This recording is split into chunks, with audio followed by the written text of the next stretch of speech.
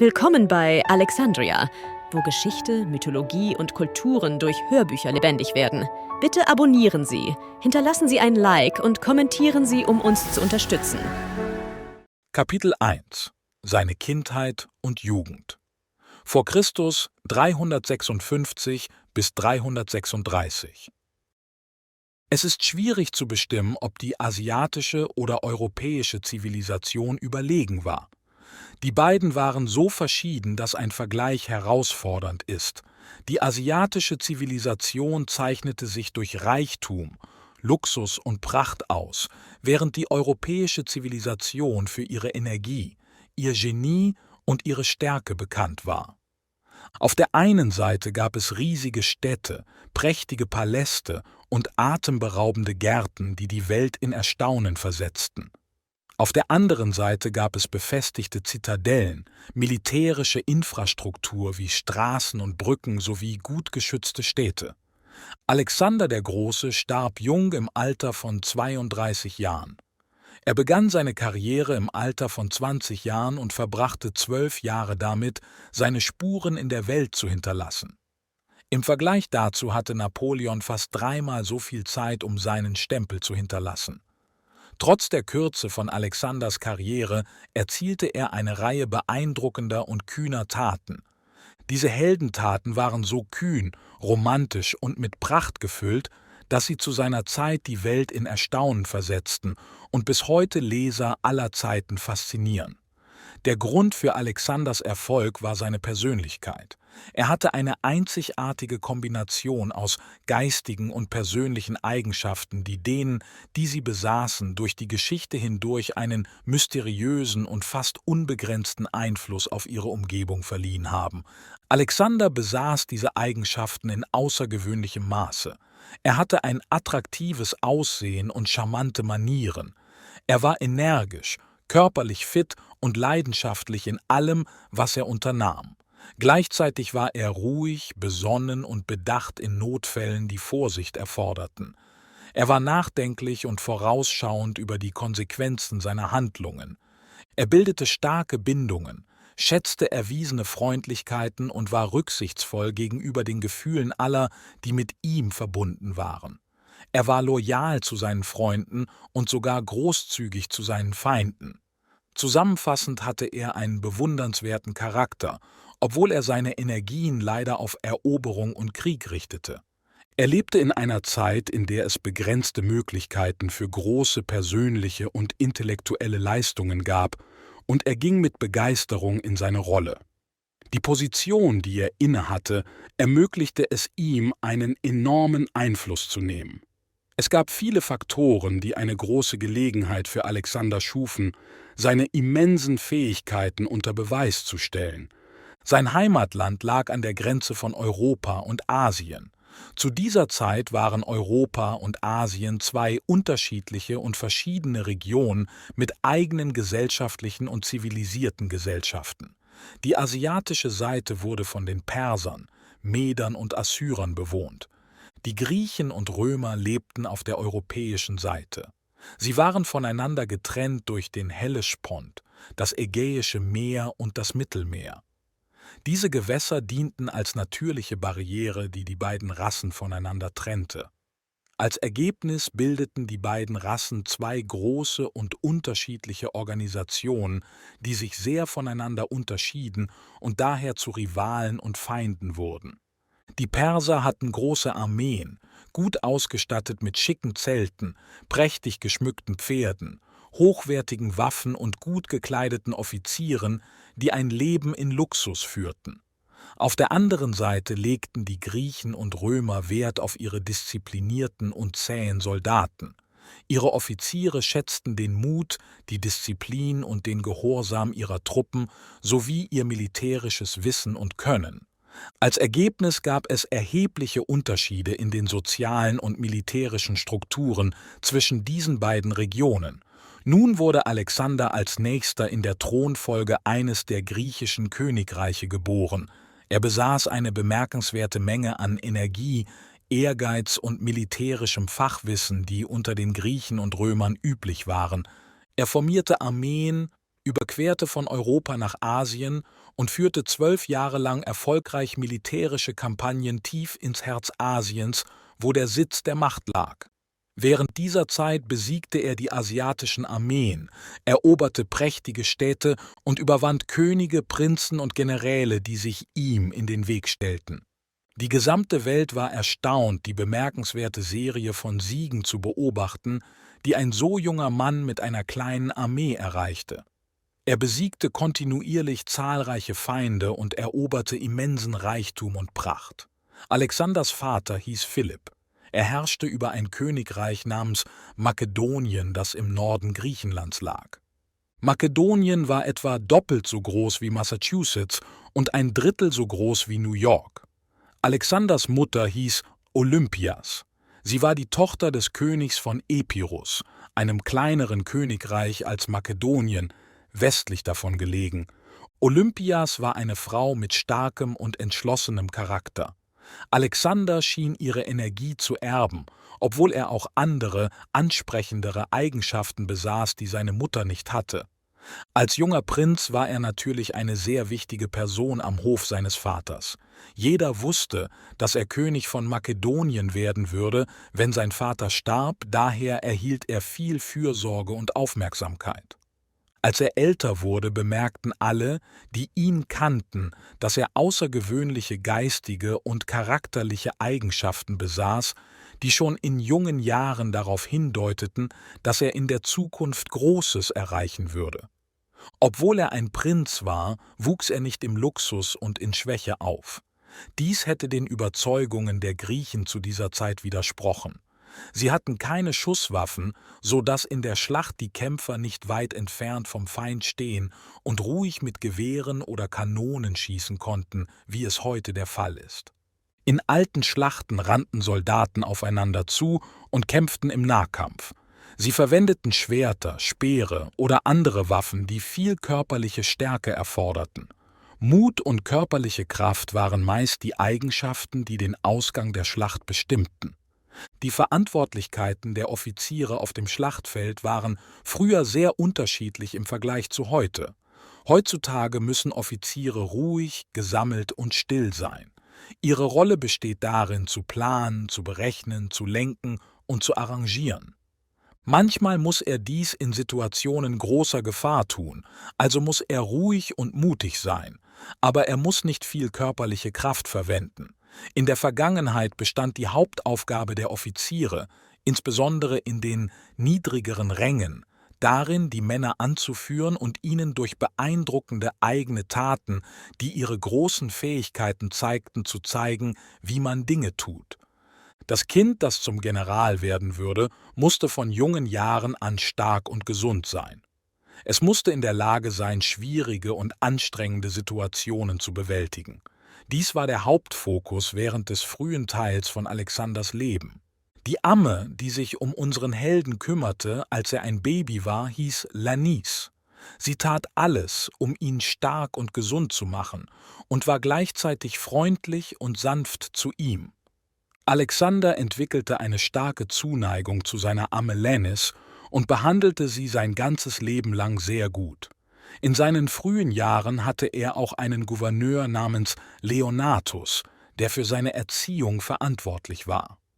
Sobald er alt genug war zu lernen, wurde ihm ein Lehrer namens Lysimachus zugeteilt, um ihn in den damals üblichen Fächern für junge Prinzen zu unterrichten. Zu dieser Zeit gab es keine gedruckten Bücher, aber es gab einige Schriften auf Pergamentrollen, die jungen Gelehrten beigebracht wurden. Einige dieser Schriften handelten von Philosophie, während andere romantische Geschichten erzählten, die die Helden dieser Ära übertrieben und ausschmückten. Es gab auch einige romantische Gedichte, die romantischer als die Geschichten waren, aber im Allgemeinen dasselbe Thema hatten. Die größten Werke dieser Art waren die Schriften Homers, eines alten Dichters, der 400 oder 500 Jahre vor Alexanders Zeit lebte und schrieb. Der junge Alexander genoss Homers Geschichten sehr. Diese Geschichten handeln von tapferen Kriegern, die an der 10-jährigen Belagerung Trojas teilnahmen. Sie sind wunderschön und kraftvoll geschrieben, mit erstaunlichen Charakteren und detaillierten Beschreibungen spannender und romantischer Abenteuer. Menschen aus jeder Epoche haben diese Geschichten bewundert, solange sie die Sprache verstanden, in der sie geschrieben waren. Alexander konnte die Geschichten leicht verstehen, da sie in seiner Muttersprache geschrieben waren. Er war sehr begeistert von den Geschichten selbst und mochte die Glätte der Poesie, die verwendet wurde, um sie zu erzählen. Gegen Ende seiner Ausbildung studierte er bei Aristoteles, einem hoch angesehenen Philosophen der Antike. Aristoteles ließ für Alexander eine spezielle Kopie von Homers Gedichten anfertigen. Er sorgte dafür, dass sie fehlerfrei und mit Eleganz geschrieben wurde. Alexander trug diese Kopie immer bei sich während seiner Feldzüge. Später, während Alexander die Perser eroberte, erwarb er eine bemerkenswert schöne und wertvolle Kiste als Teil seiner Beute aus einer siegreichen Schlacht. Diese Kiste wurde ursprünglich von König Darius für seinen Schmuck oder andere wertvolle Schätze verwendet. Alexander wollte diese Kiste verwenden, um seine schöne Kopie von Homer aufzubewahren. Er trug sie immer bei sich, um sie während seiner zukünftigen Feldzüge zu schützen. Alexander war voller Energie, hatte aber auch ein nachdenkliches Wesen, eine Eigenschaft, die bei denen, die Großes erreichen, häufig vorkommt. Er genoss die Studien, die Aristoteles ihn leitete, obwohl sie herausfordernd waren. Alexander machte große Fortschritte in der Philosophie und Mathematik, was ihm sehr half, besser in mathematischen Problemen zu werden und gute Entscheidungen zu treffen. Schon in jungen Jahren zeigte Alexander ein starkes Verlangen nach Erfolg. Sein Vater Philipp, ein geschickter Soldat, eroberte viele Gebiete in Griechenland, obwohl er sich nicht nach Asien vorwagte. Wenn Philipps Siege in Makedonien bekannt gegeben wurden, brachte das Freude und Aufregung für alle anderen am Hof. Aber Alexander erschien bei diesen Gelegenheiten nachdenklich und enttäuscht. Er beklagte sich, dass sein Vater jedes Land erobern und ihm nichts zu tun übrig lassen würde. Einmal, als Philipp nicht in Makedonien war, besuchten einige Botschafter vom persischen Hof. Sie hatten die Gelegenheit, Alexander zu treffen und mit ihm zu sprechen. Sie dachten, er würde sich für die Pracht und den Extravaganz der persischen Monarchie interessieren. Sie hatten Geschichten über die berühmten hängenden Gärten zu erzählen, die auf spektakuläre Weise vom Menschen gemacht wurden, mit hoch in die Luft erhobenen Bögen. Sie erzählten ihm auch von einem goldenen Weinstock, der mit Edelsteinen statt Früchten verziert war und als Dekoration über dem Thron diente, auf dem der König von Persien eine Audienz hielt. Sie sprachen von den großen Palästen und riesigen Städten der Perser und den üppigen Festen, Partys und Feierlichkeiten, die dort stattfanden. Zu ihrer Überraschung stellten sie jedoch fest, dass Alexander nicht daran interessiert war, von all diesen Dingen zu hören. Anstatt sich auf allgemeine Gespräche einzulassen, lenkte er die Diskussionen konsequent auf spezifische Themen. Er war sehr interessiert an der geografischen Anordnung verschiedener persischer Regionen, den verschiedenen Wegen, die in ihr Inneres führten, und der Struktur der asiatischen Armeen. Außerdem konzentrierte er sich auf ihre taktischen Ansätze in der Kriegsführung. Vor allem suchte er detaillierte Einblicke in die Persönlichkeit und das Verhalten von Artaxerxes, dem König von Persien. Die Botschafter waren sehr überrascht von den Zeichen der Intelligenz und des nachdenklichen Denkens des jungen Prinzen. Sie fühlten sich unweigerlich dazu hingezogen, Vergleiche zwischen ihm und Artaxerxes anzustellen. Sie sagten: Alexander ist außergewöhnlich, während unser König nur reich ist. Das Urteil der Botschafter über die Eigenschaften des jungen Makedoniers im Vergleich zu den in Asien hochgeschätzten Eigenschaften wurde durch Alexanders spätere Erfolge bestätigt.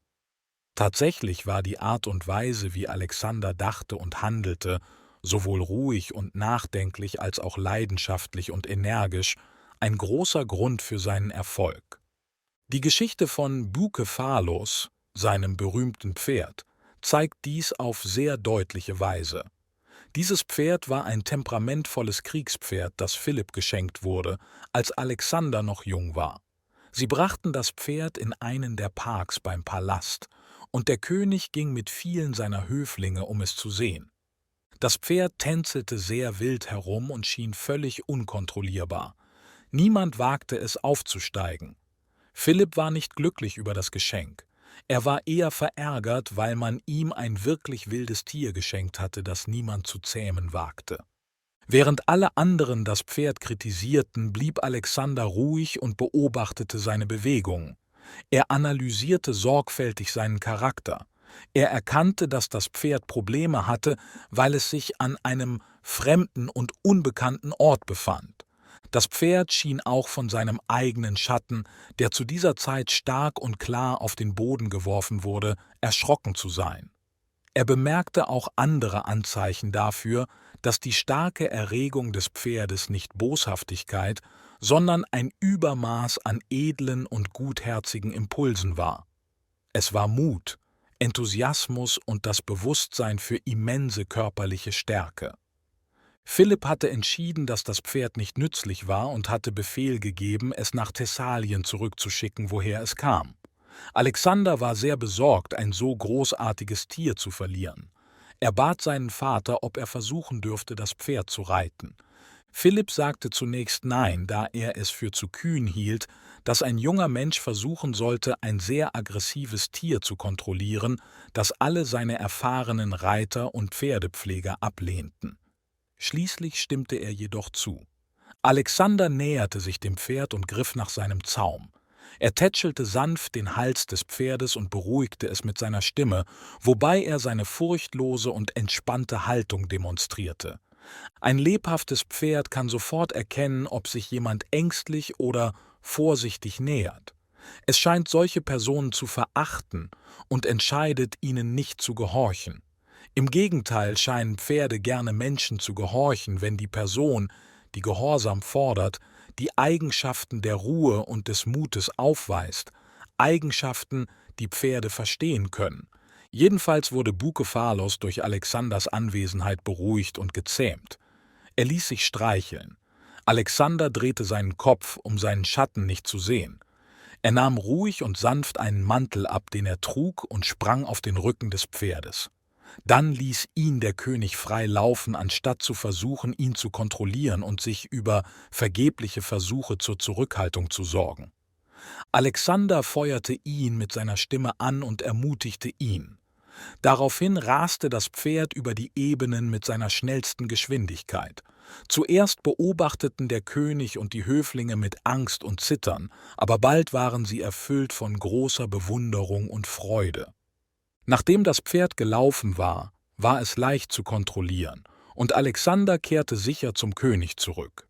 Die Hofleute lobten und gratulierten ihm. Philipp lobte ihn sehr und sagte, er verdiene es, über ein größeres Königreich als Makedonien zu herrschen. Alexander verstand richtig den wahren Charakter des Pferdes. Das Pferd wurde gehorsam und befolgte schnell die Befehle seines Herrn. Es kniete sich auf Anweisung von Alexander hin, um ihm das Aufsteigen zu erleichtern. Alexander behielt ihn lange Zeit und betrachtete ihn als sein Lieblingskriegspferd. Historiker aus dieser Zeit erzählen viele Geschichten über seine Intelligenz und militärische Leistungen. Immer wenn er bereit für die Schlacht war und seine militärische Ausrüstung trug, strahlte er ein Gefühl von Stolz und Freude aus. In diesen Momenten ließ er nur Alexander auf ihm reiten. Das endgültige Schicksal von ihm ist ungewiss. Es gibt zwei Versionen darüber, wie es endete. Eine besagt, dass Alexander bei einer Gelegenheit zu tief in die feindlichen Linien auf einem Schlachtfeld vordrang und nach einiger Zeit heftigen Kampfes Bukephalos eine große Anstrengung unternahm, um ihn wegzubringen. Er erlitt zahlreiche Verletzungen, gab aber nie auf. Er hielt durch, bis er seinen Herrn erfolgreich in Sicherheit brachte. Erschöpft brach er schließlich zusammen und verstarb. Es ist möglich, dass Bukephalos zu dieser Zeit nicht starb, sondern sich allmählich erholte. Einige Historiker sagen, dass er 30 Jahre alt wurde, was für ein Pferd ziemlich alt ist, und dann starb. Alexander bestattete ihn mit vielen Zeremonien und gründete dort eine kleine Stadt zu seinem Gedenken. Die Stadt wurde Bukephalia genannt. Alexanders Charakter entwickelte sich schnell, und er begann schon in jungen Jahren, sich wie ein Erwachsener zu verhalten. Mit nur 16 Jahren ernannte ihn sein Vater Philipp zum Regenten von Makedonien, während er auf einem Militärfeldzug in Griechenland war. Zweifellos hatte Alexander während seiner Regentschaft die Anleitung und Unterstützung erfahrener und fähiger Staatsbeamter. Jedoch zeigte er große Entschlossenheit und erreichte in dieser wichtigen Rolle vollen Erfolg. Gleichzeitig zeigte er Bescheidenheit und Rücksicht gegenüber den unter ihm stehenden Offizieren, die älter und erfahrener waren, trotz ihrer niedrigeren Ränge.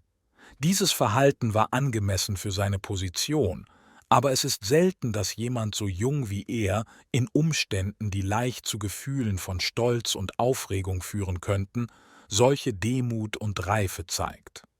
Später, als Alexander etwa 18 Jahre alt war, nahm ihn sein Vater auf einen Feldzug in den Süden mit. Während dieses Feldzuges focht Philipp eine große Schlacht bei Chaironeia in Böotien. Für diese Schlacht wies Philipp Alexander an, einen der Flügel der Armee zu kommandieren, während er den anderen führte. Er machte sich Sorgen, seinem jungen Sohn eine so wichtige Verantwortung anzuvertrauen, versuchte aber, jegliche negative Auswirkungen zu verhindern, indem er die fähigsten Generäle zur Unterstützung Alexanders zuwies und diejenigen, denen er weniger vertraute, für sich behielt. Nachdem sie sich organisiert hatten, ging die Armee in die Schlacht. Obwohl er nur ein Junge war, zeigte der junge Prinz große Tapferkeit, Ruhe und Weisheit. Der von ihm geführte Flügel ging siegreich hervor, und Philipp musste sich und die unter seinem Kommando stehenden Offiziere noch mehr anstrengen, um sicherzustellen, dass sein Sohn sie nicht übertraf. Letztendlich gewann Philipp vollständig, und als Ergebnis dieser wichtigen Schlacht wurde seine Macht über alle Staaten Griechenlands dominant und überragend. Trotz Alexanders bemerkenswerter Intelligenz und Weisheit in seiner Jugend konnte er auch stolz und stur sein. Wenn sein Stolz oder Zorn geweckt wurde, handelte er manchmal impulsiv und unkontrollierbar. Seine Mutter, Olympias, hatte eine stolze und herrische Persönlichkeit. Sie stritt oft mit ihrem Ehemann, König Philipp. Es wird gesagt, dass beide einander untreu waren, und nach einem heftigen Streit ließ Philipp sich von seiner Frau scheiden und heiratete eine andere Frau. Während der Hochzeitsfeierlichkeiten gab es ein großes Fest, an dem Alexander teilnahm. Während des Festes geschah etwas, das zeigt, wie impulsiv er war. Einer der Gäste des Banketts sagte beim Loben der neuen Königin etwas, das Alexander als respektlos gegenüber seiner Mutter und seiner eigenen Geburt empfand. Das machte ihn sehr wütend. Er warf den Becher, aus dem er trank, auf die Person, die ihn beleidigte.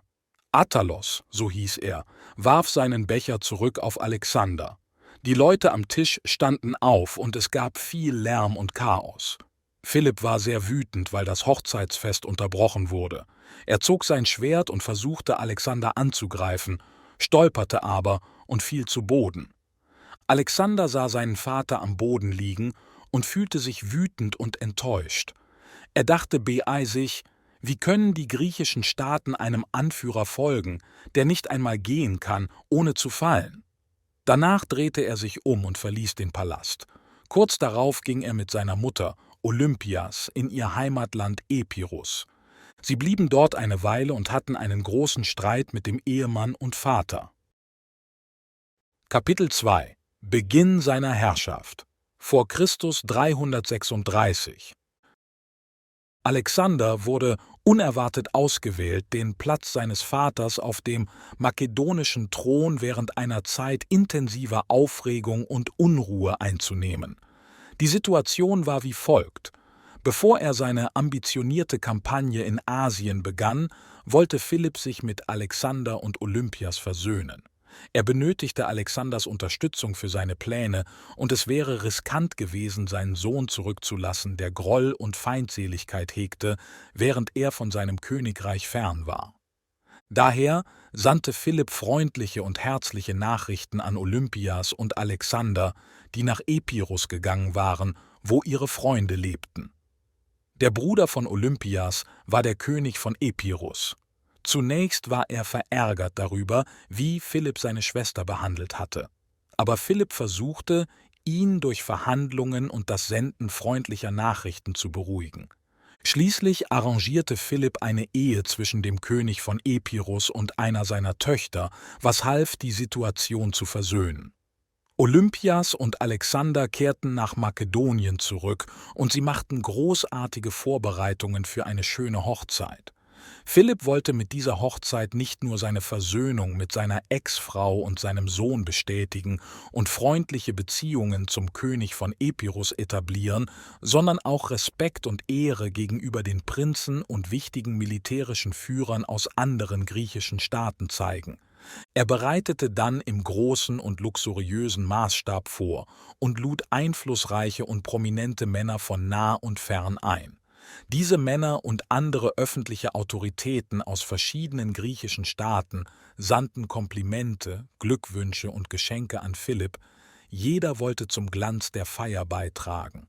Sie hatten tatsächlich ihre eigenen Interessen im Sinn. Da Philipp als Führer der griechischen Armeen für die bevorstehende Eroberung Asiens ernannt wurde, wollte jeder seine Gunst gewinnen. Dies lag daran, dass Philipp den größten Einfluss und die größte Macht über die Expedition hatte, und jeder wollte Teil des Ruhmes und der Autorität sein, die Philipp besaß. Noch vor nicht allzu langer Zeit standen sie ihm entgegen. Aber jetzt, da er Macht erlangt hatte, schlossen sie sich alle eifrig an, um es größer und beeindruckender zu machen. Philipp konnte sich nicht beschweren, dass diese Angebote der Freundschaft leer und nicht aufrichtig waren. Die Komplimente und Gefälligkeiten, die er ihnen gab, waren genauso leer und gefühllos. Er wollte ihre Unterstützung gewinnen, um Ruhm und Macht zu erlangen. Sie wollten seine Unterstützung, um ihnen auf ihrem Weg zum Erfolg zu helfen. Trotzdem schienen sie gute Freunde zu sein, die einander loyal und ergeben waren. Einige Städte schickten ihm teure und kunstvolle goldene Kronen als Geschenke. Andere schickten Delegationen, um ihre guten Wünsche und ihr Vertrauen in den Erfolg seiner Pläne auszudrücken. Athen, die Stadt bekannt für ihre Literatur und Wissenschaft in Griechenland, sandte ein Gedicht, das die Geschichte der Expedition nach Persien vorwegnahm. In diesem Gedicht war Philipp sehr erfolgreich. Er führte seine Armeen sicher durch gefährliche Gebiete, kämpfte und gewann große Schlachten und erwarb alle Reichtümer und die Macht Asiens. Es ist jedoch wichtig zu erwähnen, dass der Dichter, während er diese erfundenen Geschichten erzählte, rücksichtsvoll genug war, falsche Namen für Philipp und den persischen Monarchen zu verwenden. Die Hochzeit wurde schließlich in einer makedonischen Stadt mit viel Pracht und Herrlichkeit gefeiert. Es gab Spiele, Shows und verschiedene militärische und zivile Spektakel, um die große Menschenmenge zu unterhalten, die sich versammelt hatte, um zuzuschauen. Eines der Spektakel beinhaltete eine Parade von Statuen der Götter. Es gab 12 dieser Statuen, die mit großer Geschicklichkeit hergestellt wurden, und sie wurden auf erhöhten Plattformen getragen, zusammen mit Räuchergefäßen, Weihrauch und verschiedenen Ehrerbietungszeremonien, während riesige Menschenmengen den Weg säumten. Es gab eine 13. Statue, noch prächtiger als die anderen 12. Diese Statue stellte Philipp selbst als einen Gott dar. Zunächst mag dies als gotteslästerlich erscheinen. Die Götter, die von den alten Menschen verehrt wurden, waren jedoch Vergöttlichungen von Helden und Königen aus alten Zeiten. Diese Figuren erlangten einen Ruf für übernatürliche Fähigkeiten aufgrund der übertriebenen Geschichten ihrer Leistungen, die durch Tradition in abergläubischen Zeiten weitergegeben wurden. Die ungebildeten Menschen damals betrachteten einen lebenden König mit fast demselben Respekt und Bewunderung, den sie für ihre Helden hatten, die als göttlich betrachtet wurden. Einen König in einen Gott zu verwandeln, war keine sehr übertriebene Form des Lobes. Nachdem die Statuen vorbeigezogen waren, gab es Gruppen von Soldaten mit Trompeten und Fahnen.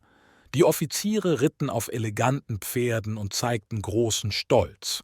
Diese Soldaten begleiteten Prinzen, Botschafter, Generäle und hochrangige Beamte, alle gekleidet in ihre prächtigen Roben und trugen ihre Machtsymbole. Schließlich schloss sich König Philipp selbst der Parade an. Er hatte dafür gesorgt, dass in der Mitte ein weiter offener Raum für ihn zum Gehen gelassen wurde.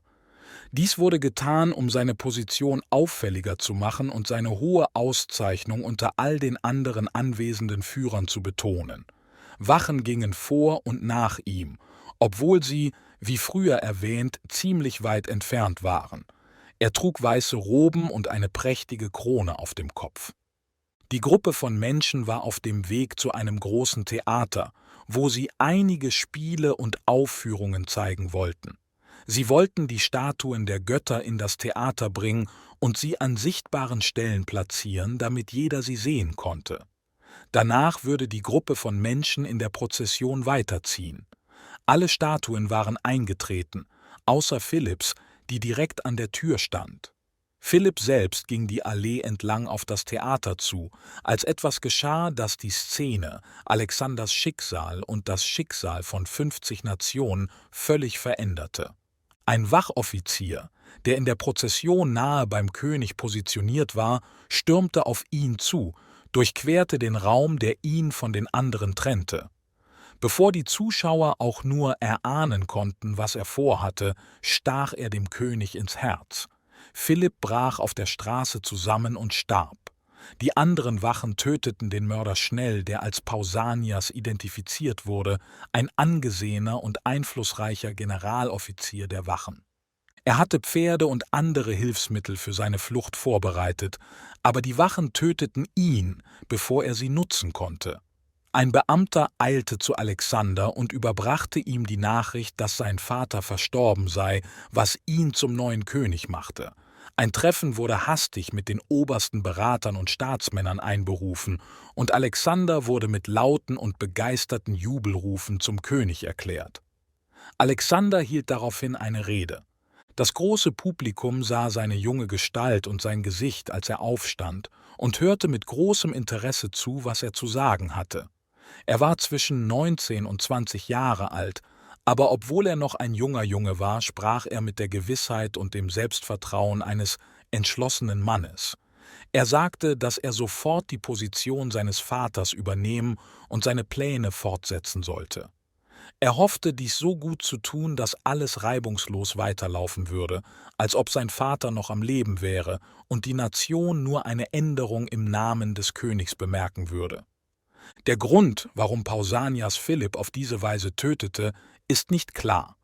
Es gab verschiedene Meinungen dazu. Eine Meinung war, dass es ein Akt der Rache war, weil Pausanias sich von Philipp vernachlässigt oder geschädigt fühlte. Einige glaubten, dass der Mord durch eine Gruppe in Griechenland verursacht wurde, die Philipp nicht mochte und nicht wollte, dass er die Armeen nach Asien führte. Demosthenes, der berühmte Redner, war einer von Philipps größten Feinden unter den Griechen. Viele seiner mächtigsten Reden wurden gehalten, um seine Landsleute zu motivieren, sich gegen seine ehrgeizigen Pläne zu stellen und seine Autorität zu begrenzen.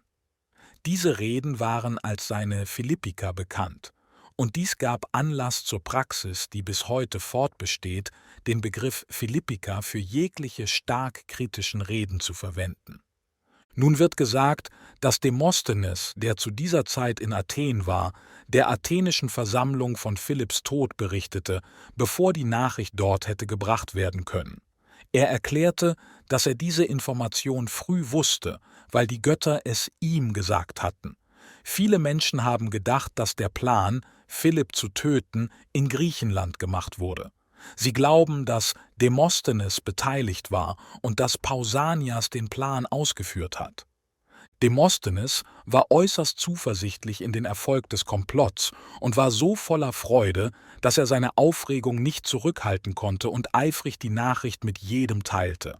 Andere glaubten, dass die Perser den Mord geplant und durchgeführt hatten, indem sie Pausanias überredeten, es im Austausch für große Belohnungen zu tun.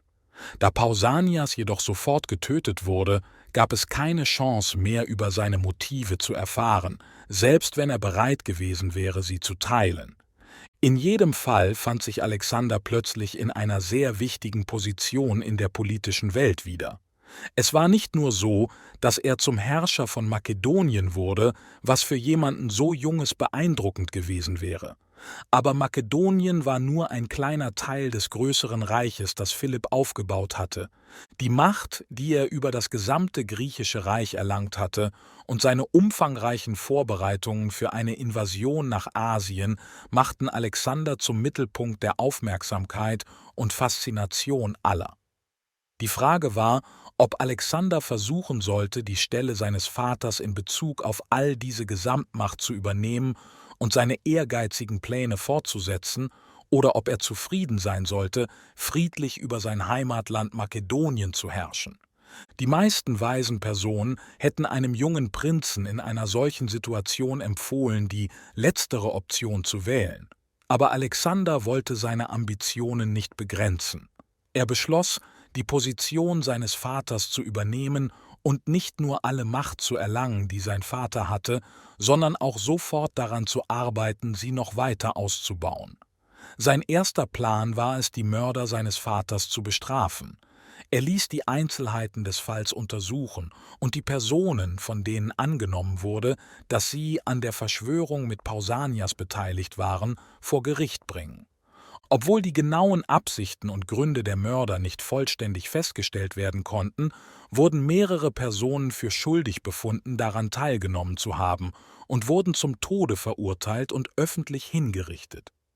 Alexander entschied sich dann, keine Änderungen an den Ernennungen seines Vaters zu wichtigen Regierungspositionen vorzunehmen, und entschied sich dafür, dieselben Personen mit den öffentlichen Angelegenheiten zu betrauen.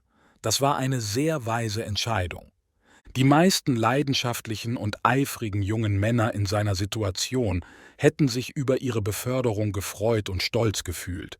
Sie hätten die erfahrenen und zuverlässigen Diener des Vaters durch ihre jungen Freunde ersetzt, die unerfahren, nicht fähig und genauso arrogant wie sie waren.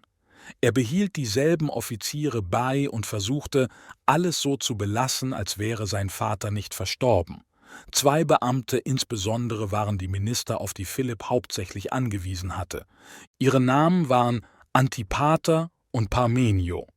Antipater war für die zivilen Angelegenheiten zuständig und Parmenio war für militärische Angelegenheiten verantwortlich. Parmenio war ein hochgeschätzter General, der zu dieser Zeit fast 60 Jahre alt war. Alexander hatte großes Vertrauen in seine militärischen Fähigkeiten und hielt eine tiefe persönliche Bindung zu ihm. Parmenio trat freiwillig in den Dienst des jungen Königs und blieb den größten Teil seines Lebens bei ihm.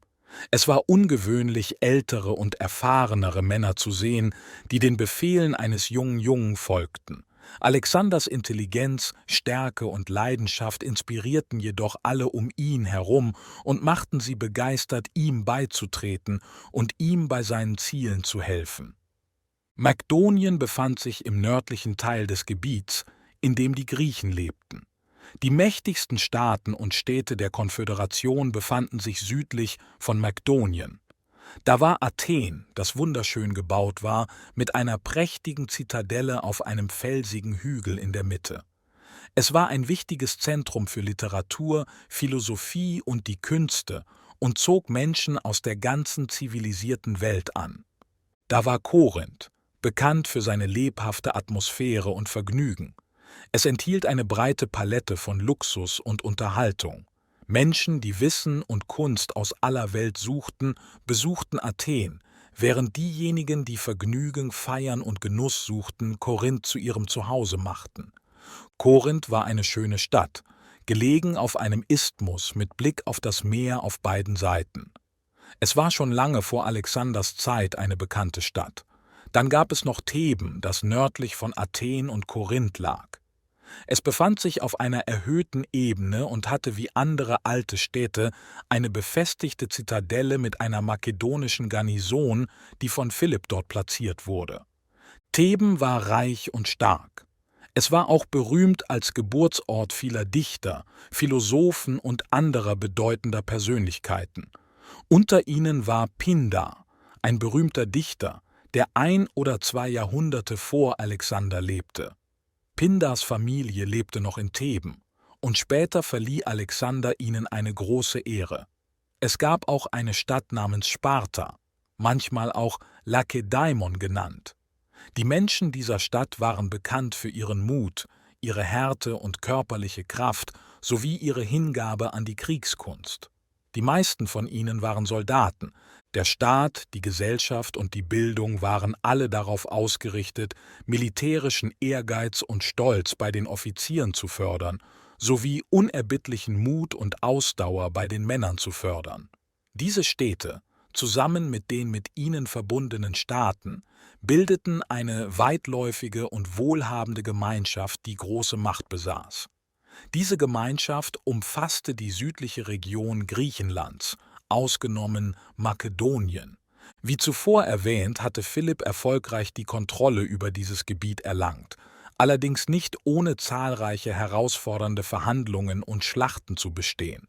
Alexander fragte sich, ob die Menschen dieser Staaten und Städte bereit wären, ihm die wichtige Aufgabe zu geben, die sein Vater nach viel Mühe von ihnen erhalten hatte.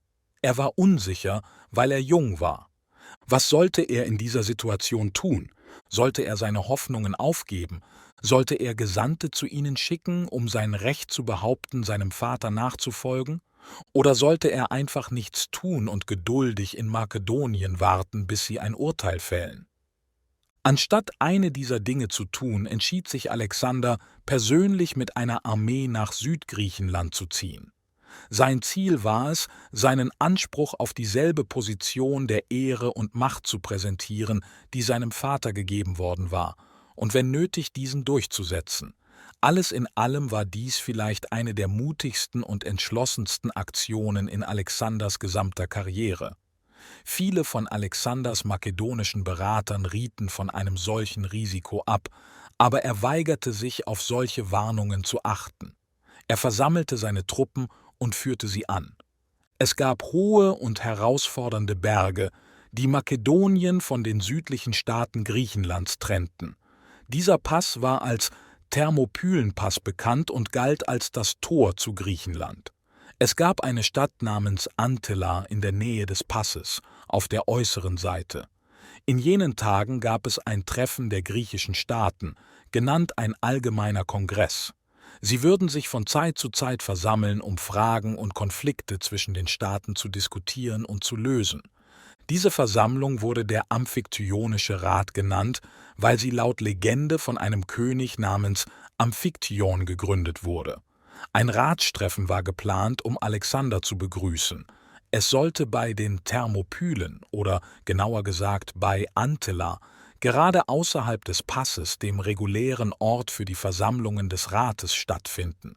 Dies lag daran, dass der Pass eine mittlere Position zwischen dem Norden und dem Süden Griechenlands einnahm und somit gleichermaßen leicht von beiden zu erreichen war.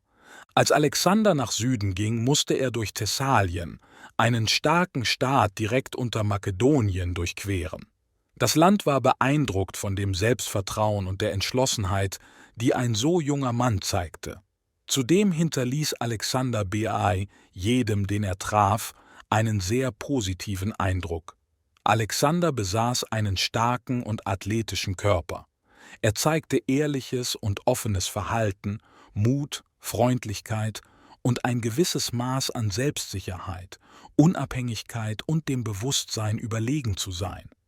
Diese Qualitäten, die jedem, der ihn sah, offensichtlich waren, trugen zur Beliebtheit Alexanders Beai und machten ihn bei allen beliebt.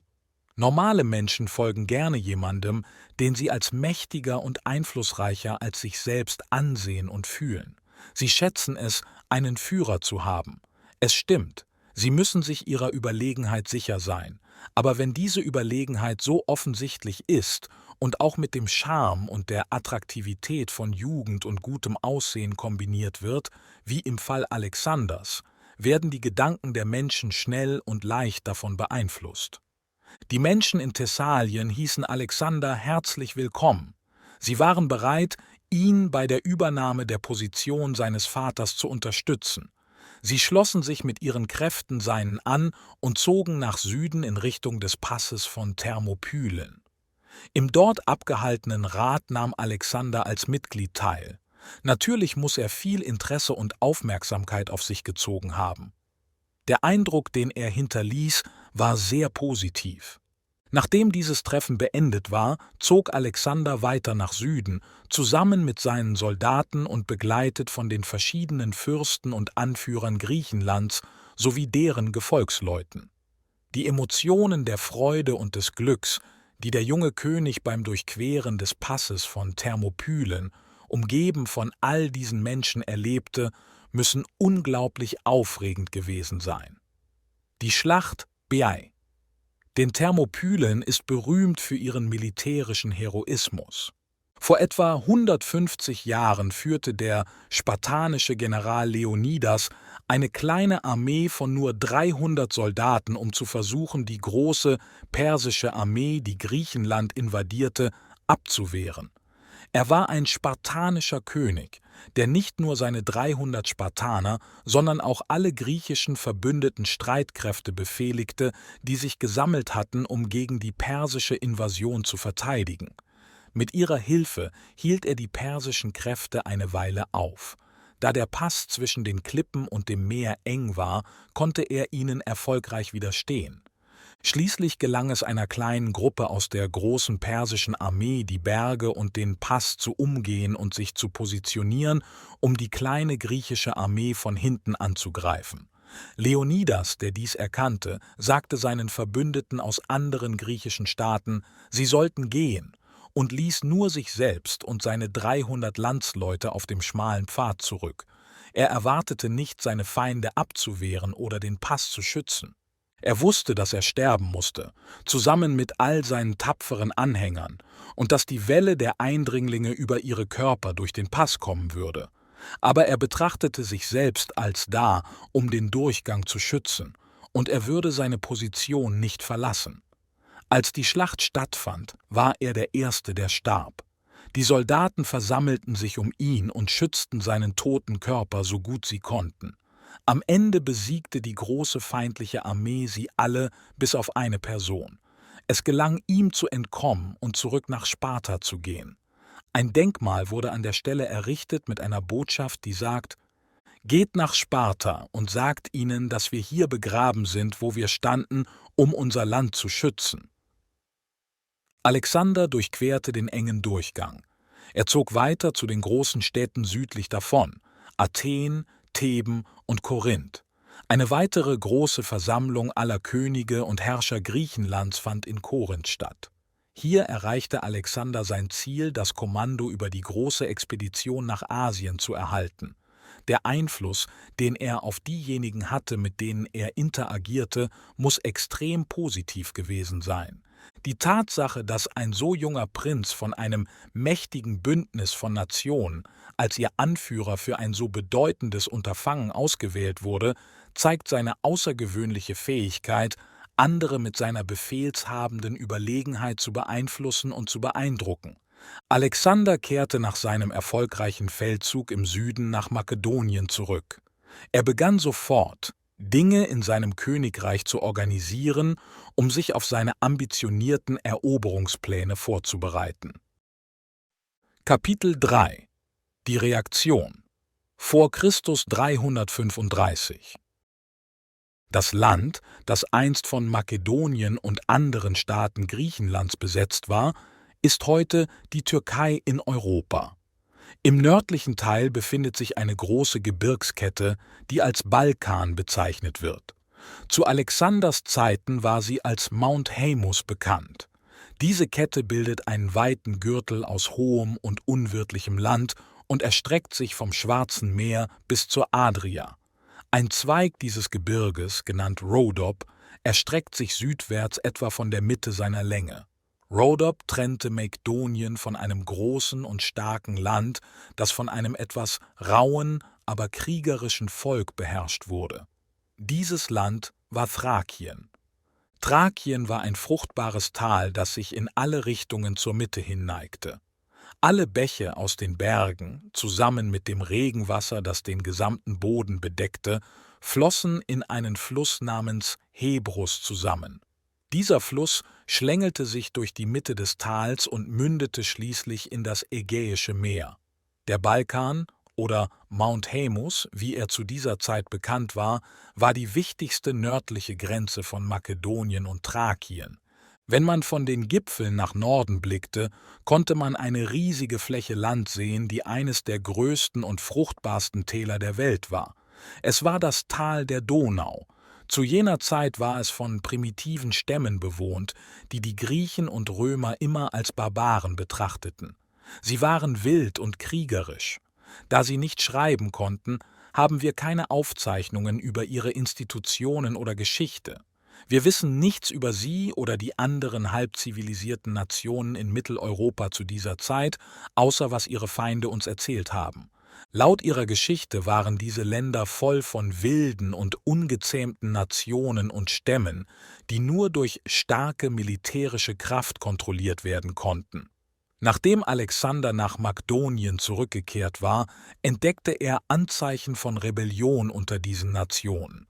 Philipp hatte sie erobert und die Art von Frieden etabliert, die die Griechen und Römer typischerweise ihren Nachbarn auferlegten. Doch als sie erfuhren, dass Philipp, ein furchteinflößender Krieger, verstorben war und sein junger Sohn den Thron bestiegen hatte, sahen sie darin einen günstigen Moment, ihre Macht zu testen. Alexander bereitete sich schnell darauf vor, sein Heer nordwärts zu führen, um dieses Problem zu lösen. Er führte seine Streitkräfte durch einen Abschnitt von Thrakien, ohne auf nennenswerten Widerstand zu stoßen, und erreichte die Berge. Die Soldaten blickten mit Erstaunen auf die Klippen und hohen Gipfel vor ihnen. Diese Berge im Norden wurden von den Griechen und Römern als Heimat von Boreas, dem antiken Gott des Nordwinds, angesehen. Sie stellten sich vor, wie er unter diesen kalten und stürmischen Gipfeln lebte und im Winter große Mengen an Frost und Schnee in die südlichen Täler und Ebenen brachte. Er hatte Flügel, einen langen Bart und weißes Haar, alles bedeckt mit Schnee. Anstelle von Füßen endete sein Körper in schlangenähnlichen Schwänzen, die, während er flog, kräftig unter seinen Gewändern bewegten. Er hatte ein starkes und impulsives Temperament, fand Freude an der Zerstörung des Winters und den großartigen Ereignissen von Stürmen, Kälte und Schnee. Die alten Griechen glaubten an einen Gott namens Boreas, der den kalten Nordwind verkörperte. Diese Idee hat über 2000 Jahre überdauert und wird auch heute noch in der Literatur vieler verschiedener Länder erwähnt. Die thrakischen Streitkräfte versammelten sich in den engen Passagen zusammen mit Truppen aus dem Norden, um Alexanders Vormarsch aufzuhalten. Alexander sah sich einigen Herausforderungen gegenüber, um sie zurückzudrängen. Sie hatten beladene Wagen auf der Spitze eines steilen Abhangs im Gebirgspass platziert, den Alexanders Streitkräfte erklimmen mussten. Diese Wagen sollten auf sie herabgerollt werden, während sie hinaufgingen. Alexander befahl seinen Männern, trotz dieser Gefahr voranzugehen. Er wies sie an, sich nach Möglichkeit zu beiden Seiten zu öffnen und den herabkommenden Wagen durchlassen zu lassen. Wenn sie dies nicht tun konnten, sollten sie sich auf den Boden legen, wenn sie sahen, dass diese seltsame Kriegsmaschine sich näherte. Sie sollten ihre Schilde über ihren Köpfen zusammenlegen und den Wagen über sich hinwegrollen lassen, indem sie mit Energie gegen sein Gewicht drückten. Trotz dieser Vorsichtsmaßnahmen und der immensen Stärke, mit der sie durchgeführt wurden, wurden einige der Männer zerquetscht. Die Mehrheit der Armee blieb jedoch unverletzt. Sobald die Wagen ihren Schwung verloren hatten, stürmten sie den Hügel hinauf und griffen ihre Feinde mit ihren Piken an. Die Barbaren liefen in verschiedene Richtungen davon, erschreckt von der Stärke und Unbesiegbarkeit der Männer, die nicht getötet werden konnten, selbst wenn beladene Wagen über ihre Körper einen steilen Abhang hinunterrollten. Alexander setzte seine Eroberungen fort, zog von einem Ort zum anderen, nachdem er die Berge überquert hatte, in Richtung Norden und Osten. Schließlich erreichte er die Mündung der Donau. Einer der wichtigen Anführer der barbarischen Stämme hatte sich mit seiner Familie, seinem Hof und einem großen Teil seines Heeres auf einer Insel namens Preuße niedergelassen. Diese Insel teilte die Strömung des Flusses. Alexander, der versuchte, sie anzugreifen, erkannte, dass der beste Ansatz wäre, einen Landungsversuch an ihrem oberen Punkt zu unternehmen. Um diesen Versuch zu machen, sammelte er alle Boote und Schiffe, die er finden konnte. Dann setzte er seine Truppen ein und wies sie an, flussabwärts zu reisen, um auf der Insel zu landen. Dieser Plan funktionierte jedoch nicht gut. Die Strömung war zu stark, um die Boote zu kontrollieren. Auch die Streitkräfte des Feindes waren entlang der Ufer positioniert, griffen die Männer mit Speeren und Pfeilen an und stießen die Boote ab, als sie zu landen versuchten. Alexander entschied schließlich, den Versuch aufzugeben und die Insel zu verlassen. Dann beschloss er, den Fluss an einer höheren Stelle zu überqueren und den Krieg weiter ins Herz des Landes zu tragen. Es ist eine schwierige Aufgabe, eine große Gruppe von Menschen und Pferden über einen breiten und schnell fließenden Fluss zu bewegen. Dies wird noch herausfordernder, wenn die lokalen Menschen versucht haben, jegliche mögliche Wege zum Überqueren des Flusses zu entfernen oder zu zerstören, und wenn auf der anderen Seite feindliche Gruppen versuchen, die Dinge noch schwieriger zu machen. Alexander jedoch näherte sich der Aufgabe mit Entschlossenheit. Die Griechen und Römer dieser Zeit betrachteten das Überqueren der Donau mit einer militärischen Streitmacht als bemerkenswerte Leistung. Der Fluss war weit entfernt, breit und schnell fließend, und seine Ufer wurden von gefährlichen Feinden bewacht. Das Durchqueren des wirbelnden Wassers und das Vordringen in die unbekannten und unerforschten Gebiete darüber hinaus erforderte großes Selbstvertrauen, Mut und Entschlossenheit, da es bedeutete, jede Möglichkeit eines Rückzugs hinter sich zu lassen. Alexander sammelte alle Kanus und Boote, die er entlang des Flusses finden konnte.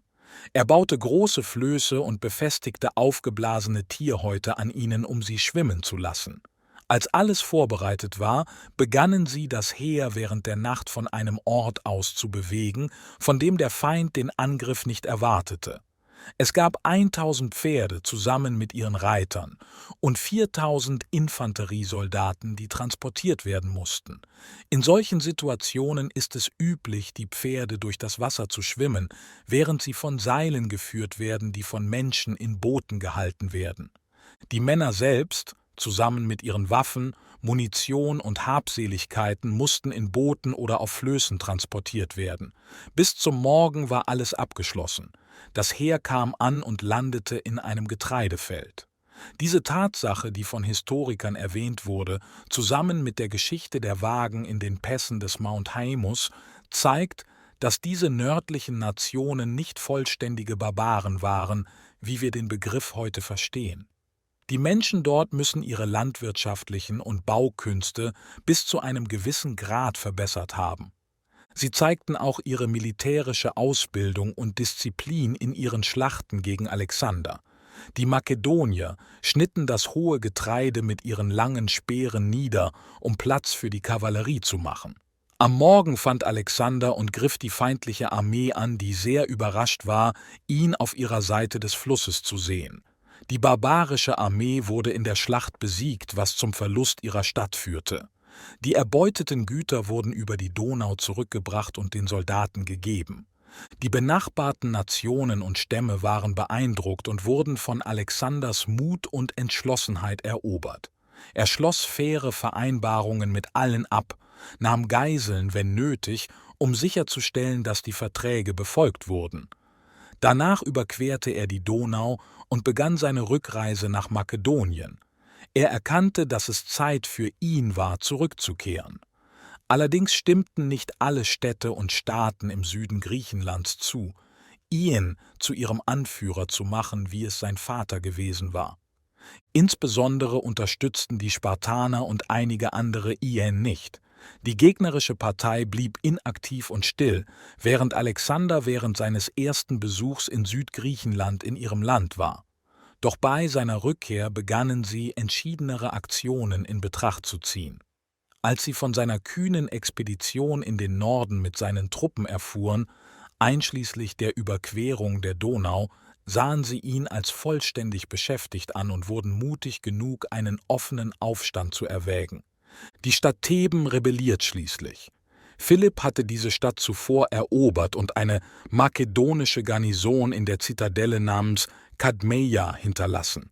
Die Garnisonsoffiziere, die annahmen, dass alles sicher sei, zogen aus der Zitadelle um in der Stadt zu leben, und ließen die Soldaten zurück. Als die Menschen sich gegen Alexanders Autorität erhoben, töteten sie die Offiziere in der Stadt und forderten die Garnison zur Kapitulation auf. Die Garnison sagte Nein, also umzingelten die Thebaner sie. Dieser Aufstand gegen Alexanders Herrschaft wurde weitgehend von dem berühmten Redner Demosthenes angeführt. Er unternahm große Anstrengungen, um die südlichen Staaten Griechenlands zu überzeugen, sich gegen Alexanders Kontrolle zu stellen.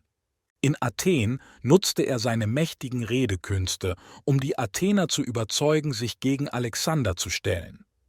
Während die Dinge in dieser Situation waren, hörten die Thebaner, dass Alexander im Norden getötet worden war. Sie glaubten, dass selbst wenn diese Nachricht falsch war, Alexander immer noch weit entfernt war und mit Konflikten mit barbarischen Nationen beschäftigt war, so dass es lange dauern würde, bis er zurückkäme. Jedoch wurde die gesamte Stadt plötzlich von Angst erfüllt, als sie hörten, dass eine große makedonische Armee, angeführt von Alexander selbst, aus dem Norden heranrückte und ihnen sehr nahe war. Es war zu spät für die Thebaner, ihre Handlungen zu bereuen. Sie waren sehr beeindruckt von Alexanders entschlossenem und energischem Wesen, wie es sich in seinen vorherigen Aktionen sowie seiner schnellen Rückkehr nach dem Aufstand zeigte. Sie glaubten, dass ihre einzige Option jetzt war, ihm mit Entschlossenheit zu widerstehen und auf Erfolg zu hoffen.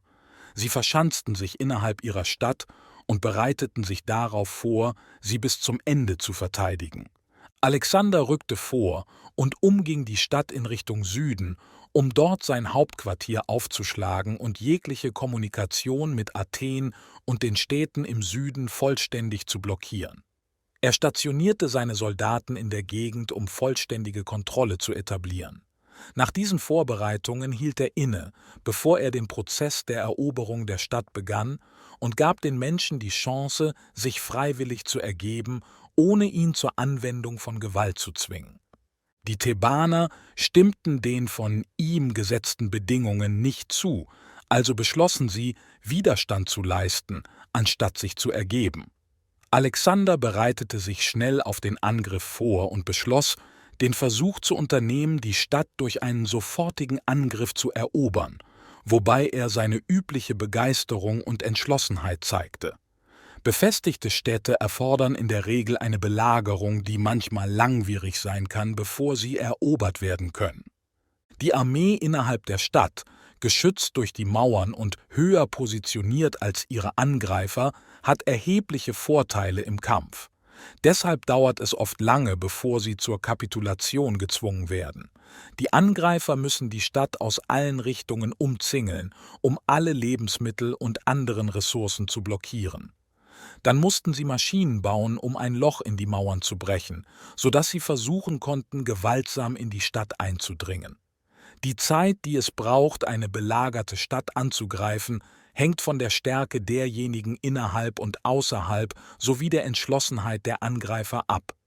Während eines Krieges verbringt eine Armee, die versucht, einen befestigten Ort zu erobern, in der Regel viel Zeit damit, Gräben unterirdisch zu graben.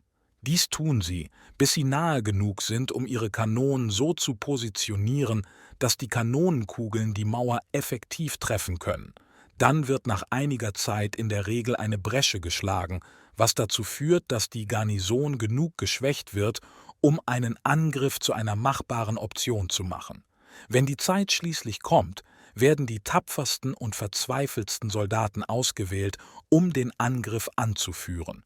Bündel von kleinen Baumzweigen werden gegeben, um Gräben zu füllen, und Leitern werden bereitgestellt, um Böschungen und Mauern zu erklimmen. Manchmal, wenn die Stadt diese Vorbereitungen sieht und glaubt, dass der Angriff erfolgreich sein wird, ergibt sie sich, bevor es geschieht. Wenn die Belagerten sich auf diese Weise ergeben, vermeiden sie eine große Menge an Leid, denn das Erobern einer Stadt mit Gewalt ist vielleicht das Schrecklichste, was menschliche Emotionen und Verbrechen der Welt zeigen können.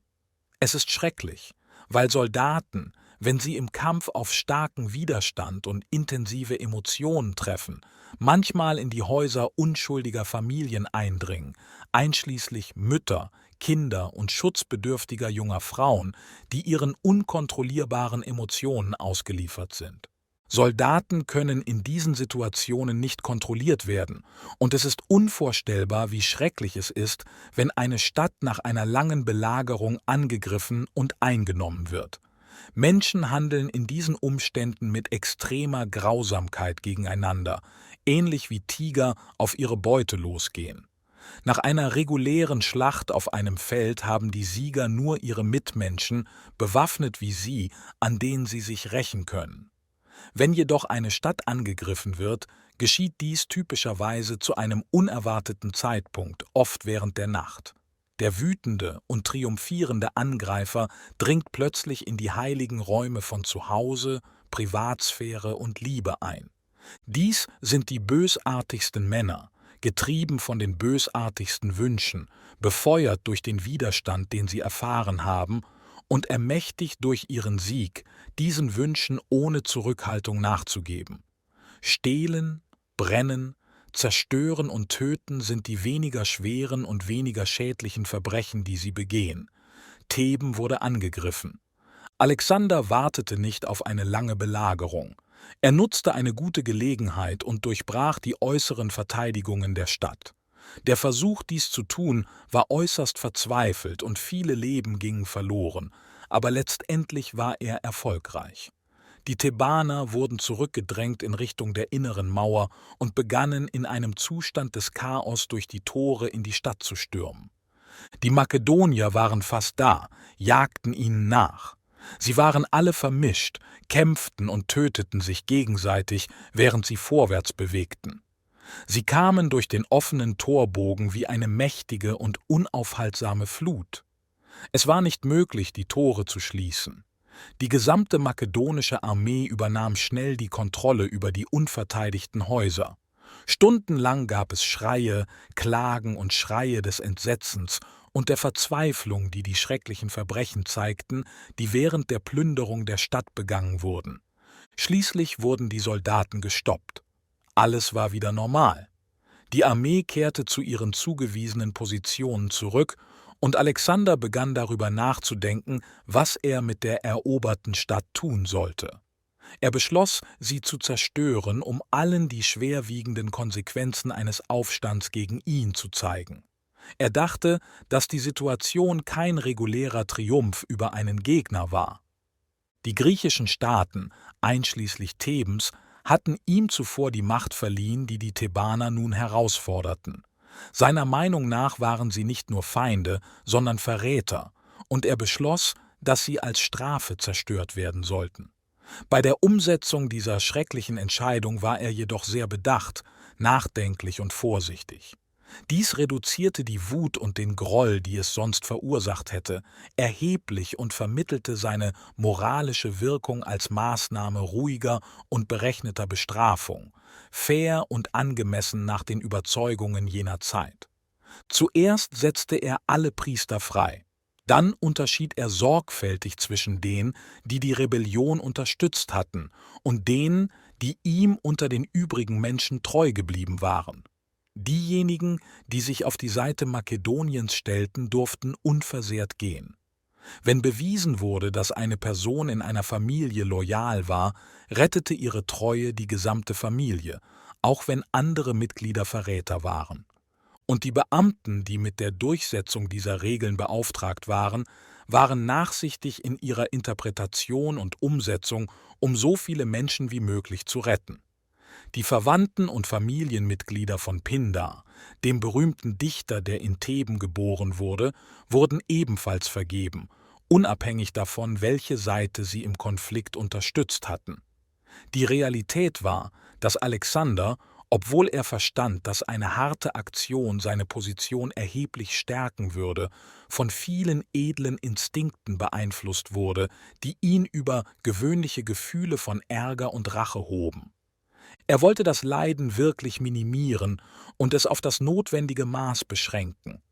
Wahrscheinlich fühlte er auch, dass die Wirkung der Bestrafung der Stadt noch stärker sein würde, wenn er Freundlichkeit und Rücksicht gegenüber seinen Freunden zeigte und sich große Mühe gab, ihre Sicherheit und ihren Schutz zu gewährleisten. Nachdem all diese Sonderfälle erlaubt waren und die betroffenen Personen freigelassen wurden, wurde die verbleibende Bevölkerung in die Sklaverei verkauft und dann wurde die Stadt zerstört. Ungefähr 30.000 Einheiten wurden verkauft, mit 6.000 gemeldeten Opfern während des Angriffs und der Eroberung der Stadt. Als Ergebnis wurde Theben zerstört und für 20 Jahre in Ruinen gelassen, als Erinnerung an Alexanders unglaubliche Entschlossenheit und Macht. Die Zerstörung von Theben hatte eine bedeutende Auswirkung auf andere Städte und Staaten in Griechenland. Es war ein plötzliches und unerwartetes Ereignis, wie ein Blitzschlag. Während Theben die einzige Stadt war, die offen rebelliert hatte, gab es Anzeichen von Unzufriedenheit an vielen anderen Orten. Demosthenes, der still geblieben war, während Alexander in Griechenland war, bei seinem ersten Besuch dort, hatte erneut versucht, Unterstützung gegen die makedonische Autorität zu sammeln und die Kräfte zu vereinen und zu mobilisieren, die gegen Alexander waren. Er erklärte in seinen Reden, dass Alexander nur ein Junge sei und dass es beschämend für Städte wie Athen, Sparta und Theben sei, sich seiner Kontrolle zu ergeben. Alexander war sich dieser Dinge bewusst. Während seiner Reise nach Griechenland durch die Thermopylen, bevor Theben zerstört wurde, drückte er aus: Sie sagen, ich bin ein Junge. Ich komme, um Ihnen zu zeigen, dass ich ein Mann bin. Seine unerwartete Ankunft, schnelle Übernahme von Theben, Angriff und die entschiedene Ausführung des Urteils überzeugten die griechische Nation, dass er trotz seines Alters nicht unreif war. Alle Anzeichen von Unzufriedenheit gegenüber der Herrschaft Alexanders verschwanden sofort und lebten nicht bald wieder auf. Noch war dieser Effekt vollständig auf den Schrecken zurückzuführen, den die Vergeltung, die Theben heimgesucht hatte, inspiriert hatte. Griechenland bewunderte Alexanders Charakter, da sie seine energischen Aktionen, entschlossene Natur, Geduld, Großzügigkeit und Loyalität zu Freunden sahen. Dass er den Priestern vergab, egal ob sie für ihn oder gegen ihn waren, brachte jeden Freund der Religion dazu, sich zu seinen Gunsten zu neigen. Die gleiche Intervention zugunsten der Familie und der Nachkommen des Dichters sprach direkt zum Herzen jedes Dichters, Redners, Historikers und Philosophen im ganzen Land und neigte dazu, alle Liebhaber der Literatur zu seinen Freunden zu machen.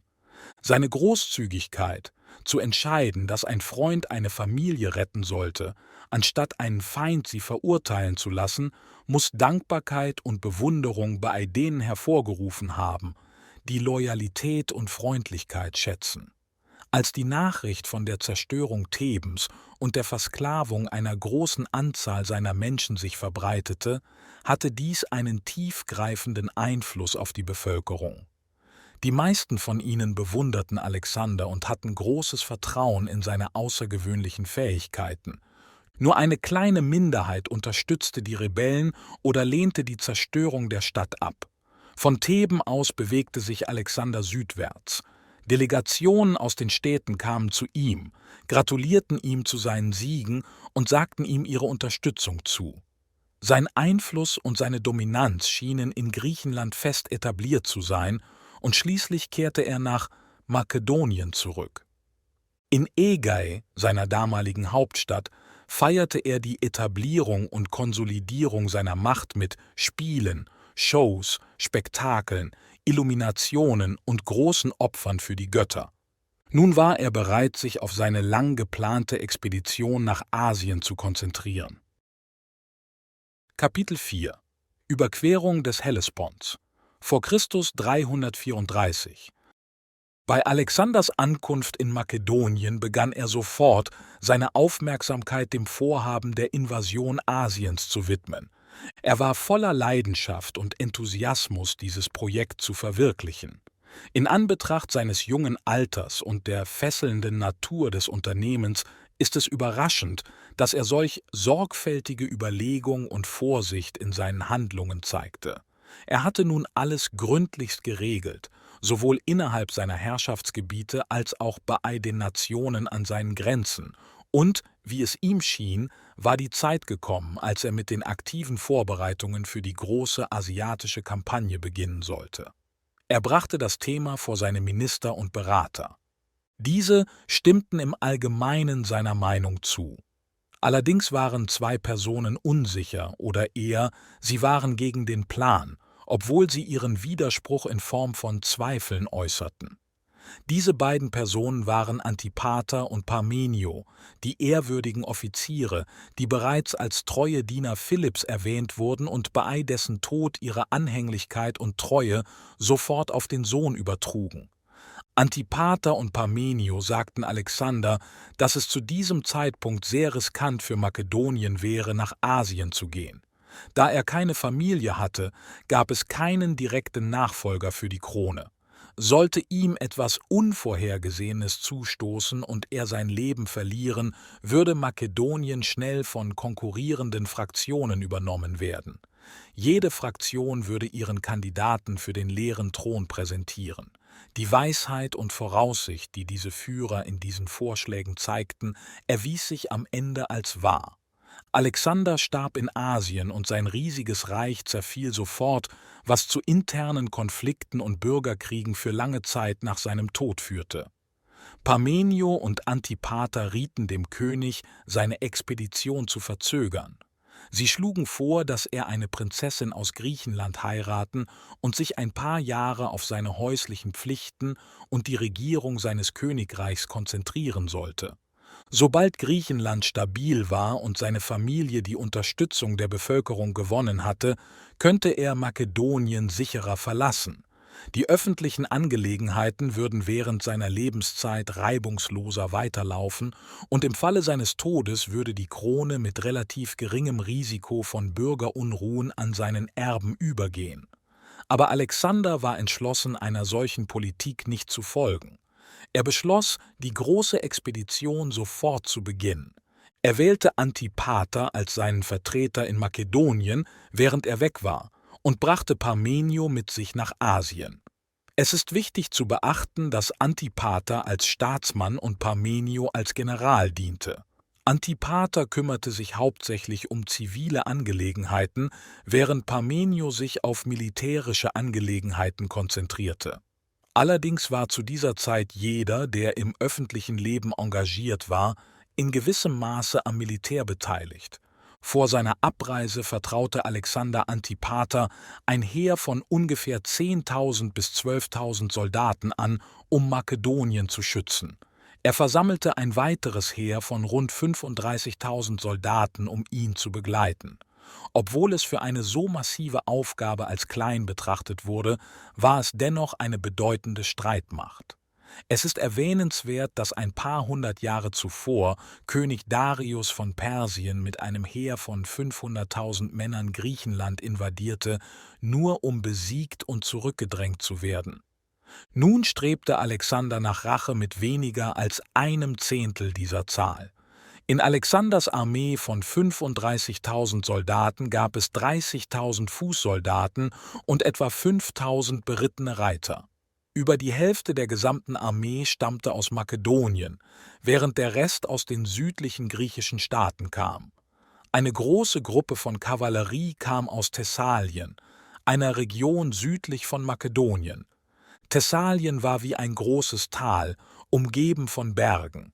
Sturzbäche kamen von den Bergen herab, bildeten Bäche, die in die Ebenen flossen. Sie vereinigten sich zu einem Fluss, der ostwärts floss und durch einen berühmten Ort, das Tal von Tempe, aus den Bergen entkam.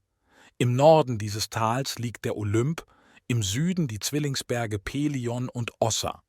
Es gibt eine alte Geschichte über einen Krieg in Thessalien zwischen den Riesen und den Göttern.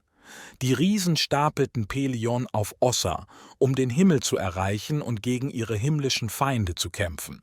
Diese Geschichte ist zu einem weit verbreiteten Sprichwort in Europa geworden, das verwendet wird, um jegliche extremen oder außergewöhnlichen Anstrengungen zur Erreichung eines Ziels als das Aufstapeln von Pelion auf Ossa zu beschreiben. Thessalien war bekannt für seine Pferde und Reiter. Die Berghänge boten ausgezeichnete Weidegründe für die Aufzucht der Tiere, während die Ebenen darunter weite und offene Felder für das Training und das Ausüben der Kavallerie boten. Die Pferde aus Thessalien waren in ganz Griechenland bekannt. Bukephalos wurde in Thessalien aufgezogen. Alexander als König von Makedonien besaß große Ländereien und Einkommen, die ihm persönlich gehörten und vom Staatseinkommen getrennt waren. Vor Beginn seiner Reise verteilte er diese Güter unter seine hochrangigen Offiziere und Generäle, sowohl diejenigen, die gingen, als auch diejenigen, die blieben. Er zeigte große Großzügigkeit dabei, aber letztendlich war es sein Ehrgeiz und nicht seine Großzügigkeit, der ihn motivierte. Er hatte zwei Hauptmotivationen: die Freude, Großes zu tun, und das Verlangen nach Ruhm und Ehre, die damit einhergehen. Diese zwei Prinzipien haben unterschiedliche Naturen, sind aber oft miteinander verbunden. Sie waren äußerst wichtig und standen in Alexanders Charakter an oberster Stelle, und jedes andere menschliche Prinzip war weniger wichtig als diese. Geld war für ihn dementsprechend nur ein Mittel, um ihm zu helfen, diese Ziele zu erreichen. Die Verteilung seiner Ländereien und Einkünfte, wie oben beschrieben, war eine kluge Nutzung des Geldes, um seine Ziele zu erreichen. Es war Ausgeben, nicht Geben. Es funktionierte gut für das, was er erreichen wollte. Seine Freunde sahen ihn als sehr großzügig und bereit zu opfern. Sie fragten ihn, was er für sich behielt. »Hoffnung«, antwortete Alexander. Schließlich war alles vorbereitet und Alexander begann, die religiösen Opfer, Spektakel und Shows zu feiern, die traditionell solchen wichtigen Unternehmungen vorausgingen. Es gab eine große Zeremonie zu Ehren von Jupiter und den 9 Musen. Diese Zeremonie wurde jedes Jahr in Makedonien als nationales Fest gefeiert. Alexander machte große Vorbereitungen für dieses Fest. Während der Zeit der Griechen vermischten sie öffentliche Verehrung und öffentliche Unterhaltung in denselben Veranstaltungen und Ritualen. Jede Verehrung war wie eine Theateraufführung und die meisten Shows waren eine Art von Anbetung. Die religiösen Gefühle des menschlichen Herzens benötigen irgendeine Form von Unterstützung und Hilfe, sei sie real oder vorgestellt, aus der unsichtbaren Welt, bei bedeutenden Unternehmungen und jedem entscheidenden Moment seiner Geschichte.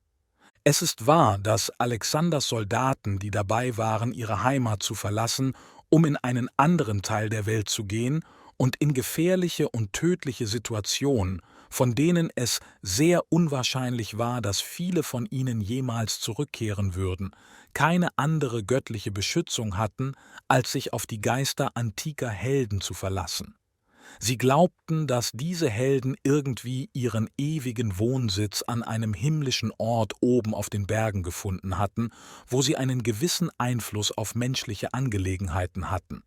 Obwohl es uns unbedeutend erscheinen mag, bedeutete es viel für sie. Wenn sie Opfergaben an diese Götter darbrachten, glaubten sie, dass sie diese um Hilfe und Unterstützung baten. Da diese Götter auch an ähnlichen Unternehmungen beteiligt waren und dieselben Gefühle der Hoffnung und Angst teilten, dachten die Soldaten, dass diese halbmenschlichen Götter sich um ihre Sicherheit kümmern und sich über ihre Siege freuen würden. Die Musen, die zusammen mit Jupiter während des großen makedonischen Festes gefeiert wurden, waren 9 liebliche Jungfrauen, bekannt für ihren Gesang, ihren Tanz und ihre anmutigen Bewegungen. Nach den Alten kamen sie ursprünglich aus Thrakien im Norden und wurden zuerst von Jupiter auf dem Olymp zu Göttinnen gemacht. Später reisten sie nach Süden und ließen sich in einem Palast auf dem Berg Parnass nieder, der auf der Karte nördlich des Golfs von Korinth und westlich von Boeotien zu finden ist. Sie wurden in ganz Griechenland und Italien als die Göttinnen der Musik und des Tanzes verehrt. Später wurden ihnen spezifische Wissenschaften und Künste zugeordnet, wie Geschichte, Astronomie, Tragödie und viele mehr. Jedoch gab es in den frühen Tagen keine solche Unterscheidung. Die Feierlichkeiten für Jupiter und die Musen dauerten in Makedonien 9 Tage, was der Anzahl der tanzenden Göttinnen entsprach.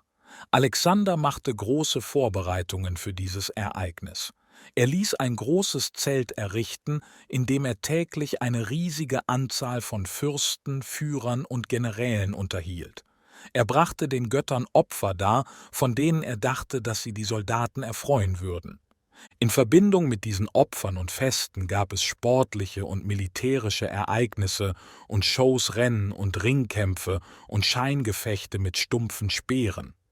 All diese Dinge steigerten und belebten den Enthusiasmus und die Lebendigkeit der Soldaten. Es machte sie noch mehr darauf bedacht, sich durch ihre Leistungen hervorzutun und noch mehr Ehre und Ruhm zu erlangen.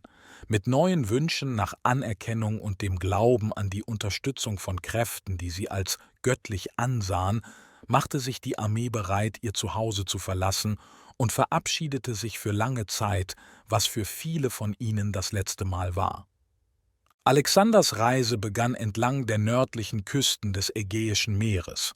Er plante, von Europa nach Asien überzusetzen, indem er den Hellespont zwischen Sestos und Abydos überquerte. Er schickte eine Flotte von 150 Galeeren mit jeweils 3 Reihen von Rudern nach Sestos, um seine Armee über die Meerenge zu transportieren. In der Zwischenzeit marschierte die Armee über Land.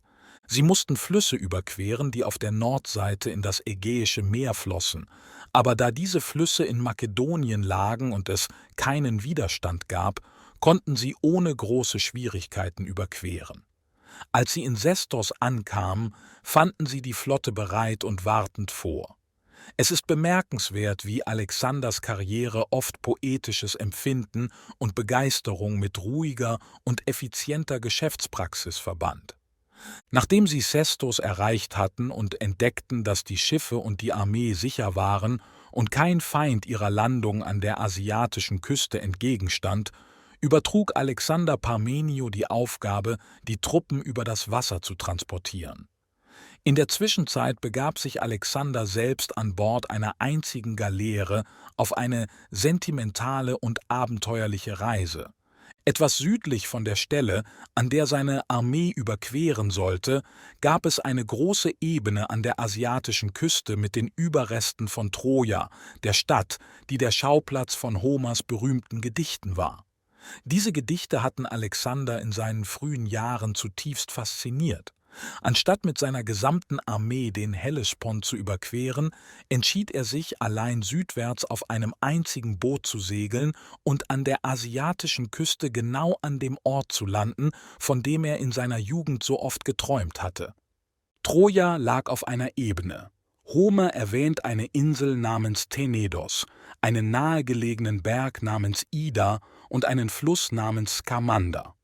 Die Insel, der Berg und der Fluss existieren heute noch, behalten ihre ursprünglichen Namen Bei mit Ausnahme des Flusses, der jetzt Menda heißt.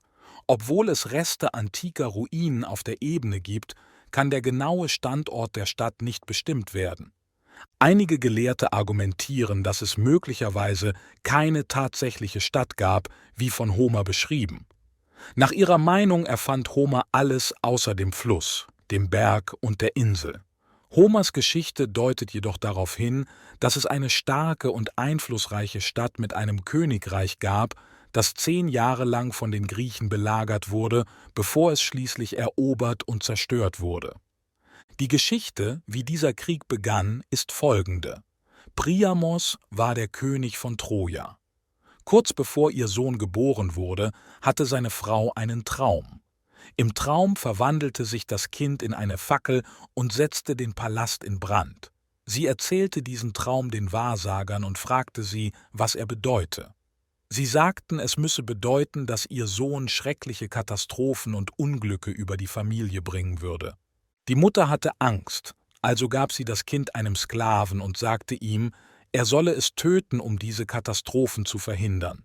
Der Sklave tat dem hilflosen Baby leid und wollte es nicht selbst töten, also nahm er es mit auf den Berg Ida und ließ es im Wald sterben.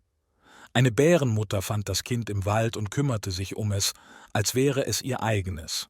Hirten fanden später das Kind und adoptierten es, nahmen es seiner Bärenmutter weg. Sie nannten ihn Paris. Er wuchs stark und schön auf, zeigte Mut und Energie, als hätte er einige Eigenschaften seiner Ziehmutter geerbt. Er war sehr attraktiv und mutig, so gewann er leicht das Herz einer Nymphe namens Öönone und heiratete sie. Er erregte auch die Aufmerksamkeit der Göttinnen im Himmel. Die Göttinnen hatten einen Streit und baten ihn, diesen zu schlichten. Der Streit begann, weil eine der Göttinnen verärgert darüber war, nicht zu einer Hochzeit eingeladen worden zu sein. Sie machte einen goldenen Apfel mit den Worten »Dem Schönsten zu geben« darauf eingraviert. Sie warf den Apfel in die Gruppe, in der Hoffnung, dass sie sich darum streiten würden. Sie war die Göttin der Zwietracht selbst und genoss es neben ihrer Verärgerung über etwas in dieser Situation, Streitigkeiten zu verursachen. Diese alte Geschichte ist der Grund, warum ein unnötiger Streit unter Freunden immer noch ein Zankapfel genannt wird. 3 Göttinnen wollten den Apfel und dachten, sie seien die Schönsten. Sie baten Paris zu entscheiden. Sie zeigten sich ihm in den Bergen, damit er sie anschauen und wählen konnte. Jedoch wollte keine von ihnen eine unvoreingenommene Entscheidung. Jede versuchte, Paris zu bestechen, um sie zu wählen. Eine bot ihm ein Königreich an, eine andere großen Ruhm, und die dritte, Venus, versprach ihm, die schönste Frau der Welt zu heiraten. Er wählte Venus, aber es ist unklar, ob er sich entschied, weil sie es verdiente oder wegen der Bestechung. In dieser Zeit blieb Paris als Hirte und Viehzüchter auf dem Berg.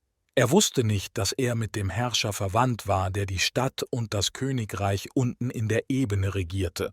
König Priamos jedoch vergab zu dieser Zeit während einiger Spiele, die er ausrichtete, den besten Stier vom Berg Ida an den Gewinner. Bei einer Inspektion wurde entdeckt, dass Paris den besten Stier hatte. Der König, der absolute Macht über die Bauern hatte, beschloss jedoch, ihn wegzunehmen. Das machte Paris extrem wütend, aber bald darauf gab es eine weitere Chance, um denselben Stier zu konkurrieren. Paris gab sich als Prinz aus, trat in den Wettbewerb ein, besiegte alle seine Rivalen und brachte den Stier zurück in sein Zuhause in den Bergen. Als Ergebnis seines Gerichtsauftritts lernte Kassandra, die Tochter von Priamos, ihr kennen. Sie fragte nach seiner Geschichte und fand heraus, dass er ihr lang verlorener Bruder war, von dem angenommen wurde, dass er tot sei. König Priamos glaubte den Beweisen, die Kassandra vorlegte, und Paris wurde zurück ins Haus seines Vaters gebracht. Nachdem er sich in seiner neuen Aufgabe eingelebt hatte, erinnerte er sich an das Versprechen von Venus, dass er die schönste Frau der Welt als seine Frau haben würde. Also begann er herumzufragen, um herauszufinden, wo er sie finden könnte. In der Stadt Sparta, die im südlichen Griechenland liegt, gab es einen König namens Menelaos. Er hatte eine junge Frau namens Helena, die für ihre Schönheit berühmt war. Paris glaubte, dass Helena die schönste Frau der Welt sei. Er war der Überzeugung, dass er aufgrund eines Versprechens von Venus ein Anrecht darauf hatte, sie zu besitzen, unabhängig von den Maßnahmen, die er ergreifen musste, um sie zu bekommen. Er ging nach Griechenland, besuchte Sparta, traf Helena, überzeugte sie, ihren Ehemann und ihre Pflichten zu verlassen und floh mit ihr nach Troja. Menelaos war darüber verärgert. Er forderte ganz Griechenland auf, Waffen zu sammeln und ihm zu helfen, seine Frau zurückzubekommen. Die Griechen reagierten auf die Forderung, indem sie eine Nachricht an Priamos schickten, in der sie ihn aufforderten, Helena an ihren Ehemann zurückzugeben. Priamos weigerte sich und unterstützte stattdessen seinen Sohn. Als Antwort versammelten die Griechen eine Flotte und eine Armee und kamen in den Ebenen von Troja an. Sie schlugen ihr Lager außerhalb der Stadt auf und belagerten sie 10 Jahre lang. Schließlich gelang es ihnen, Troja zu erobern und zu zerstören. Diese Geschichten über den Beginn des Krieges, obwohl faszinierend und unterhaltsam, waren nicht die Hauptinteressen Alexanders. Homer war am meisten begeistert von den Teilen seiner Geschichten, die von den Helden handelten, die während der Belagerung kämpften. Er beschrieb gerne ihre Abenteuer, Motive, Verhaltensprinzipien und die Emotionen, die sie in verschiedenen Situationen fühlten. Homer stellte die Emotionen und Motivationen, die impulsive Individuen in verschiedenen Situationen antreiben, wie Ehrgeiz, Groll, Stolz und Rivalität, die das Handeln seiner Helden beeinflussen, wunderschön und kraftvoll dar. Jeder Held in den Geschichten hatte eine ausgeprägte und unvergessliche Persönlichkeit, und sie unterschieden sich alle in ihrem Temperament und ihren Handlungen. Achilles war einer von ihnen. Er war leidenschaftlich, impulsiv und unversöhnlich, mit einem heftigen und rücksichtslosen Charakter. Obwohl er furchtlos war, fehlte es ihm an Großzügigkeit. Es gab einen Fluss namens Styx. Es wurde geglaubt, dass das Wasser dieses Flusses jemanden unbesiegbar machen könnte. Als Achilles ein Baby war, tauchte seine Mutter ihn in den Fluss, während sie ihn an der Ferse hielt. Die Ferse, die nicht benetzt wurde, war der einzige Teil, der verletzt werden konnte. Daher war er in der Schlacht geschützt und war ein furchterregender Krieger. Allerdings stritt er häufig mit seinen Gefährten und verließ ihre Seite aus geringfügigen Gründen, um sich später aus ebenso trivialen Motiven zu versöhnen. Agamemnon war der Anführer der griechischen Armee. Nach einem bedeutenden Sieg wurden einige Gefangene gemacht und mussten unter den Siegern aufgeteilt werden. Agamemnon musste eine adlige Dame, die er erhalten hatte, zurückgeben und nahm stattdessen eine andere, die Achilles gegeben werden sollte. Das machte Achilles sehr wütend und er beschloss, eine lange Zeit nicht am Wettkampf teilzunehmen. Wegen seiner Abwesenheit hatten die Trojaner viele große und anhaltende Siege gegen die Griechen. Achilles weigerte sich lange zurückzukommen.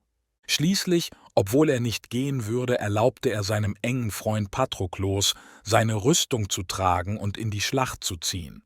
Patroklos hatte anfangs einige Erfolge, wurde aber schnell von Hektor getötet, der Paris' Bruder war. Das machte Achilles wütend und erfüllte ihn mit dem Wunsch nach Rache. Er legte seinen Streit mit Agamemnon beiseite und kehrte in die Schlacht zurück. Er hörte nicht auf zu versuchen, bis er Hektor getötet hatte. Danach zeigte er seine grausame Freude und rächte sich, indem er Hektors toten Körper hinter seinem Streitwagen um die Stadtmauern schleifte. Dann verkaufte er den Körper zurück an den trauernden Vater als Bezahlung. Diese Geschichten, die in den Gedichten Homers wunderschön und kraftvoll beschrieben sind, faszinierten Alexander besonders. Er war von verschiedenen Aspekten fasziniert. Die Geschichten von Kämpfen, Wettkämpfen und die Errungenschaften dieser Kämpfer fesselten ihn. Beschreibungen ihrer Persönlichkeiten, Motivation und Geschichten verschiedener Ereignisse und Vorkommnisse, die aus dem Krieg entstanden, waren alle darauf ausgelegt, die Aufmerksamkeit eines jungen Kriegers zu erregen. Alexander beschloss, für seinen ersten Eintritt in Asien in Troja zu landen. Er vertraute seine Armee Parmenio an, um von Sestos nach Abydos überzusetzen, während er selbst südwärts auf einer einzigen Galeere reiste. Es gab einen Hafen am trojanischen Ufer, wohin die Griechen zu gehen pflegten, und er steuerte darauf zu. Er hatte einen Stier auf seinem Schiff, den er als Opfergabe für Neptun darbringen wollte, als er sich auf halbem Wege zwischen den Ufern befand. Neptun war der Gott des Meeres. Obwohl der Hellespont nicht der offene Ozean ist, ist er dennoch Teil des Meeres und galt als unter der Kontrolle des antiken Wassergottes stehend. Die antiken Menschen stellten sich Neptun als einen König vor, der in den Ozeanen oder an den Ufern lebte und auf den Wellen reiste, während er in einer großen Muschel saß oder manchmal in einem von Delfinen oder Seepferden gezogenen Streitwagen fuhr. Während dieser Reisen wurde er von einer Gruppe von Meeresgöttern und Nymphen begleitet, die halb schwebten und halb schwammen und ihm auf den Wellen folgten. Statt eines Zepters trug Neptun einen Dreizack. Ein Dreizack war eine Art dreizackiger Harpune, ähnlich denen, die von Fischern im Mittelmeer zu dieser Zeit verwendet wurden. Der Dreizack wurde wahrscheinlich aufgrund dieser Verbindung als Symbol der Autorität für den Gott des Meeres gewählt. Alexander übernahm die Kontrolle über das Schiff und steuerte es auf die Küste Asiens zu. Kurz bevor er das Land erreichte, stellte er sich an die Spitze des Schiffs und warf einen Speer Richtung Ufer, was seine Entschlossenheit und Aggressivität zeigte, als er die Grenzen der östlichen Welt betrat. Er war auch der Erste, der landete. Nachdem er von seiner Gesellschaft abgestiegen war, brachte er den Göttern Opfergaben dar und besuchte dann die Orte, an denen die von Homer beschriebenen Ereignisse stattgefunden hatten. Homer schrieb 500 Jahre vor Alexanders Zeit. Es gibt Zweifel, ob die Ruinen und Überreste von Städten, die Alexander fand, die Orte waren, die in Homers Geschichten erwähnt wurden. Dennoch glaubte er daran und er fühlte sich enthusiastisch und stolz, als er unter ihnen wandelte. Er schien am meisten an Achilles Charakter interessiert zu sein und sagte, dass er ihn darum beneidete, einen Freund wie Patroklos zu haben, der ihm bei seinen Leistungen half, und einen Dichter wie Homer, der sie lobte. Nachdem er seinen Besuch in der Ebene von Troja beendet hatte, machte sich Alexander mit der kleinen Gruppe von Männern, die sich ihm auf seinem einzigen Schiff angeschlossen hatten, nordostwärts auf den Weg.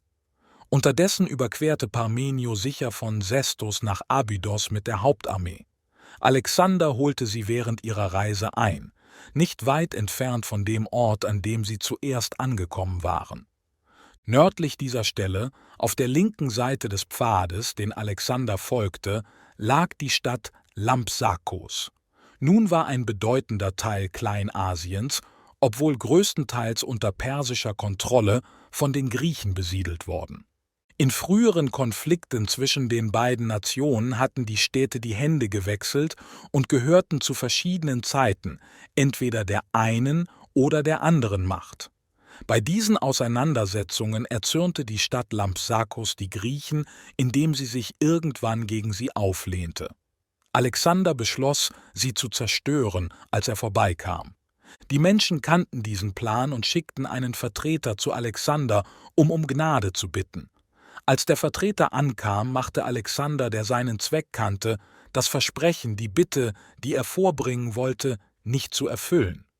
Der Vertreter sagte: »Ich bin gekommen, um Sie zu bitten, Lampsakos zu vernichten.« Alexander, beeindruckt von der schnellen Wortänderung des Vertreters und vielleicht beeinflusst von seinem Versprechen, verschonte die Stadt. Er befand sich nun in Asien. Die persischen Streitkräfte bereiteten sich darauf vor, ihn anzugreifen. Aber seine Invasion war so unerwartet und plötzlich, dass sie nicht vorbereitet waren, ihn zu bekämpfen, als er ankam. Er setzte seinen Vormarsch ohne jeglichen Widerstand fort, bis er die Ufer des kleinen Flusses Granikos erreichte.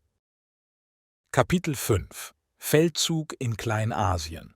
Vor Christus 334 bis 333. Obwohl Alexander sicher die asiatische Küste erreichte, konnte er nicht einfach weiter ins Landesinnere vordringen. Er befand sich auf einer Ebene, die durch natürliche Barrieren vom dahinterliegenden Gebiet getrennt war. Im Süden befand sich ein hoher Berg namens Ida. Ein Strom floss von den nordöstlichen Hängen dieses Berges nach Norden ins Meer. Dies blockierte Alexanders Armee. Um voranzukommen, musste er entweder den Berg besteigen oder den Fluss überqueren. Er glaubte, dass das Überqueren des Flusses die einfachste Option wäre. Es ist äußerst herausfordernd, eine große Gruppe von Reitern und schwer bewaffneten Soldaten zusammen mit all ihren Anhängern und Habseligkeiten über steiles Gelände zu bewegen. Aus diesem Grund zog die Armee nach der Landung an der asiatischen Küste nach Norden. Alexander glaubte, dass das Überqueren des Flusses Granikos einfacher wäre als das Überqueren des Berges Ida. Der Fluss war relativ klein und konnte leicht überquert werden. In der Vergangenheit und auch jetzt, wenn Armeen marschieren, war es üblich, kleine Gruppen von Männern vorauszuschicken, um die Straßen zu erkunden, Hindernisse zu beseitigen und mögliche Gefahren zu finden. Heutzutage sind diese Männer als Kundschafter bekannt. Aber zu Alexanders Zeiten und in der griechischen Sprache wurden sie Prodromi genannt, was Vorläufer bedeutet. Es ist die Aufgabe dieser Pioniere, regelmäßig Boten zurück zum Hauptkörper der Armee zu schicken, um die Offiziere über alles Wichtige zu informieren, das sie beobachten.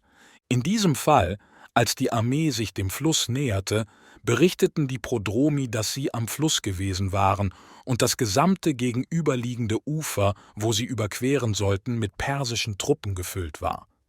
Die persischen Truppen waren dort versammelt, um die Armee am Überqueren zu hindern. Die Armee setzte ihren Marsch fort, und Alexander versammelte die obersten Generäle zu einer Diskussion darüber, was als nächstes zu tun sei. Parmenio schlug vor, den Fluss nicht sofort zu überqueren. Die persische Armee bestand hauptsächlich aus Kavallerie. Nun, Kavallerie, obwohl sie als Feind bei Tagesschlachten sehr furchteinflößend ist besonders verwundbar und wehrlos, wenn sie nachts im Lager ist. Die Pferde sind verstreut, fressen oder ruhen. Die Waffen der Männer sind nicht stark, und sie sind es nicht gewohnt, zu Fuß zu kämpfen. Wenn der Feind plötzlich ihr Lager um Mitternacht angreift, sind ihre Pferde und Reitfähigkeiten nutzlos, und sie werden zu einem leichten Ziel für entschlossene Eindringlinge. Parmenio glaubte, dass die Perser nicht lange in der Nähe von Alexanders Armee bleiben würden und dass, wenn sie warteten, der Feind sich zurückziehen würde. Dann könnte Alexander den Fluss überqueren, ohne eine Schlacht zu riskieren. Alexander wollte jedoch diesem Plan nicht folgen. Er glaubte, dass seine Armee mutig und mächtig genug sei, den Fluss zu überqueren, das gegenüberliegende Ufer zu erklimmen und jeglichem Widerstand der Perser zu überwinden. Er wusste auch, dass dies eine große Reaktion im ganzen Land auslösen würde, so dass jeder erkennen würde, wie stark die Armee unter seinem Kommando war. Dies würde wiederum den Feind erschrecken und zukünftige Operationen erleichtern. Aber das war noch nicht alles. Er hatte einen noch stärkeren Grund, geradeaus weitermarschieren zu wollen, den Fluss zu überqueren und sich durch die großen Gruppen der Kavallerie auf der anderen Seite durchzusetzen. Und dieser Grund war einfach, weil es ihm Freude bereitete. Als die Armee sich den Ufern näherte, ordneten sie sich in Kampfformation an und machten sich bereit, weiter zu marschieren, als ob nichts sie aufhalten könnte. Der allgemeine Schlachtplan der makedonischen Armee war wie folgt. Es gab eine Gruppe von Soldaten, genannt die Phalanx, die speziell bewaffnet und organisiert war. Diese Gruppe war in der Mitte positioniert. Die Soldaten in der Phalanx waren schwer bewaffnet, mit Schilden am linken Arm und Speeren, die 16 Fuß lang und mit Eisen besetzt waren. Sie hielten die Speere fest in beiden Händen, mit den scharfen Enden nach vorne gerichtet. Die Männer waren in Linien angeordnet, eine hinter der anderen und alle dem Feind zugewandt. Es gab 16 Linien mit 1000 Männern in jeder Linie. Insgesamt gab es 16.000 Männer in der Phalanx.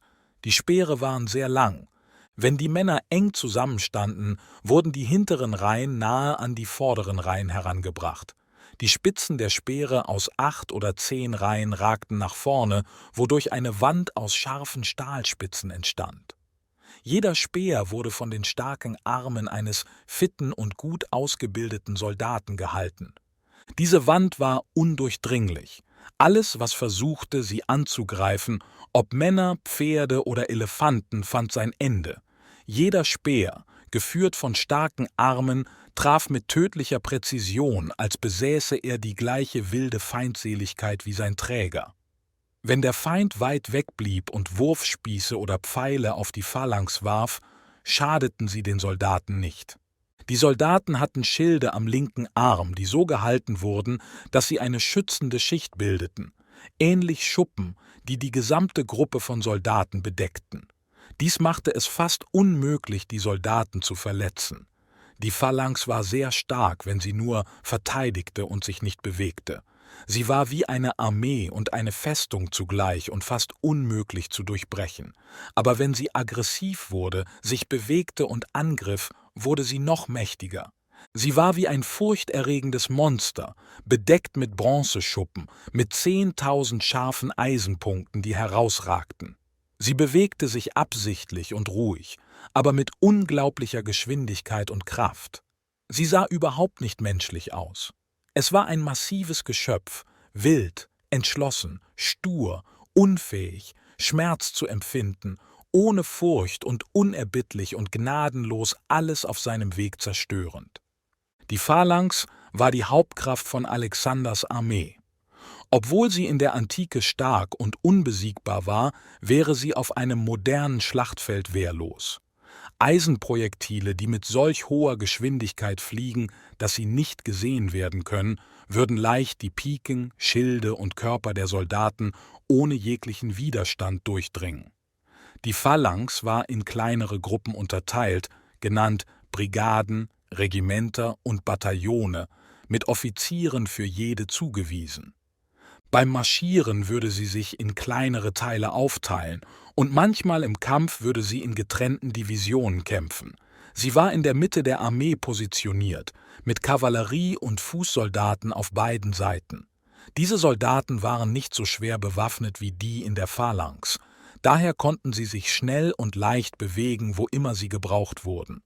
Die Truppen an den Seiten wurden die Flügel genannt. Alexander würde einen Flügel befehligen und Parmenio den anderen. Die Phalanx bewegte sich langsam, aber kraftvoll dazwischen. Die Armee in dieser Formation bewegte sich vorwärts zum Fluss. Es war ein breiter und seichter Fluss. Die Perser hatten sich in riesigen Zahlen auf der anderen Seite versammelt. Einige Historiker behaupten, es waren 100.000 Männer, andere behaupten 200.000 und wieder andere behaupten 600.000. Unabhängig davon besteht kein Zweifel, dass ihre Zahlen viel größer waren als die von Alexanders Armee, die weniger als 40.000 betrug. Es gab eine kleine Ebene auf der anderen Seite des Flusses, nahe am Ufer, und ein Hügelgebiet darüber hinaus. Die persischen Reitersoldaten waren über das offene Land verteilt, bereit, auf die makedonischen Soldaten zu stürmen, sobald sie aus dem Wasser kamen und versuchten, den Hang hinaufzuklettern. Die Armee, angeführt von Alexander, ging in den Strom und setzte ihren Weg durch das Wasser fort. Sie trafen auf ihre Feinde auf der anderen Seite. Es gab einen langen und schwierigen Kampf, aber Alexanders Armee blieb ruhig, mutig und stark und gewann letztendlich. Die Perser wurden von den Griechen zurückgedrängt, die dann landeten, sich neu organisierten und am Ufer formierten. Als sie erkannten, dass sie verloren hatten, flohen die Perser in alle Richtungen. Alexander spielte eine prominente und aktive Rolle in der Schlacht. Er war leicht an seiner Kleidung und einer weißen Feder an seinem Helm zu erkennen. Er brachte sich in große Gefahr. Einmal, als Alexander von einer Gruppe von Reitern umgeben war, versuchte einer von ihnen, ihn mit einem Schwert auf den Kopf zu schlagen. Obwohl Alexander dem Schlag ausweichen konnte, traf er seine Feder und einen Teil seines Helms. Die Schlacht am Granikos war ein wichtiger Sieg für Alexander und seine Armee. Sie öffnete ihm den Weg nach Kleinasien und trug zur Legendenbildung um Alexander den großen Bär. Als Antwort stach Alexander seinen Gegner schnell in den Körper. Zu dieser Zeit hatte ein anderer Reiter auf einer anderen Seite sein Schwert erhoben, bereit, Alexander zu töten, bevor er sich verteidigen konnte. Doch gerade in diesem Moment sah einer von Alexanders Freunden die Gefahr und versetzte dem Angreifer einen mächtigen Schlag auf die Schulter, der seinen Arm vom Körper trennte. Das sind die Geschichten, die erzählt werden. Sie könnten völlig wahr sein, oder sie könnten übertriebene Versionen von ähnlichen Ereignissen sein, die passiert sind, oder sie könnten vollständig erfunden sein. Berühmte Militärführer, wie auch andere berühmte Persönlichkeiten, erhalten oft Anerkennung für Leistungen, die sie nie tatsächlich vollbracht haben. Es ist die besondere Rolle von Dichtern und Historikern, die Taten großer Individuen zu verstärken und zu verbessern, und diese Fähigkeit war in der Antike genauso bekannt wie heute. Wir müssen im Hinterkopf behalten, dass wir nur die griechische Seite der Geschichte hören, wenn wir über diese Ereignisse lesen. Die persischen Berichte stehen uns nicht zur Verfügung. Dennoch wurde die persische Armee besiegt, und dies geschah ohne die Hilfe der Phalanx. Nur die Reiter und leichten Truppen waren an der Schlacht beteiligt. Die Phalanx konnte in dieser Position nicht gebildet oder eingesetzt werden. Nachdem sie aus dem Wasser gekommen waren, mussten die Männer die Ufer hinaufklettern und sofort einen Feind angreifen, der aus Schwadronen von Reitern bestand, die bereit waren, sofort auf sie zu stürmen. Die persische Armee wurde besiegt und zum Rückzug gezwungen. Alexander verfolgte sie nicht, da er verstand, dass er einen bedeutenden Schlag zugefügt hatte. Die Nachricht von dieser Niederlage der Perser würde sich schnell in Kleinasien verbreiten und ihm großen Nutzen bringen. Er sandte einen Bericht über den Sieg zurück nach Griechenland, zusammen mit 300 Rüstungssets, die von den persischen Reitern genommen wurden, die in der Schlacht getötet wurden. Diese Rüstungssets waren dazu bestimmt, im Parthenon, einem prachtvollen Tempel in Athen, ausgestellt zu werden. Der Parthenon ist ein hochprominentes Bauwerk, das als eines der besten in ganz Europa gilt. Der Name des persischen Generals, der in der Schlacht am Granikos kommandierte, war Memnon. Er wollte kein Risiko eines Kampfes eingehen. Alexander kam ohne Vorräte oder Geldmittel nach Asien. Er war von seinen Siegen abhängig, um seine Armee zu unterstützen. Memnon schlug vor, dass die Perser sich allmählich zurückziehen sollten, indem sie alle wertvollen Besitztümer mitnahmen und zerstörten, was sie nicht mitnehmen konnten. Er glaubte, dass Alexanders Armee dadurch aufgrund von Versorgungsmängeln geschwächt würde und letztendlich ein leichtes Ziel darstellen würde. Sein Vorschlag wurde jedoch von den anderen Kommandanten abgelehnt, was zur Schlacht am Granikos führte. Alexander richtete ein Lager ein, um seine Armee auszuruhen und die Verletzten zu versorgen. Er besuchte jeden verwundeten Soldaten, erkundigte sich nach ihrer Situation und hörte sich ihre Geschichten über die Schlacht und wie sie verwundet wurden an. Ihre Geschichte ihrem General zu erzählen und zu sehen, wie er mit Interesse und Freude zuhörte, machte sie stolz und glücklich. Die gesamte Armee wurde enthusiastisch und sehnte sich nach einer weiteren Chance, Gefahr und Tod im Dienste eines so großartigen Anführers zu begegnen. In diesen Eigenschaften zeigt sich die wahre Größe Alexanders. Es ist wichtig zu bedenken, dass er zu dieser Zeit gerade etwas über 21 Jahre alt war. Er war gerade im Mannesalter, als er sein Lager am Granikos verließ. Alexander zog nach Süden und folgte den östlichen Ufern der Ägäis. Das Land ergab sich ihm größtenteils ohne Widerstand. Es galt kaum als persisches Territorium.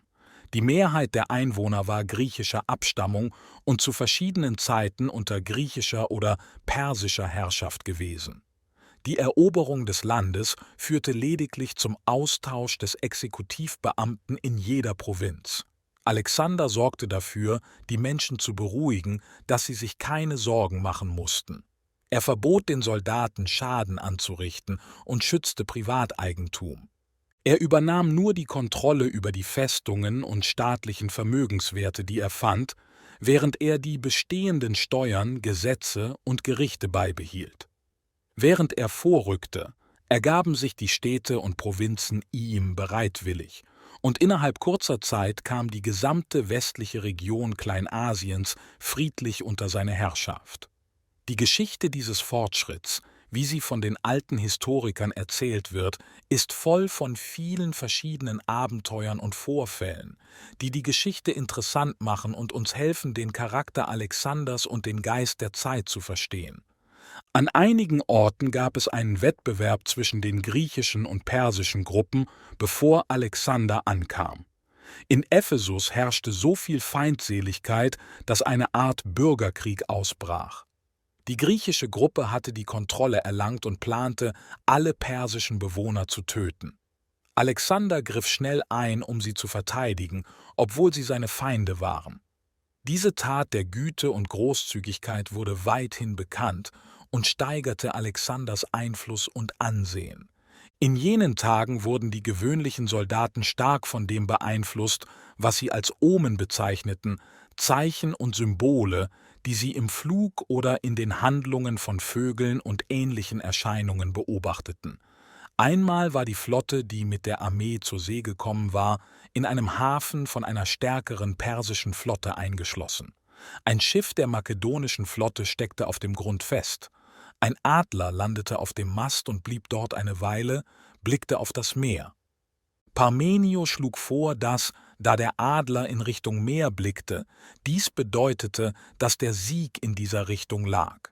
Er riet ihnen, ihre Schiffe vorzubereiten und mutig auszufahren, um die Perser anzugreifen.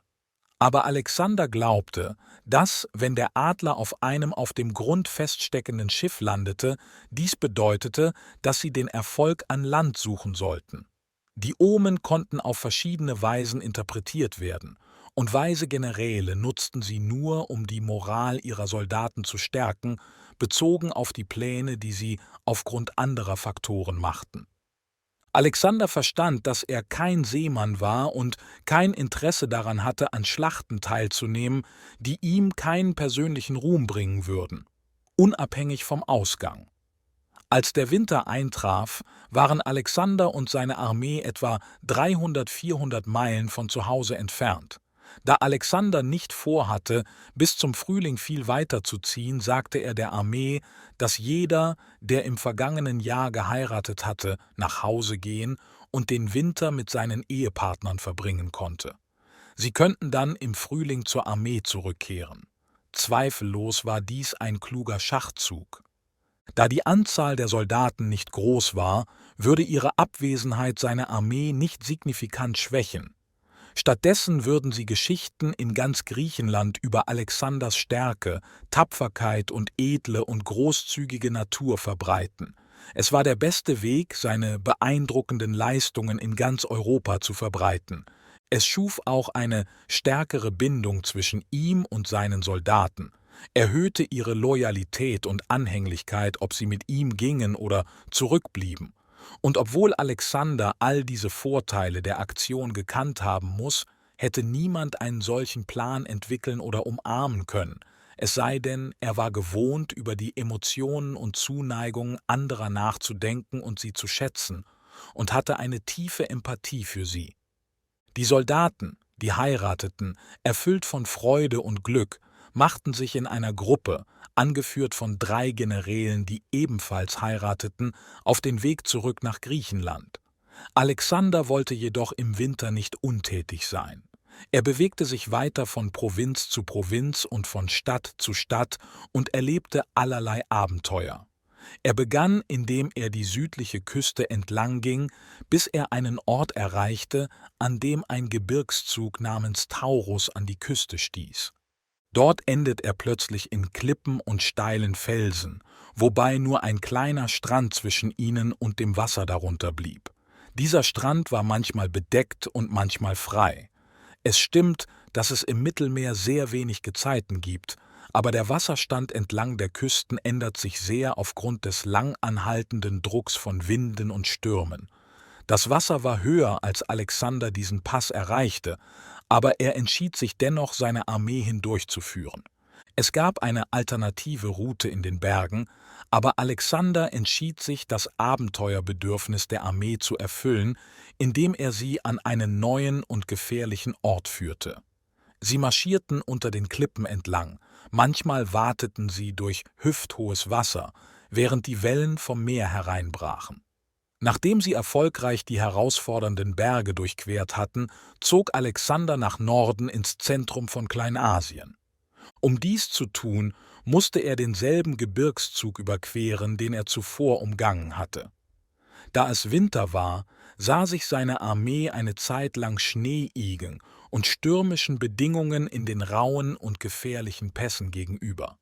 Während sie durch diese Berge reisten, begegneten sie Gefahren, Entbehrungen und feindlichen Stämmen. Alexander ging siegreich aus der Schlacht hervor und erreichte ein Tal, durch das ein Fluss fließt, der in der englischen Sprache und Literatur bekannt ist. Dieser Fluss wurde Mäander genannt. Seine exquisiten Kurven durch üppige und fruchtbare Täler waren so bekannt, dass jeder Strom, der sein Muster nachahmt, noch heute als mäandernd bezeichnet wird.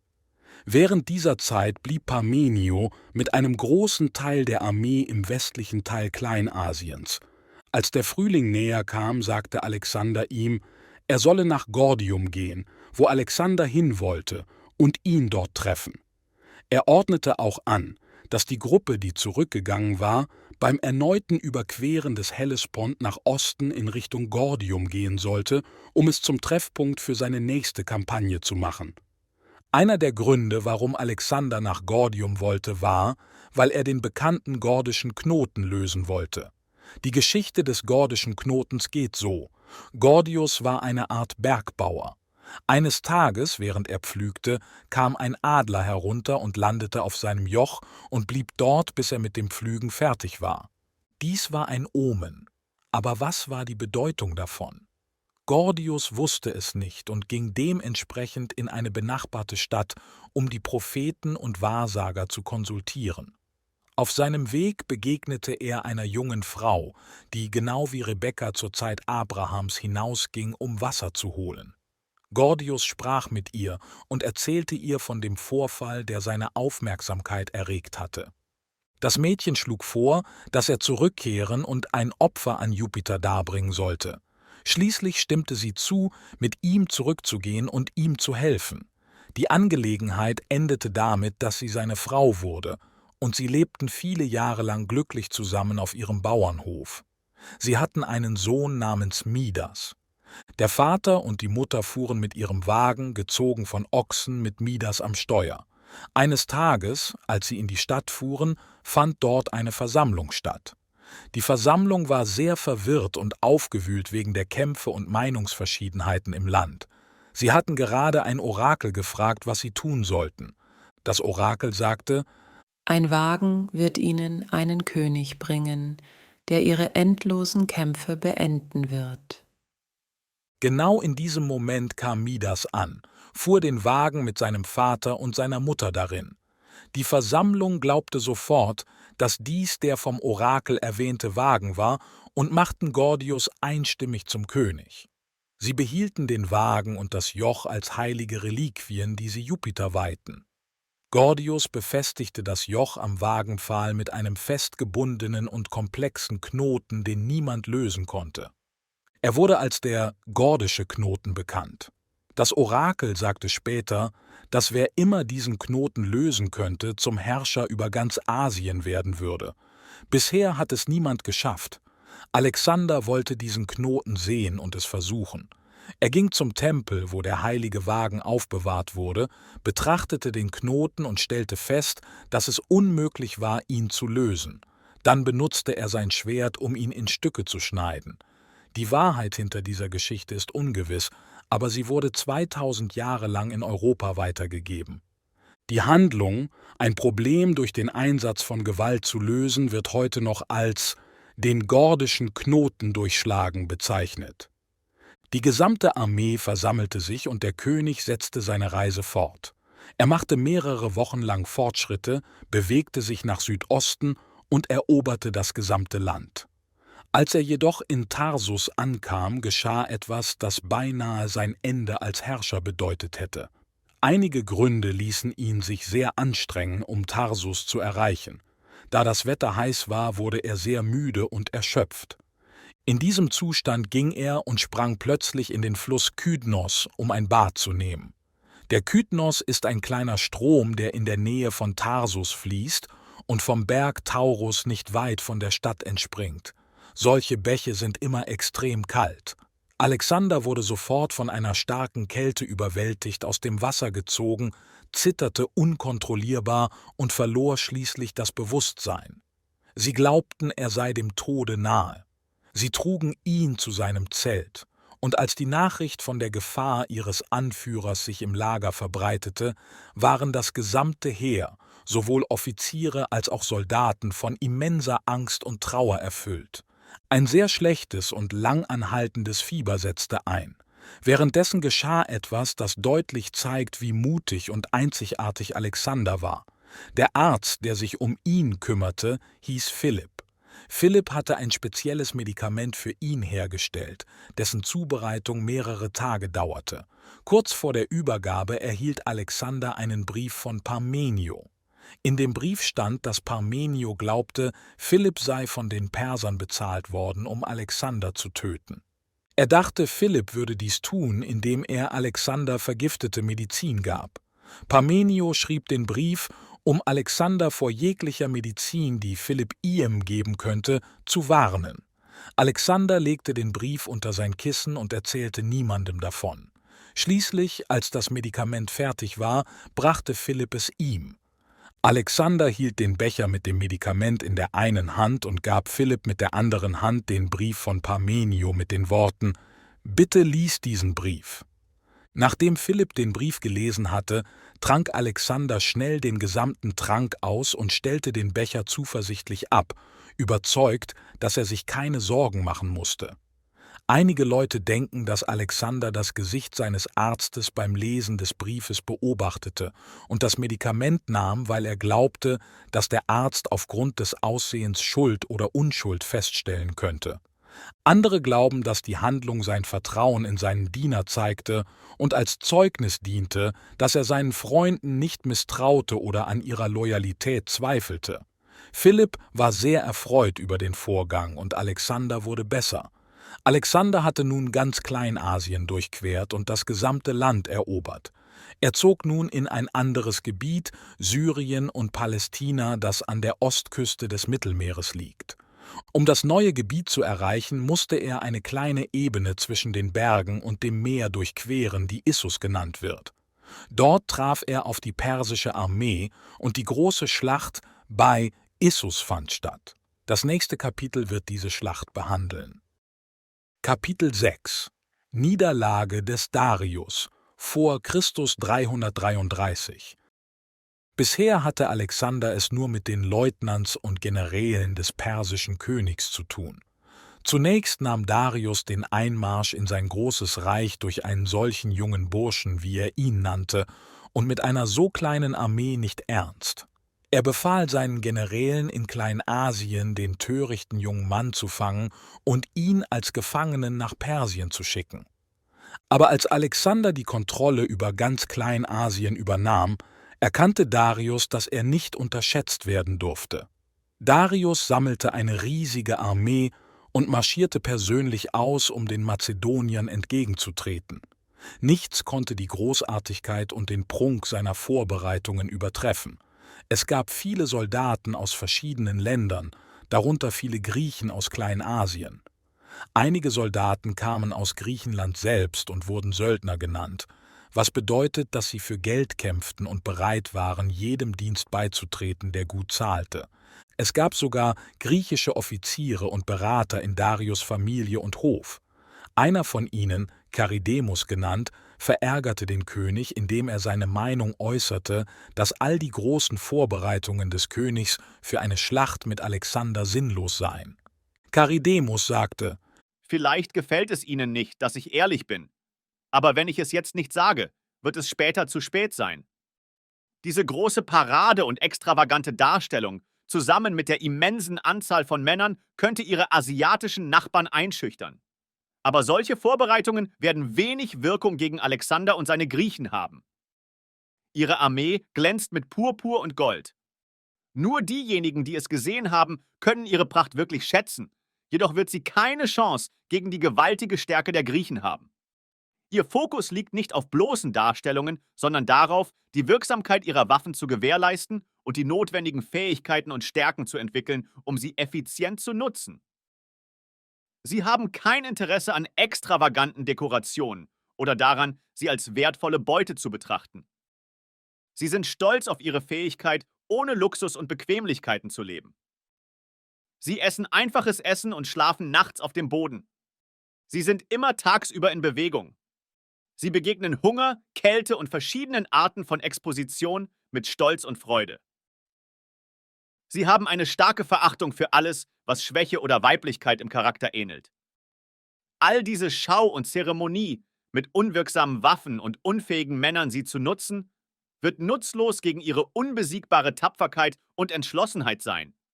Und das Beste, was sie mit all ihrem Gold, Silber und anderen Schätzen tun können, ist es wegzuschicken und gute Soldaten damit zu bekommen, wenn denn Gold und Silber sie überhaupt bekommen können. Die Griechen waren es gewohnt, energisch zu sprechen und zu handeln, aber Charidemus bedachte nicht vollständig, dass die Perser solch direkte Sprache nicht gewöhnt waren. Das missfiel Darius sehr. In seinem Zorn verurteilte er ihn zum Tode. Charidemus sagte: Sehr gut, ich kann sterben, aber mein Rächer ist nahe. Mein Rat ist gut und Alexander wird dich bald für deine Nichtbeachtung bestrafen. Die Armee von Darius wird sehr groß und prächtig beschrieben, als sie ihren Marsch vom Euphrat zum Mittelmeer begann. Die Perser verehrten die Sonne und das Feuer. Über dem Zelt des Königs gab es ein Bild der Sonne aus Kristall, so aufgestellt, dass es von der gesamten Armee gesehen werden konnte. Sie hatten auch silberne Altäre, auf denen sie ständig das hielten, was sie das heilige Feuer nannten. Diese Altäre wurden von dafür bestimmten Personen getragen, die in prächtigen Kostümen gekleidet waren. Dann kam eine lange Prozession von Priestern und Magiern, die ebenfalls in sehr prunkvollen Roben gekleidet waren. Sie führten die Dienste der öffentlichen Verehrung durch. Ihnen folgte ein dem Sonnengott geweihter Wagen, gezogen von weißen Pferden, gefolgt von einem einzelnen weißen Pferd, von großer Größe und edler Form, das ein heiliges Tier war, genannt das Pferd der Sonne. Die Stallmeister, also die Begleiter, die für dieses Pferd zuständig waren ebenfalls alle in Weiß gekleidet und jeder trug einen goldenen Stab in seiner Hand. Es gab Gruppen von Soldaten, die sich von den anderen unterschieden und wichtige Positionen innehatten. Sie wurden jedoch aufgrund ihres sozialen Status, Ranges und anderer privilegierter Eigenschaften ausgewählt und befördert, nicht wegen ihrer Tapferkeit, Stärke oder militärischen Fähigkeiten. Es gab eine Gruppe, die Verwandten genannt wurde, die Verwandten des Königs, oder zumindest galten sie als solche. Da es jedoch 15.000 von ihnen gab, scheint die Beziehung in vielen Fällen nicht sehr eng gewesen zu sein. Sie kleideten sich sehr extravagant und waren stolz auf ihren Status, Reichtum und die beeindruckende Rüstung, die sie trugen. Es gab auch eine Gruppe, die Unsterblichen genannt wurde. Es waren 10.000 von ihnen. Sie trugen Kleider aus glänzendem Goldstoff, verziert mit Glitzer und Edelsteinen. Diese Männer, so gekleidet, sahen eher aus wie Teilnehmer an einer formellen städtischen Prozession oder Feier als Soldaten, die in einer Armee marschierten. Das Erscheinen des Königs in seinem Wagen glich noch mehr einer Darstellung von Größe und Showmanship. Der Wagen war extrem groß, schön geschnitzt und mit Gold, Statuen und Skulpturen verziert. In diesem Wagen saß der König auf einem hohen Sitz, wo ihn jeder sehen konnte. Er trug eine purpurne Weste mit silbernen Streifen und darüber einen Mantel, der mit Gold und Edelsteinen funkelte. Er hatte einen goldenen Gürtel um die Taille und vom Gürtel hing sein Säbel, eine Art Schwert. Die Scheide des Schwertes glänzte, weil sie mit Edelsteinen besetzt war. Er trug eine extravagante Tiara auf dem Kopf, die teuer und wunderschön gearbeitet war. Sein Gewand, einschließlich der Tiara, war mit glänzenden Ornamenten geschmückt. Die Wachen, die sich vor und hinter ihm befanden, trugen Silberpiken mit goldenen Spitzen. Es ist ziemlich bemerkenswert, dass König Darius seine Frau, seine Familie und eine bedeutende Menge seiner Schätze auf diesem Feldzug gegen Alexander mitbrachte. Seine Mutter, Sysigambis genannt, war mit seiner Familie dabei. Sie und seine Frau kamen gleich nach dem König in ihren Streitwagen an. Dann gab es 15 Wagen, gefüllt mit Kindern und deren Betreuern. Zusätzlich gab es 300 oder 400 Hofdamen, alle gekleidet wie Königinnen. Hinter der Familie folgte eine lange Reihe von Kamelen und Maultieren, die königlichen Schätze trugen. Darius begann seine Reise auf diese Weise und bewegte sich langsam Richtung Westen. Schließlich erreichte er die Küsten des Mittelmeers. Er ließ seine Schätze in Damaskus zurück, wo sie unter dem Schutz einer ausreichenden Streitmacht sicher aufbewahrt wurden, oder das dachte er zumindest. Dann bewegte er sich, um Alexander zu treffen, reiste von Syrien nach Kleinasien, zur gleichen Zeit, als Alexander von Kleinasien nach Syrien zog. Wenn man auf die Karte schaut, kann man sehen, dass das Gebirge, bekannt als der Taurus, nahe der Küste in der nordöstlichen Ecke des Mittelmeers reicht. In diesen Bergen gibt es verschiedene offene Landstriche, wo eine Armee zwischen Syrien und Kleinasien hin und her marschieren kann. Nun nahmen Darius und Alexander unterschiedliche Wege. Darius ging ins Landesinnere, während Alexander näher am Meer blieb. Alexander wusste nicht, dass Darius in der Nähe war, und Darius glaubte, dass Alexander sich von ihm zurückzog. Darius dachte, Alexander könnte nicht bleiben und kämpfen, da die mazedonische Armee klein im Vergleich zu seinen massiven Streitkräften war. Er war sicher, dass Alexander zurückging. Es ist immer schwierig für zwei Armeen, die 50 Meilen voneinander entfernt sind, zu wissen, was die andere tut. In der Gegend werden die üblichen Kommunikationsmethoden unterbrochen. Jeder General hat Personen, die nach Reisenden Ausschau halten und versuchen, zu verhindern, dass Nachrichten ihr Ziel erfolgreich erreichen. Aufgrund dieser und anderer ähnlicher Umstände kreuzten sich die Wege von Alexander und Darius, ohne dass einer von ihnen es realisierte. Alexander zog durch die Ebenen von Issus in Syrien und einen engen Pass darüber hinaus, genannt die Tore Syriens. Inzwischen ging Darius weiter nach Norden und erreichte Issus, nachdem Alexander bereits abgereist war. Hier war jede Armee überrascht zu erfahren, dass ihr Feind hinter ihnen war. Als Alexander diese Nachricht zum ersten Mal hörte, war er voller Unglauben. Er entsandte sofort eine Galeere mit 30 Rudern entlang der Küste, den Golf von Issus hinauf, um die Wahrheit der Angelegenheit zu überprüfen. Das Schiff kehrte schnell zurück und berichtete, dass jenseits der Tore Syriens das gesamte Land, das größtenteils flach, aber leicht vom Meer ansteigend war, mit den riesigen Lagern der persischen Armee gefüllt war. Der König versammelte daraufhin seine obersten militärischen Berater und informierte sie über seine Entscheidung, schnell durch die Tore Syriens zurückzukehren und die persische Armee anzugreifen. Die Offiziere waren begeistert, diese Nachricht zu hören. Es wurde nun spät am Abend. Alexander schickte eine starke Gruppe von Spähern voraus. Er sagte ihnen, sie sollten vorsichtig sein, Hügel erklimmen und das Gebiet weit voraus erkunden, auf plötzliche Angriffe achten und sofort Bericht erstatten, wenn sie Anzeichen des Feindes fänden. Als es Abend wurde, folgte Alexander mit der Hauptarmee der vorausgehenden Spähgruppe. Sie erreichten den engen Durchgang um Mitternacht. Einmal unter ihrer Kontrolle hielten sie an. Sie platzierten Wachen auf hohen Punkten in der Nähe, um unerwartete Angriffe zu verhindern. Alexander selbst bestieg einen der Hügel und blickte auf die große Ebene unten. Die Ebene wurde schwach von den glühenden Feuern des persischen Lagers erleuchtet. Ein Lager bei Nacht ist immer ein beeindruckender Anblick, oft ehrfurchtgebietend. Für Alexander muss es bei dieser Gelegenheit extrem ehrfurchtgebietend ausgesehen haben.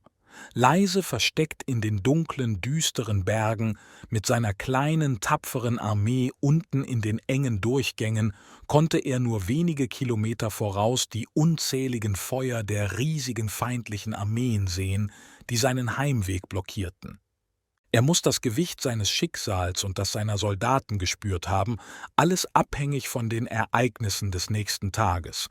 Diese Nacht war sicherlich einer der intensivsten und feierlichsten Momente im Leben des Eroberers.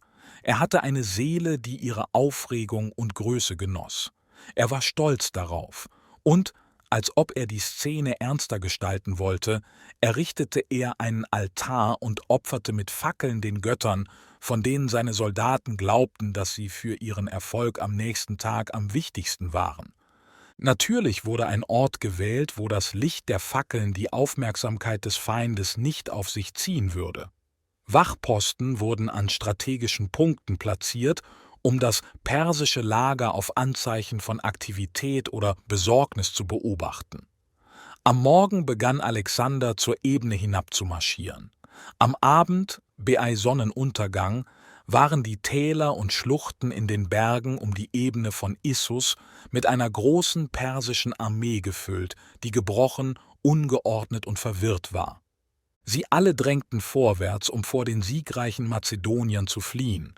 Die Straßen waren voller Menschen, die Bergpässe waren blockiert, sie schoben und drängten sich gegenseitig und einige fielen vor Erschöpfung und Stress. Darius war auch dort, musste aber seine Mutter, Frau und Familie zurücklassen, weil er schnell fliehen musste. Er fuhr in seinem Streitwagen weiter, bis der Weg seinen Fortschritt begrenzte. Dann ließ er alles zurück und wechselte auf ein Pferd, um sein Leben zu reiten. Alexander und seine Armee gaben schnell die Verfolgung auf und kehrten zurück, um das persische Lager zu beanspruchen. Die Zelte von König Darius und seinem Haushalt waren äußerst prächtig und gefüllt mit Gold- und Silbergegenständen, Behältern, Vasen, Parfümboxen und jedem möglichen Luxus- und Ausstellungsgegenstand. Die Mutter und die Frau von Darius weinten und vergossen Tränen, um ihre schwierige Situation zum Ausdruck zu bringen. Sie verbrachten den ganzen Abend in einem Zustand der Angst und Hoffnungslosigkeit. Alexander, der davon erfuhr, entsandte Leonatus, seinen ehemaligen Mentor, einen weisen und erfahrenen Mann, um ihre Bedenken zu lindern und ihnen so viel Trost wie möglich zu spenden. Neben der Tatsache, dass sie selbst gefangen gehalten wurden, glaubten sie, dass Darius getötet worden war, was die Mutter zutiefst um ihren Sohn und die Frau um ihren Ehemann trauern ließ. Leonatus, begleitet von Soldaten, näherte sich dem Zelt, in dem sich die Trauernden aufhielten. Die Wachen am Eingang stürmten herein und sagten ihnen, dass eine Gruppe von Griechen sich näherte. Dies versetzte sie in große Panik. Sie erwarteten Gewalt und Tod und fielen vor Schmerz zu Boden. Leonatus wartete eine Weile, bis die Bediensteten zurückkamen. Schließlich betrat er das Zelt. Das machte die Frauen noch ängstlicher. Sie baten ihn, sie nicht zu töten, zumindest nicht, bevor sie die Leiche ihres Geliebten sehen und sich von ihm verabschieden konnten. Er sagte ihnen, dass er von Alexander beauftragt wurde, ihnen mitzuteilen, dass Darius am Leben sei, da er sicher entkommen konnte. Was sie selbst betrifft, versicherte Alexander ihnen, sagte er, dass sie nicht verletzt werden sollten. Nicht nur ihre Person und ihr Leben sollten geschützt werden, sondern es sollte auch keine Änderung in ihrem Zustand oder ihrer Lebensweise vorgenommen werden. Sie sollten weiterhin wie Königinnen behandelt werden. Er fügte hinzu, dass Alexander ihm aufgetragen habe zu sagen, dass er keinerlei Feindseligkeit oder bösen Willen gegenüber Darius hege. Er sei technisch gesehen sein Feind, da er sich lediglich in einem großzügigen und ehrenvollen Wettstreit mit ihm um das Reich Asien befände. Mit diesen Worten hob Leonatus die trostlosen Damen vom Boden auf, und sie gewannen allmählich etwas Fassung zurück. Am folgenden Tag besuchte Alexander selbst die gefangenen Prinzessinnen. Er brachte Hephaistion mit sich. Hephaistion war Alexanders persönlicher Freund. Die beiden jungen Männer waren gleichaltrig. Alexander hatte die Weisheit, die erfahrenen Offiziere seines Vaters an der Macht zu halten. Das zeigte, dass Ehrgeiz sein Herz nicht vollständig übernommen hatte, da er eine starke Bindung zu seinem jungen Gefährten hatte. Hephaistion war sein enger Freund und Vertrauter. Alexander tat etwas, was nicht viele Herrscher getan haben, sowohl in der Vergangenheit als auch in der Gegenwart. Er schaffte es, eine tiefe Freundschaft und enge Bindung zu jemandem zu haben, der ihn verstand, ohne dieser Person übermäßige Macht zu geben, die sie nicht bewältigen konnte. Alexander ließ den weisen und erfahrenen Parmenio das Lager leiten, während er den jungen und gut aussehenden Hephaistion mitnahm, um die gefangenen Königinnen zu besuchen. Als die beiden Freunde das Zelt betraten, wurden die Damen irgendwie getäuscht und dachten, dass Hephaistion Alexander sei. Sie sprachen ihn mit großem Respekt und Bewunderung an. Eine ihrer Begleiterinnen korrigierte schnell den Fehler und sagte ihnen, dass die andere Person Alexander sei. Zunächst fühlten sich die Damen verlegen und versuchten sich zu entschuldigen, aber der König beruhigte sie schnell, indem er den Fehler auf entspannte und gutmütige Weise abtat. Er sagte, das sei überhaupt kein Fehler. Alexander sagte, »Es ist wahr, ich bin Alexander, aber er ist auch Alexander.« Die Frau von Darius war jung und schön, und sie hatten einen kleinen Sohn, der mit ihnen im Lager war. Es ist schwer zu verstehen, warum Darius ein so verletzliches Kind mit sich in Lager und Schlachtfelder brachte, aber in Wirklichkeit hatte er keine Ahnung von der Konfrontation mit Alexander in einer Schlacht und hatte nicht einmal die geringste Chance einer Niederlage in Betracht gezogen.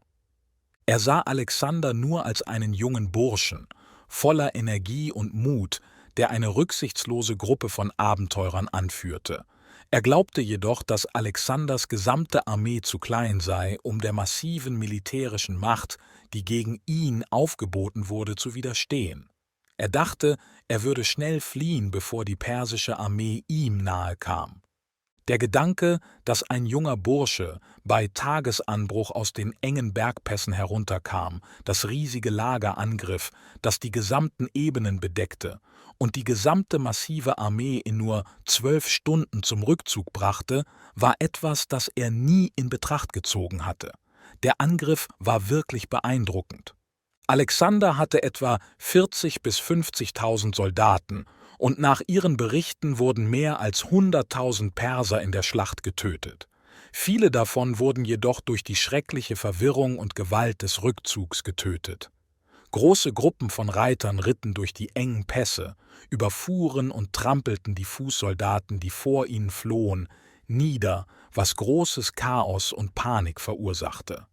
Alexander erfuhr, dass Darius die meisten seiner königlichen Schätze in Damaskus zurückgelassen hatte, also schickte er Parmenio, um sie zu holen. Diese Mission war erfolgreich, und Alexander endete mit einer riesigen Menge an Gold und Silber. Das Geschirr wurde zu Geld gemacht und viele der Schätze wurden nach Griechenland geschickt. Darius sammelte eine kleine Gruppe seiner Armee und setzte seine Flucht fort. Er hielt nicht an, bis er den Euphrat überquert hatte.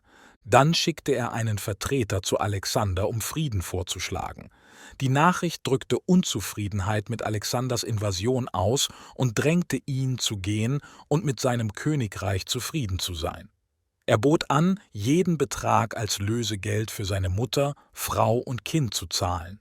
Er stimmte zu, dass, wenn das Lösegeld bezahlt und sie übergeben wurden, und er dann sein Territorium verließ, er ihn als Verbündeten und Freund betrachten würde. Alexander antwortete mit einem Brief, in dem er prägnante, aber bestimmte Sprache verwendete.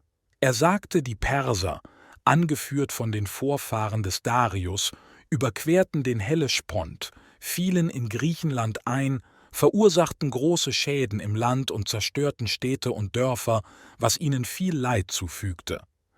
Er erwähnte auch, dass Darius selbst geplant hatte, Alexander zu schaden und Belohnungen für jeden ausgesetzt hatte, der ihn ermorden würde. Alexander sagte: Ich verteidige mich, denn die Götter, die immer das Rechte unterstützen, haben mir den Sieg gewährt.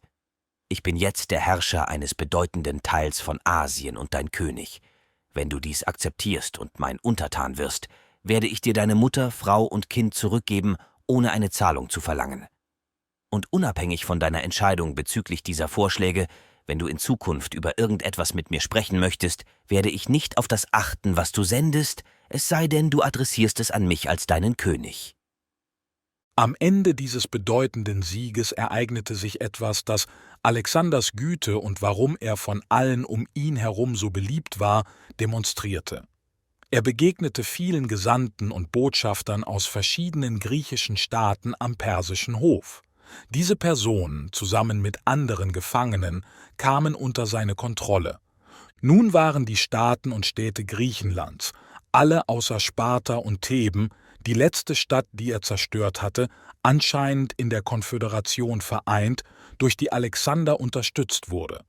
Es scheint, dass es in Griechenland eine verborgene Feindseligkeit gegen ihn gab, und verschiedene Gruppen hatten Boten und Agenten an den persischen Hof geschickt, um bei Verschwörungen und Strategien zu helfen, Alexanders Pläne zu stören und zu untergraben. Sogar die Thebaner, die zerstreut und ohne Organisation waren, hatten auf diese Weise Vertreter gesandt.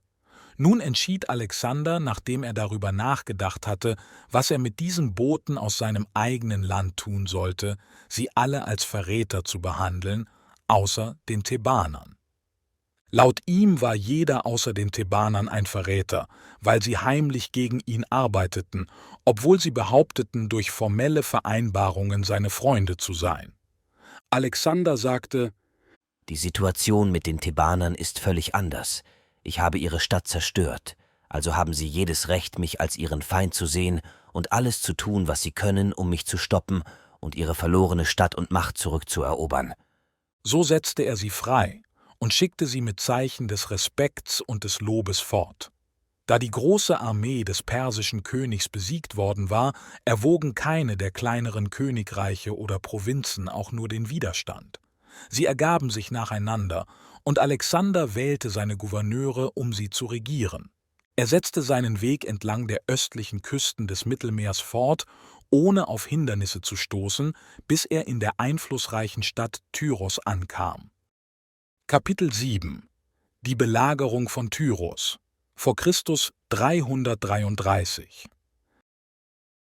Tyros war eine Stadt, die auf einer kleinen Insel etwa 3 oder 4 Meilen breit an der östlichen Küste des Mittelmeeres lag. Sie galt zu jener Zeit als die wichtigste Handelsstadt der Welt und verfügte über eine starke Seemacht mit ihren Flotten und Schiffen, die die gesamte Mittelmeerregion befuhren. Ursprünglich wurde Tyros auf dem Festland erbaut. Jedoch, aufgrund von Kriegen mit den Königen von Babylon im Osten, verließen die Bewohner die alte Stadt und errichteten eine neue auf einer Insel nahe der Küste. Diese neue Lage ermöglichte eine bessere Verteidigung gegen Feinde. Die alte Stadt lag in Trümmern, ersetzt durch alte Mauern, gefallene Türme, Steine, Säulen, Bögen und andere Überreste ihres antiken Ruhms. Die Insel, auf der das Tyros zu Alexanders Zeiten stand, befand sich etwa eine halbe Meile entfernt von der Küste. Das Wasser dazwischen war etwa 18 Fuß tief und bildete einen Hafen für die Schiffe. Die Hauptaktivität der Tyrier war der Handel. Sie kauften und verkauften Waren in allen Häfen des Mittelmeeres und transportierten sie mit ihren Handelsschiffen hin und her. Sie hatten auch Flotten von Kriegsgaleeren, die sie nutzten, um ihre Interessen auf See und in den Häfen zu schützen, die ihre Handelsschiffe besuchten. Sie waren reich und mächtig, lebten aber isoliert auf ihrer kleinen Insel und waren größtenteils autark, ohne stark auf das Festland angewiesen zu sein. Die Stadt war zwar kleiner aufgrund der Größe der Insel, aber eng bebaut und gut befestigt.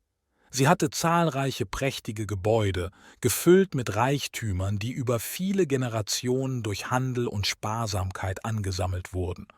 Historiker und Geographen zufolge waren die Bauten in Tyros groß angelegt.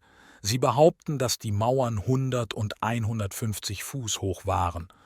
Die Mauern wurden vom Wasserspiegel aus erbaut und ein großer Teil ihrer Höhe musste angehoben werden, um das Niveau der Landfläche zu erreichen. Zusätzlich mussten sie auf die typische Höhe einer Stadtmauer konstruiert werden, um die Gebäude und Häuser im Inneren zu schützen. Es mag einige Stellen gegeben haben, an denen die Mauern selbst oder damit verbundene Strukturen bis zur genannten Höhe errichtet wurden, obwohl dies wahrscheinlich nicht ihre übliche Größe war.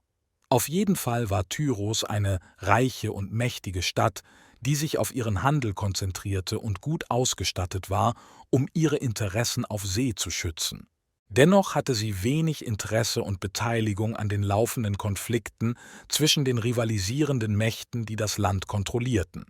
Ihre Politik war es, ihre Unabhängigkeit zu bewahren, während sie gute Beziehungen zu anderen Ländern aufrechterhielten, was einen ununterbrochenen Handel mit allen Nationenhäfen ermöglichte. Es war eine wichtige Frage für Alexander zu entscheiden, was er mit dem Hafen machen sollte, als er durch Phönizien reiste und Tyros nahe kam.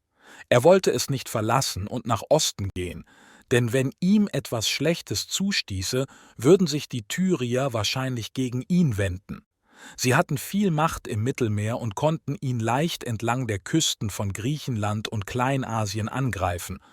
Dennoch schien es schwierig, die Stadt anzugreifen. Er hatte nur Soldaten, und die Insel lag nur eine kurze Entfernung von der Küste entfernt. Zusätzlich zu ihren hohen Mauern wurde die Stadt durch gut ausgerüstete und bemannte Schiffe geschützt. Sie konnte nicht umzingelt und durch Aushungern zur Kapitulation gezwungen werden, denn die Menschen hatten Geld, um Nahrung und Vorräte in Hülle und Fülle per Schiff hereinzubringen. Alexander entschied sich jedoch dagegen, Darius nach Osten zu verfolgen und diesen wichtigen Ort hinter sich zu lassen. Die Menschen von Tyros wollten einen Kampf vermeiden, wenn sie konnten. Sie schickten freundliche Nachrichten an Alexander, gratulierten ihm zu seinen Siegen und sagten, dass sie nicht gegen ihn kämpfen wollten. Sie schickten ihm auch eine goldene Krone, wie viele andere asiatische Staaten, um ihre Unterwerfung unter seine Autorität zu zeigen. Alexander antwortete freundlich und informierte sie darüber, dass er plante, Tyros zu besuchen, um Opfergaben für Herkules darzubringen, den Gott, den die Tyrier verehrten. Die Menschen von Tyros wussten, dass Alexander, wohin er auch ging, sein Heer mitführte. Als er nach Tyros kam, bedeutete das, dass er mit seinem Militär die Kontrolle über die Stadt übernehmen würde. Sie dachten, es könnte schwierig sein, ihn aus ihren Burgen und Palästen zu entfernen, sobald er sich eingerichtet hatte. Sie informierten ihn, dass sie ihn in der Stadt nicht willkommen heißen könnten, aber er könnte das geplante Opfer auf dem Festland durchführen, wo es einen Tempel zu Ehren von Herkules unter den Ruinen gibt. Alexander versammelte dann seine Offiziere und teilte seine Gedanken mit. Er erklärte, dass er beschlossen hatte, seine Expedition ins Herz Persiens nach sorgfältiger Überlegung zu verzögern. Er plante zuerst Tyros zu erobern und die Kontrolle über das Mittelmeer zu gewinnen. Er erwähnte auch, dass er plante, Ägypten zu erobern, bevor er die Kräfte von Darius im Osten angriff. Die Generäle der Armee stimmten diesem Plan zu, und Alexander bewegte sich auf Tyros zu. Die Menschen von Tyros bereiteten sich auf die Verteidigung vor. Nach sorgfältiger Überlegung kam Alexander mit einem gewagten Plan. Er beschloss, einen breiten Damm mit den Überresten des alten Tyros zu bauen, der das Festland mit der Insel, auf der sich die Stadt befand, verband. Dann würde er sein Heer über den Damm zu den Stadtmauern führen, wo er seine Waffen aufstellen und eine Öffnung schaffen könnte.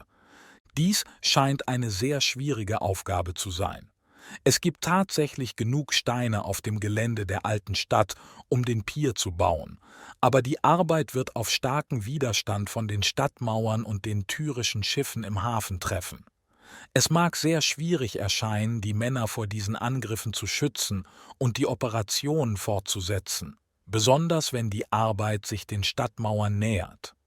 Trotz dieser Bedenken entschied Alexander sich, fortzufahren. Tyros musste eingenommen werden, und das war der einzige Weg dazu. Ihre tiefe emotionale Bindung an Alexander, ihr Glaube, dass alles, was er plante und versuchte, erfolgreich sein würde, die neue und gewagte Idee, eine Insel zu erreichen, indem man einen Isthmus von dem Festland zu ihr baute. Diese und andere ähnliche Faktoren entfachten die Leidenschaft und den Enthusiasmus der Soldaten auf höchstem Niveau. Beim Bauen im Wasser verwenden wir entweder Stein oder Erde als Material. Beim Einsatz von Erde müssen wir einen Weg finden, zu verhindern, dass sie sich im Wasser ausbreitet oder von den Wellen weggespült wird. Dies geschieht normalerweise, indem lange Holzbalken, sogenannte Pfähle, mit leistungsstarken Maschinen in den Boden getrieben werden. Alexander schickte Gruppen von Männern in die Berge des Libanon, wo es riesige Zedernwälder gab. Diese Wälder waren in der Antike berühmt und werden in den Heiligen Schriften erwähnt. Sie fällten die Bäume und trugen die Stämme zum Ufer. Sie spitzten ein Ende der Stämme zu und steckten sie in den Sand, um die Seiten ihres Dammes zu schützen. Einige Leute brachten Steine aus den Ruinen und warfen sie ins Meer, wo sie den Pier bauen wollten. Es dauerte eine Weile, bis die Arbeit genug Fortschritte gemacht hatte, um signifikante Aufmerksamkeit von Tyros zu erlangen. Schließlich, als die Stadtbewohner bemerkten, dass sie an Größe zunahm und sich ihnen näherte, erkannten sie, dass sie ernsthafte Maßnahmen ergreifen mussten, um ihr Vorankommen zu stoppen. Sie bauten Maschinen auf den Mauern, um schwere Geschosse über das Wasser auf die Menschen am Pier zu werfen. Sie sandten heimlich Nachrichten an die Stämme, die in den Tälern und Schluchten zwischen den Bergen lebten, und wiesen sie an, die Arbeiter anzugreifen. Sie setzten auch Truppen aus der Stadt in einer Entfernung vom Pier ab und marschierten dann entlang der Küste, um zu versuchen, die Arbeiter, die Steine aus den Ruinen trugen, zum Verlassen zu zwingen. Sie bereiteten auch einige große Galeeren vor, besetzten sie und brachten sie nah an den Pier. Sie griffen die Männer, die daran arbeiteten, mit Steinen, Pfeilen und verschiedenen Geschossen an, aber all die Anstrengung war umsonst. Trotz der Hindernisse ging die Arbeit weiter. Alexander baute robuste hölzerne Schirme auf dem Pier und bedeckte sie mit Häuten. Dies bot seinen Soldaten Schutz vor den Waffen des Feindes und ermöglichte es ihnen, ihre Operationen sicher fortzusetzen. Dank dieser Maßnahmen machte die Arbeit für eine gewisse Strecke weitere Fortschritte. Während sie voranschritt, wurden viele Gebäude darauf errichtet, besonders an den Seiten und am Ende, das der Stadt zugewandt war. Diese Gebäude umfassten große Maschinen zum Einrammen von Pfählen und Maschinen zum Werfen von Steinen und Pfeilen. Es gab auch hohe Türme, von denen aus Männer Steine und schwere Waffen auf die Schiffe werfen konnten, die versuchten, sich ihnen zu nähern. Die Tyrier beschlossen, die hölzernen Werke mit einem Schiffstyp, der als Feuerschiff bekannt ist, zu zerstören. Sie füllten eine große Galeere mit verschiedenen brennbaren Materialien. Sie luden sie zuerst mit leichtem, trockenem Holz und gossen dann Pech, Teer und Öl über das Holz, um es intensiver brennen zu lassen. Sie tränkten die Segel und die Seile auf die gleiche Weise und platzierten brennbare Materialien im gesamten Schiff. Auf diese Weise würde, wenn in einem Bereich ein Feuer ausbrach, es schnell um sich greifen und das gesamte Schiff auf einmal in Brand setzen.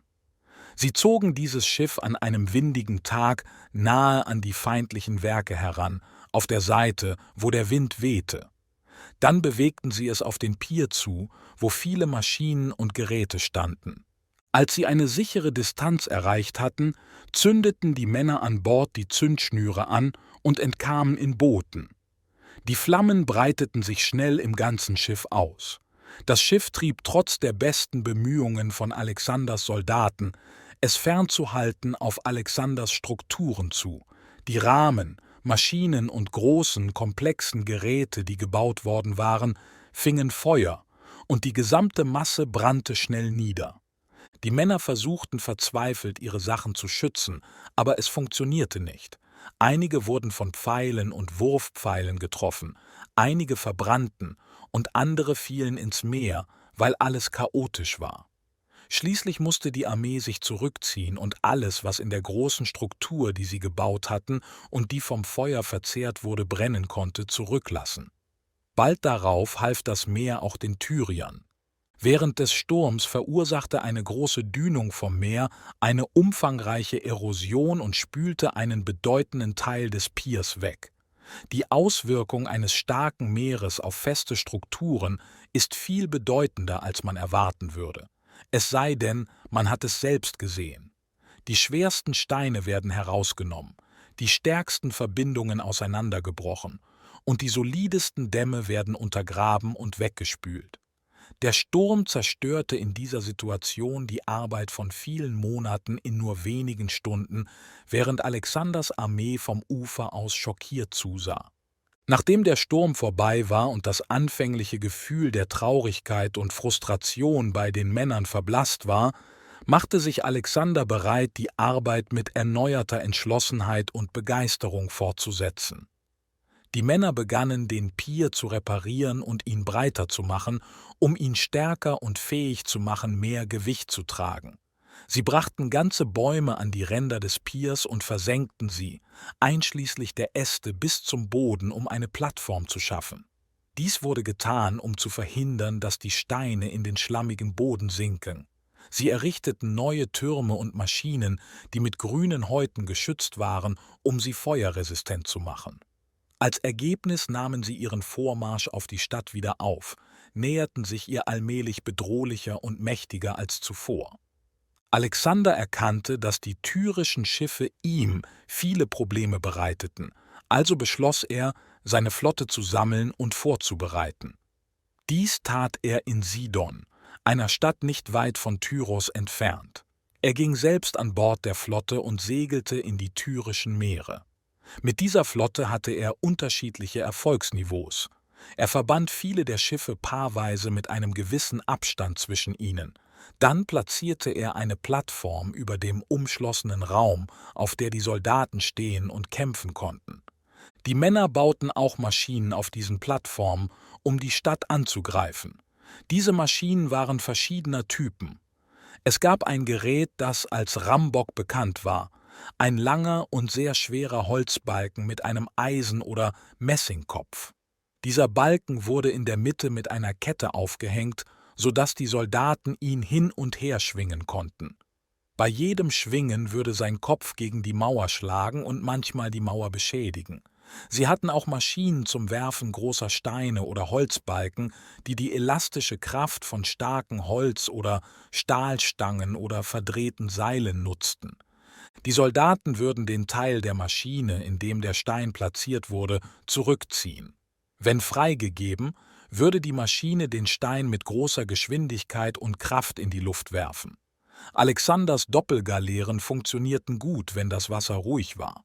Manchmal jedoch, wenn sie in rauen Wellen gefangen waren, würden die Wellen sie rollen und verdrehen, was dazu führte, dass die Plattformen auseinandergerissen wurden und die Männer ins Meer sanken.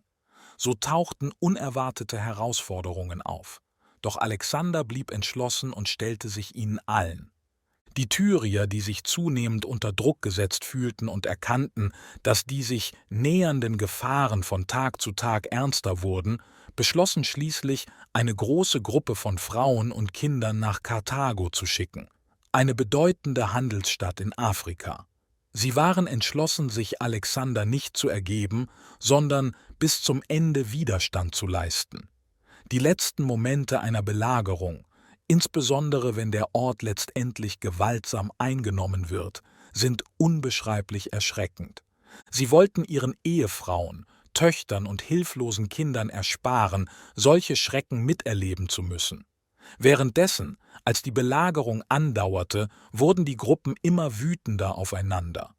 Sie behandelten die Gefangenen mit zunehmender Grausamkeit und glaubten, nur auf die schlimmsten Aktionen der anderen Seite zu reagieren. Die Makdonier kamen immer näher.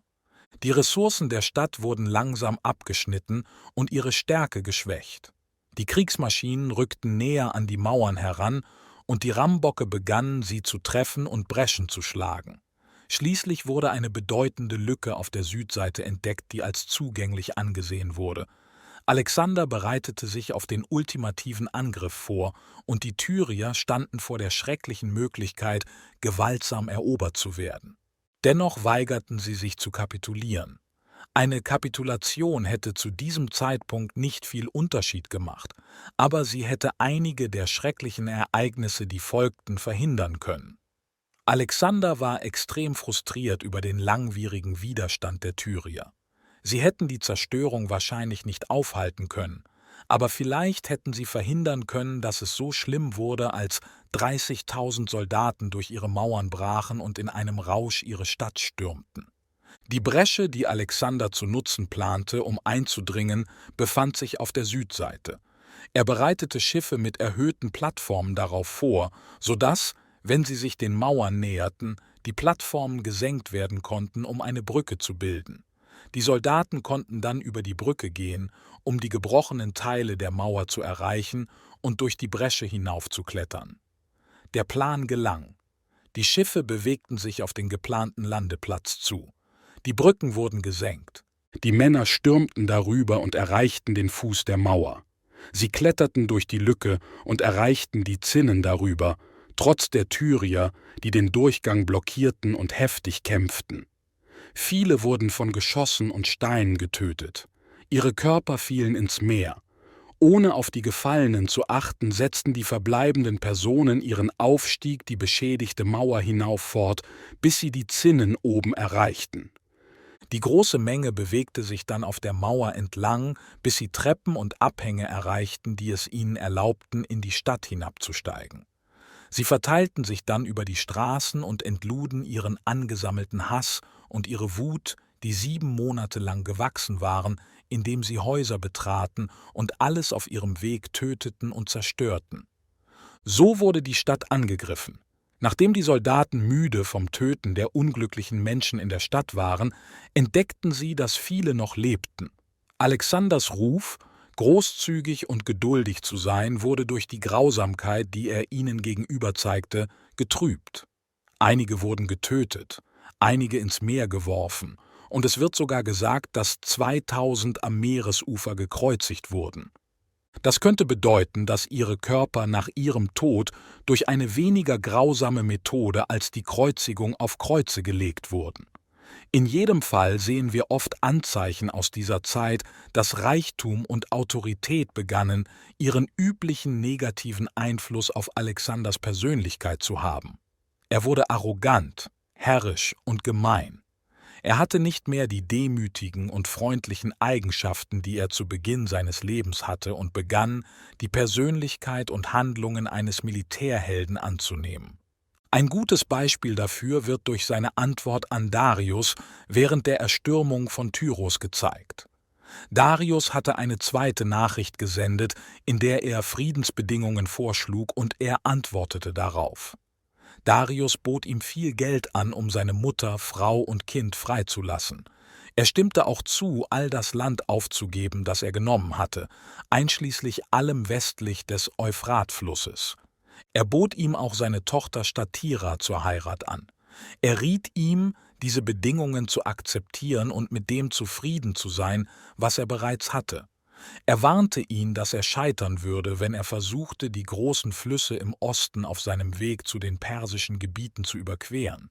Alexander antwortete, dass er seine Tochter heiraten könnte, ohne um Erlaubnis zu bitten. Er brauchte kein Geld für das Lösegeld, und es war albern von Darius, ihm Land anzubieten, das nicht mehr seins war. Alexander hatte seit seiner Abreise aus Makedonien viele Meere überquert, also machte er sich keine Sorgen über irgendwelche Flüsse auf seinem Weg.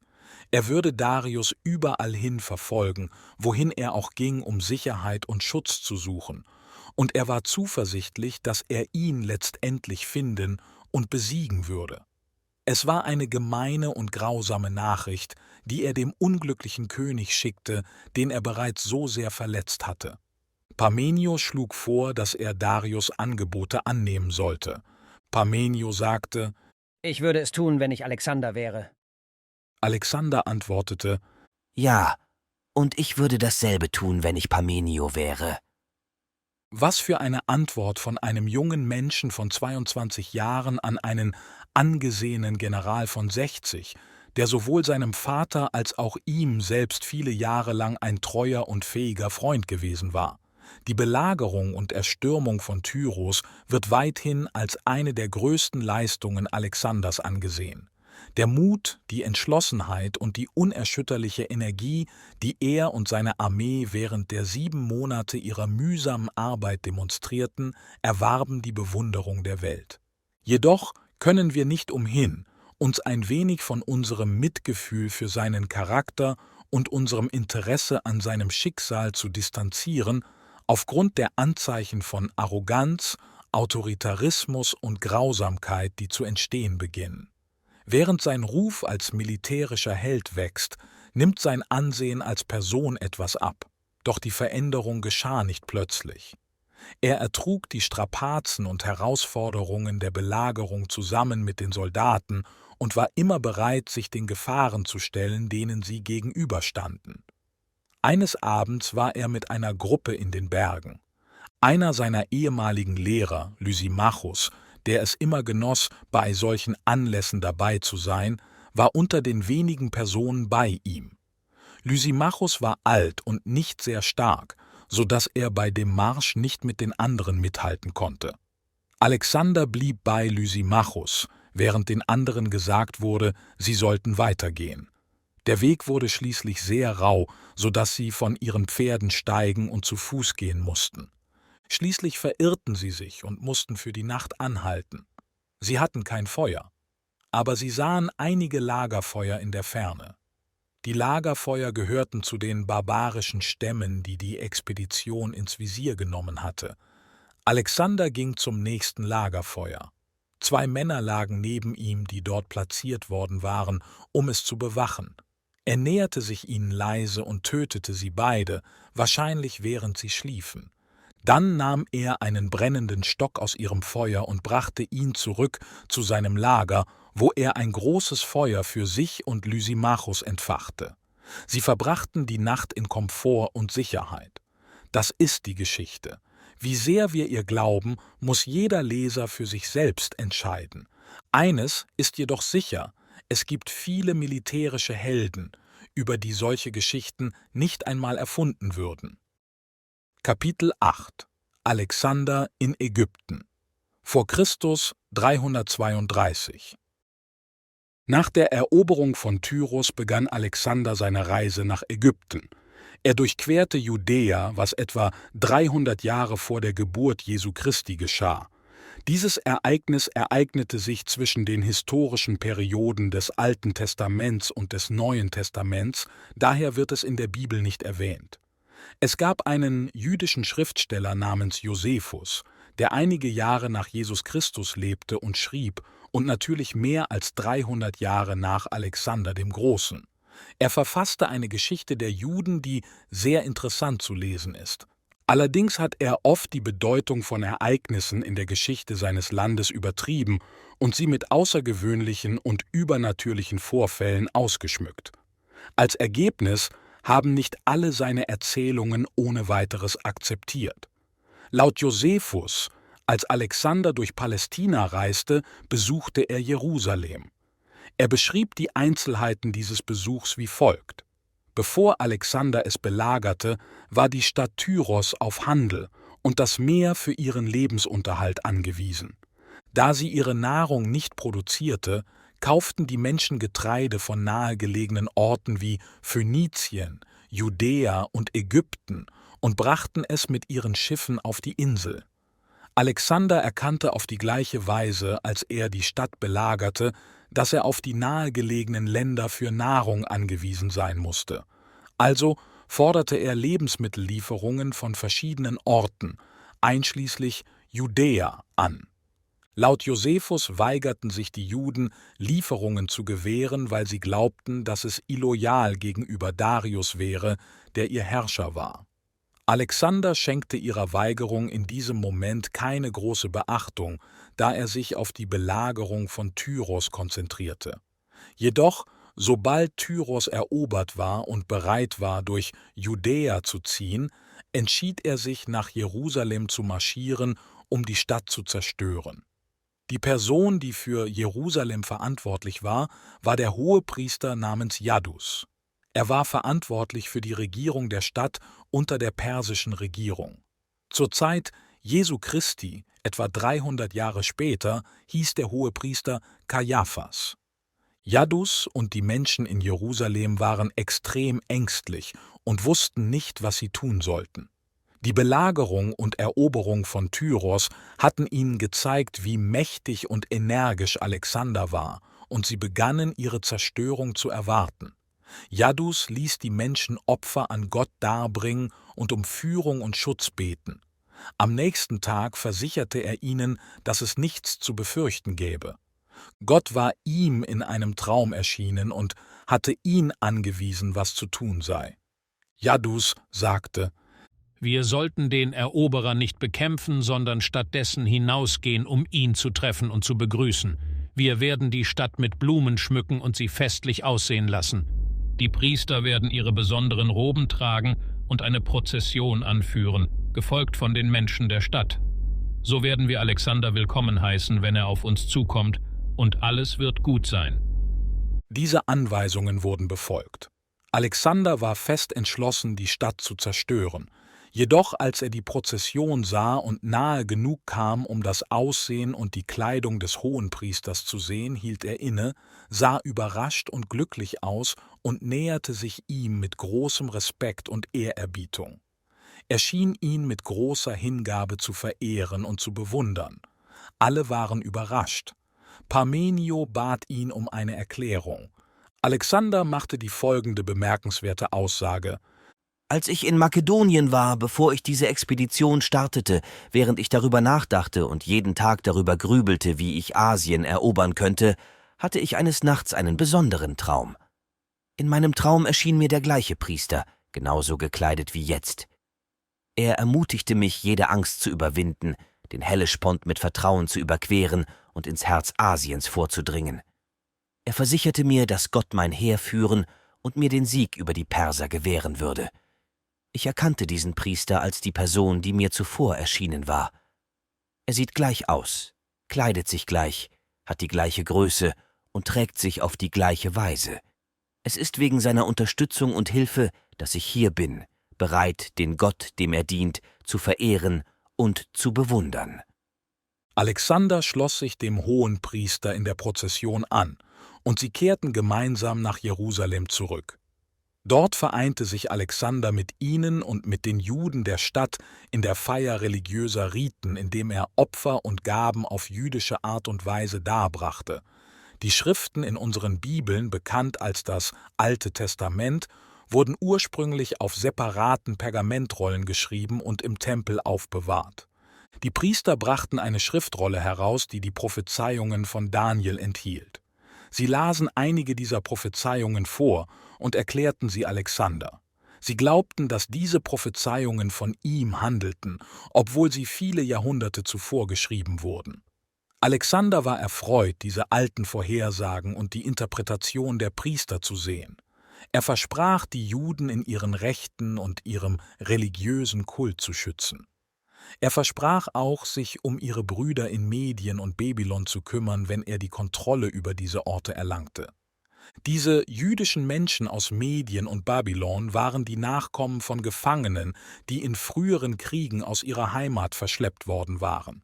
Das ist die Geschichte, die Josephus erzählt. Die griechischen Historiker haben diesen Besuch in Jerusalem jedoch noch nicht erwähnt.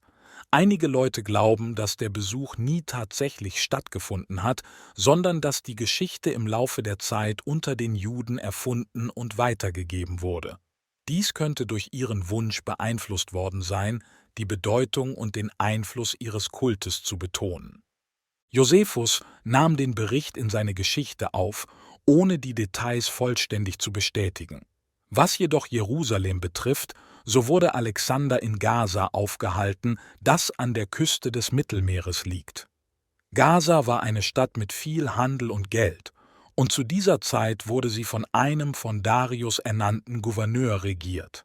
Sein Name war Betis. Er weigerte sich, den Ort aufzugeben. Alexander stoppte die Belagerung und die Belagerung verzögerte ihn um 2 Monate. Er war sehr wütend darüber, sowohl auf Betis als auch auf die Stadt. Sein Ärger wurde noch unvernünftiger aufgrund einer Wunde, die er erhielt. Er befand sich an einem Erdhügel, den seine Soldaten in der Nähe der Stadt errichtet hatten, um darauf Waffen für den Angriff auf die Mauern zu platzieren. Dann traf ein Pfeil, der von einer der Waffen auf den Mauern abgeschossen wurde, ihn in die Brust. Er durchdrang seine Rüstung und verletzte ihn schwer an der Schulter. Die Verletzung schmerzte eine Weile sehr, und der Schmerz, den er dadurch empfand, machte ihn nur noch wütender auf die Stadt. Schließlich wurden die Mauern durchbrochen und der Ort wurde gewaltsam erobert. Alexander behandelte die gefangenen Menschen sehr grausam. Er tötete die Soldaten und verkaufte die Bewohner als Sklaven. Was Betis betrifft, so behandelte er ihn auf eine Weise, die schwer zu beschreiben ist. Erinnern Sie sich daran, dass während der Belagerung von Troja Achilles Hektors toten Körper um die Stadtmauern schleifte. Alexander, der brutaler wurde, je mehr er sich an Krieg und Gewalt gewöhnte, hatte geplant, diesem Beispiel zu folgen, sobald er einen würdigen Feind für ein solches Schicksal finden konnte. Er beschloss, seinen Plan mit Betis fortzusetzen. Er forderte Betis auf, zu ihm zu kommen. Ein paar Jahre zuvor hätte er Betis für seine Treue zu seinem Herrn belohnt. Jetzt war er jedoch selbstsüchtig, herzlos und rachsüchtig geworden. Er sah Betis mit einem Gesicht voller bösartiger Freude an und Alexander sagte: »Du wirst nicht den friedlichen Tod haben, den du dir wünschst. Du wirst die schlimmsten Qualen erleiden, die die Rache hervorbringen kann.« Betis antwortete nicht, sah aber Alexander ruhig und selbstbewusst an, was den Eroberer noch wütender machte. Alexander sagte: »Bemerkt seine stille Arroganz, aber ich werde ihn besiegen. Ich werde beweisen, dass ich ihn leiden machen kann, selbst wenn sonst nichts.« Dann befahl er, Löcher in die Fersen seines unglücklichen Gefangenen zu bohren. Er zog ein Seil durch sie hindurch und ließ den Körper an einen Wagen binden. Der Körper wurde um die Stadt geschleift, bis kein Leben mehr in ihm war. Alexander entdeckte viele wertvolle Schätze in Gaza. Er schickte einen bedeutenden Teil davon an seine Mutter Olympias, die er in Makedonien zurückgelassen hatte. Alexanders Liebe zu seiner Mutter scheint dauerhafter gewesen zu sein als fast jeder andere positive Aspekt seiner Persönlichkeit. Er entdeckte, neben anderen wertvollen Gegenständen, eine große Menge an Weihrauch und Myrrhe. Diese Harze wurden aus Arabien importiert und waren ziemlich teuer. Sie wurden hauptsächlich für Opfergaben und zum Verbrennen von Räucherwerk für die Gottheiten verwendet.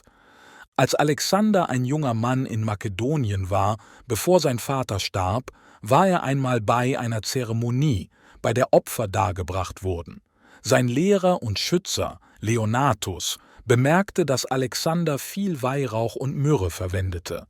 Er griff danach mit seinen Händen und warf es ins Feuer. Leonatus tadelte ihn dafür, so verschwenderisch zu sein und riet ihm, vorsichtiger und sparsamer zu sein, bis er die Kontrolle über die Regionen hatte, aus denen diese teuren Harze stammten. Erst dann könnte er sich so viel Extravaganz leisten, wie er wollte. Alexander erinnerte sich an diese Kritik und, nachdem er eine große Versorgung mit diesen teuren Harzen in Gaza entdeckt hatte, schickte er alles an Leonatus. Er erklärte, dass er diese reichliche Menge schickte, damit Leonatus in seinen zukünftigen Opfern für die Götter nicht so zögerlich und sparsam sein musste. Nach der Eroberung und Zerstörung von Gaza marschierte Alexander weiter nach Süden zu den Grenzen Ägyptens. Er kam in der Stadt Pelusium an. Die Ägypter standen unter persischer Herrschaft, die sie stark ablehnten und waren begierig darauf, Alexanders Autorität anzunehmen. Sie schickten Vertreter, um ihn an den Grenzen zu treffen. Die Führer der Städte, als er in das Land einzog, erkannten, dass Widerstand zwecklos wäre und, nachdem sie durch das schreckliche Schicksal von Theben, Tyros und Gaza gewarnt worden waren, ergaben sie sich ihm, sobald er sie dazu aufforderte. Er ging nach Memphis. Memphis war eine große und starke Stadt, gelegen in einem Gebiet, das als unteres Ägypten bekannt ist, am Nil, gerade oberhalb, wo die Äste, die die Mündungen des Nils bilden, vom Hauptfluss abzweigen. Dieser Teil Ägyptens ist ein flaches Land, gebildet durch Ablagerungen, die vom Nil herabgebracht wurden. Diese Art von Land wird als alluvial bezeichnet. Es ist immer eben und besteht aus aufeinanderfolgenden Ablagerungen aus den trüben Wassern des Flusses während der Überschwemmungen. Als Ergebnis bildet es sehr reichen, tiefen und unerschöpflichen Boden, der es extrem fruchtbar macht. Ägypten ist seit langem für seine unglaubliche Fruchtbarkeit bekannt. Es ist bedeckt mit weiten Feldern von Kulturen und Getreide und geschmückt mit üppigen Hainen. Es ist jedoch wichtig zu beachten, dass diese üppige Landschaft nur in Gebieten vorhanden ist, die durch die Ablagerungen des Nils gebildet wurden. Im Osten gibt es karge und felsige Hügel. Im Westen gibt es weite Wüsten aus wandernden Sanden. Diese Wüsten haben kein Wasser, daher kann dort nichts leben. Die geologische Formation des Landes bietet nicht viele Wasserquellen oder Bäche. In diesem Klima regnet es selten oder nie. Wenn es jedoch Wasser gibt, werden sogar die unfruchtbarsten Sande einige Pflanzen wachsen lassen. Wenn diese Pflanzen verfallen, schaffen sie Boden, der zukünftige Pflanzengenerationen noch besser nährt. Aber ohne Wasser wird jeder Teil der Erde schnell zu einer Wüste. Der Wind wird alles Leichte wegblasen, so dass nur der schwere Sand von Stürmen getragen wird, ähnlich wie Schnee Felder bedeckt. Unter diesen afrikanischen Wüsten gibt es jedoch einige fruchtbare Gebiete.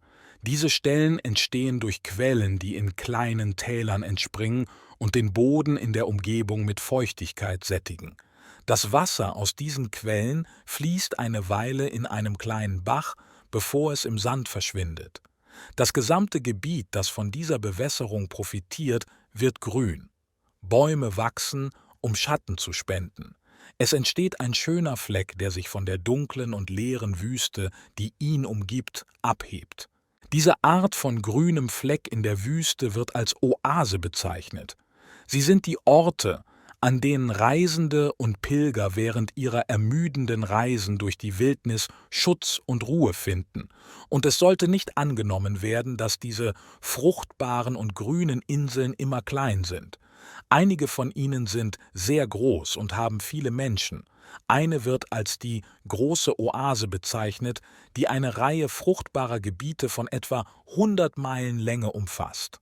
Eine andere heißt die Oase von Siwa, die heutzutage eine Bevölkerung von 8000 Menschen hat. Dieser letzte Ort ist nicht sehr weit vom Mittelmeer entfernt, vielleicht etwa 200 oder 300 Meilen. Es war ein berühmter Ort zu Alexanders Zeiten. Der Grund, warum er berühmt war, lag darin, dass es der Ort war, an dem die Menschen einen bekannten Gott namens Jupiter Ammon verehrten. Dieser Gott wurde als der Sohn Jupiters angesehen, obwohl es viele verschiedene Geschichten darüber gibt, woher er kam und was in seinem frühen Leben geschah. Er sah aus wie ein Widder und wurde von den Ägyptern, Karthagern und den Menschen aus Nordafrika verehrt. Sein Tempel befand sich in dieser Oase und war von einer großen Anzahl von Menschen umgeben. Diese Menschen wurden hauptsächlich durch das Geld unterstützt, das von den Anbetern ausgegeben wurde, die aus verschiedenen Gründen den Tempel als Pilger besuchten oder Opfer darbrachten. Es wird gesagt, dass Alexander mehr wollte als die weltlichen Errungenschaften, die er durch seine Siege und Eroberungen erlangt hatte. Er begann, übernatürliche Anerkennung zu begehren und kam auf die Idee, sich selbst zum Sohn eines Gottes zu erklären. Die Helden Homers waren die Söhne von Göttern. Alexander war neidisch auf den Ruhm und die Ehre, die mit dieser Unterscheidung in den Augen der Menschen einherging. Er beschloss, zum Tempel des Jupiter Ammon in der Oase von Siwa zu gehen und die Priester dort zu bitten, seine göttliche Herkunft zu verkünden. Er ging zur Mündung des Nils und fand einen geeigneten Ort, um eine Handelsstadt zu bauen. Dann marschierte er westlich entlang der Mittelmeerküsten, bis er einen Ort namens Paraetonium erreichte. Dann verließ er den Strand und reiste nach Süden, betrat sofort die Wüste, nachdem er das Meer verlassen hatte. Er hatte eine kleine Gruppe seiner Soldaten als Schutz bei sich, und sie reisten 11 Tage lang, bevor sie die Oase erreichten. Sie hatten viele gefährliche Abenteuer, während sie die Wüste durchquerten. Am Anfang waren die Soldaten aufgeregt und glücklich über die neue und beeindruckende Aussicht. Die Wüste ist in ihrer Pracht in gewisser Weise dem Ozean ähnlich.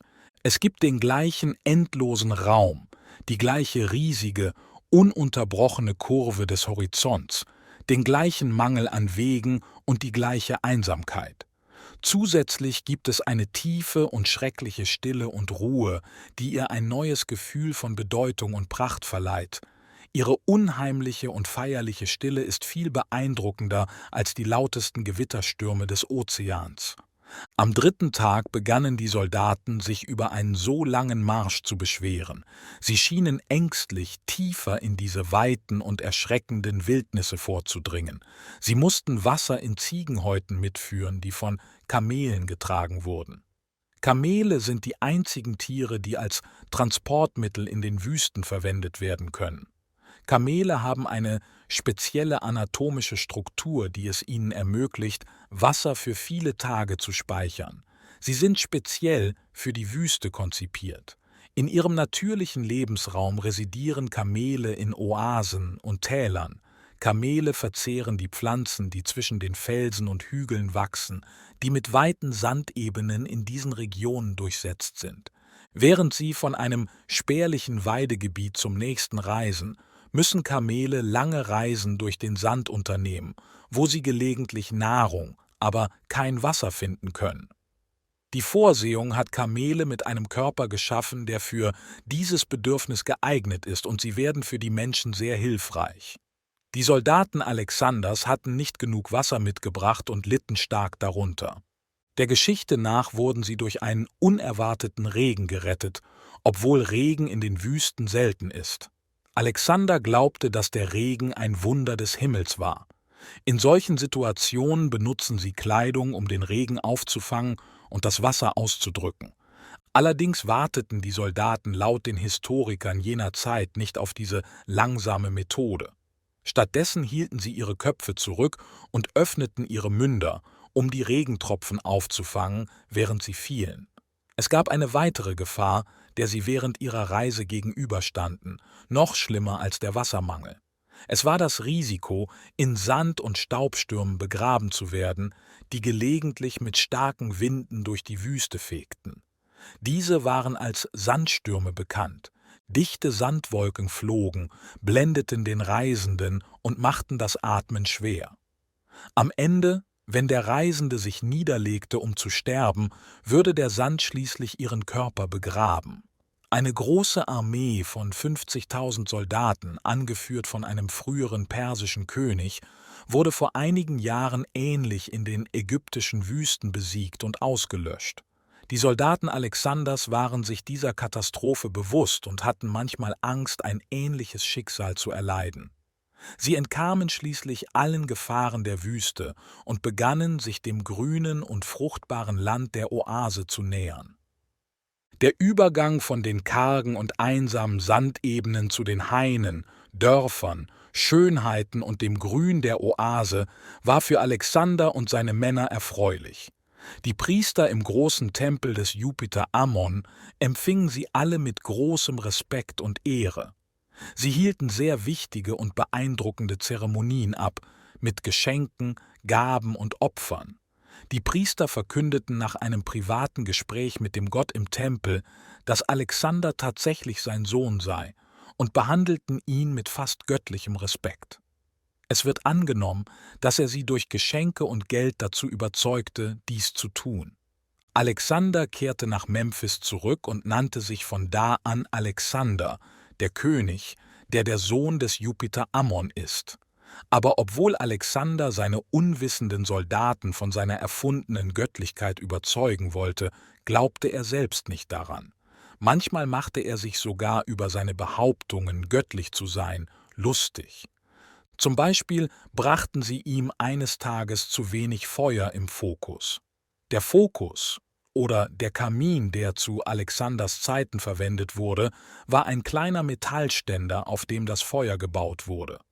Er wurde dort aufgestellt, wo es im Zelt praktisch war, und der Rauch entwich nach oben. Sie hatten eines Tages nicht genug Brennstoff in den Fokus gelegt, als sie ihn hereinbrachten. Alexander bat den Offizier, ihm entweder etwas Holz oder Weihrauch zu geben. Er sagte, sie könnten ihn als Gott oder als Menschen betrachten, je nachdem, was sie bevorzugten, aber er wollte wie das eine oder das andere behandelt werden. Nach der Rückkehr aus der Oase setzte Alexander seinen Plan fort, eine Stadt an der Mündung des Nils zu bauen. Er zeichnete den Plan und überwachte den Bau. Er lud auch Handwerker und Mechaniker aus verschiedenen Ländern ein, in der Stadt zu leben. Viele Menschen nahmen die Einladung an, und die Stadt wurde schnell groß, reich und mächtig. Sie sollte ein Handelsposten sein, und Alexanders kluge Standortwahl ist offensichtlich im sofortigen Aufstieg der Stadt als wichtiges Handels- und Handelszentrum für die umliegenden Gebiete. Sie hat diesen Status 20 Jahrhunderte lang beibehalten. Es gab eine Insel in der Nähe der Küste, gegenüber der Stadt, die Insel Pharos genannt wurde. Auf einem Ende dieser Insel bauten sie einen sehr beeindruckenden Leuchtturm, der zu dieser Zeit als eines der erstaunlichsten Dinge der Welt galt. Es wurde angenommen, dass er 500 Fuß hoch war. Dies könnte eine Übertreibung gewesen sein. Wie auch immer, er war damals weltweit berühmt und seine Existenz und Größe hinterließen einen bleibenden Eindruck in den Köpfen der Menschen. Pharos ist das Wort für einen Leuchtturm in vielen Sprachen, auch heute noch. Als Alexander die Stadt Alexandria baute, handelte er vorübergehend anders, als er es normalerweise tat, und änderte sein übliches Verhalten. Den Großteil seiner Karriere verbrachte er als Zerstörer. Er reiste um die Welt, um den Handel zu stören, friedliche Industrien zu beunruhigen, Stadtmauern zu zerstören, Häuser niederzubrennen und Menschen zu töten. Das ist es, was ein Held und Eroberer wirklich tun sollen. Aber Alexander änderte seinen Ansatz am Nil. Er konzentrierte sich darauf, Wege zu finden, anderen zu helfen. Er schuf einen Hafen, baute Lagerhäuser und sorgte dafür, dass Händler und Handwerker einen sicheren Ort zum Verbleiben und Arbeiten hatten. Die Länder tauschten ihre Waren wegen dieser Vorteile leichter und weitreichender aus, und die Lebensweise, bequem zu leben und Spaß zu haben, nahm in vielen Häusern in den großen Städten Ägyptens sowie auf dem Land entlang des Nils zu. Kapitel 9 Der große Sieg vor Christus 331. Alexander hatte die Kontrolle über den gesamten westlichen Teil Asiens. Dies umfasste Kleinasien, Phönizien, Judäa und Ägypten. Nach seinem Besuch in Ägypten kehrte er nach Tyrus zurück und ernannte Gouverneure, die in seinem Namen die eroberten Provinzen regieren sollten. Die Schäden an Tyrus wurden nach der Belagerung und dem Angriff behoben. Es wurde wieder eine reiche, mächtige und blühende Stadt. Alexander nahm sich dort eine Auszeit und feierte mehrere Wochen lang mit großen Festen und Feierlichkeiten. Die Herrscher der benachbarten Länder kamen zusammen, um seine Gastfreundschaft zu genießen, an den Spielen teilzunehmen, die Aufführungen und Spektakel anzusehen und an den Festmahlen teilzunehmen. Sie versammelten sich auch, um ihm Respekt und Ehre zu erweisen. Kurz gesagt, er war der Hauptfokus der Aufmerksamkeit für alle und erhielt Bewunderung von allen. Jedoch war er während dieser Zeit nicht zufrieden und fühlte nicht, dass seine Arbeit vollendet war. Darius, der als sein großer Feind galt, war noch im Feld und noch nicht unterworfen. Darius hatte sich jenseits des Euphrats zurückgezogen und war damit beschäftigt, eine große Armee aus allen östlichen Nationen, die er beherrschte, zu versammeln, um sich auf die ultimative Schlacht mit Alexander vorzubereiten. Alexander machte dann Pläne in Tyrus, um eine angemessene Verwaltung für die verschiedenen Königreiche und Provinzen, die er bereits erobert hatte, zu etablieren. Danach begann er, sich darauf vorzubereiten, seine Hauptarmee nach Osten zu führen. Während dieser Zeit wurden die Frauen aus Darius' Familie, die Issus gefangen genommen wurden, als Gefangene gehalten und mussten mit Alexanders Armee reisen.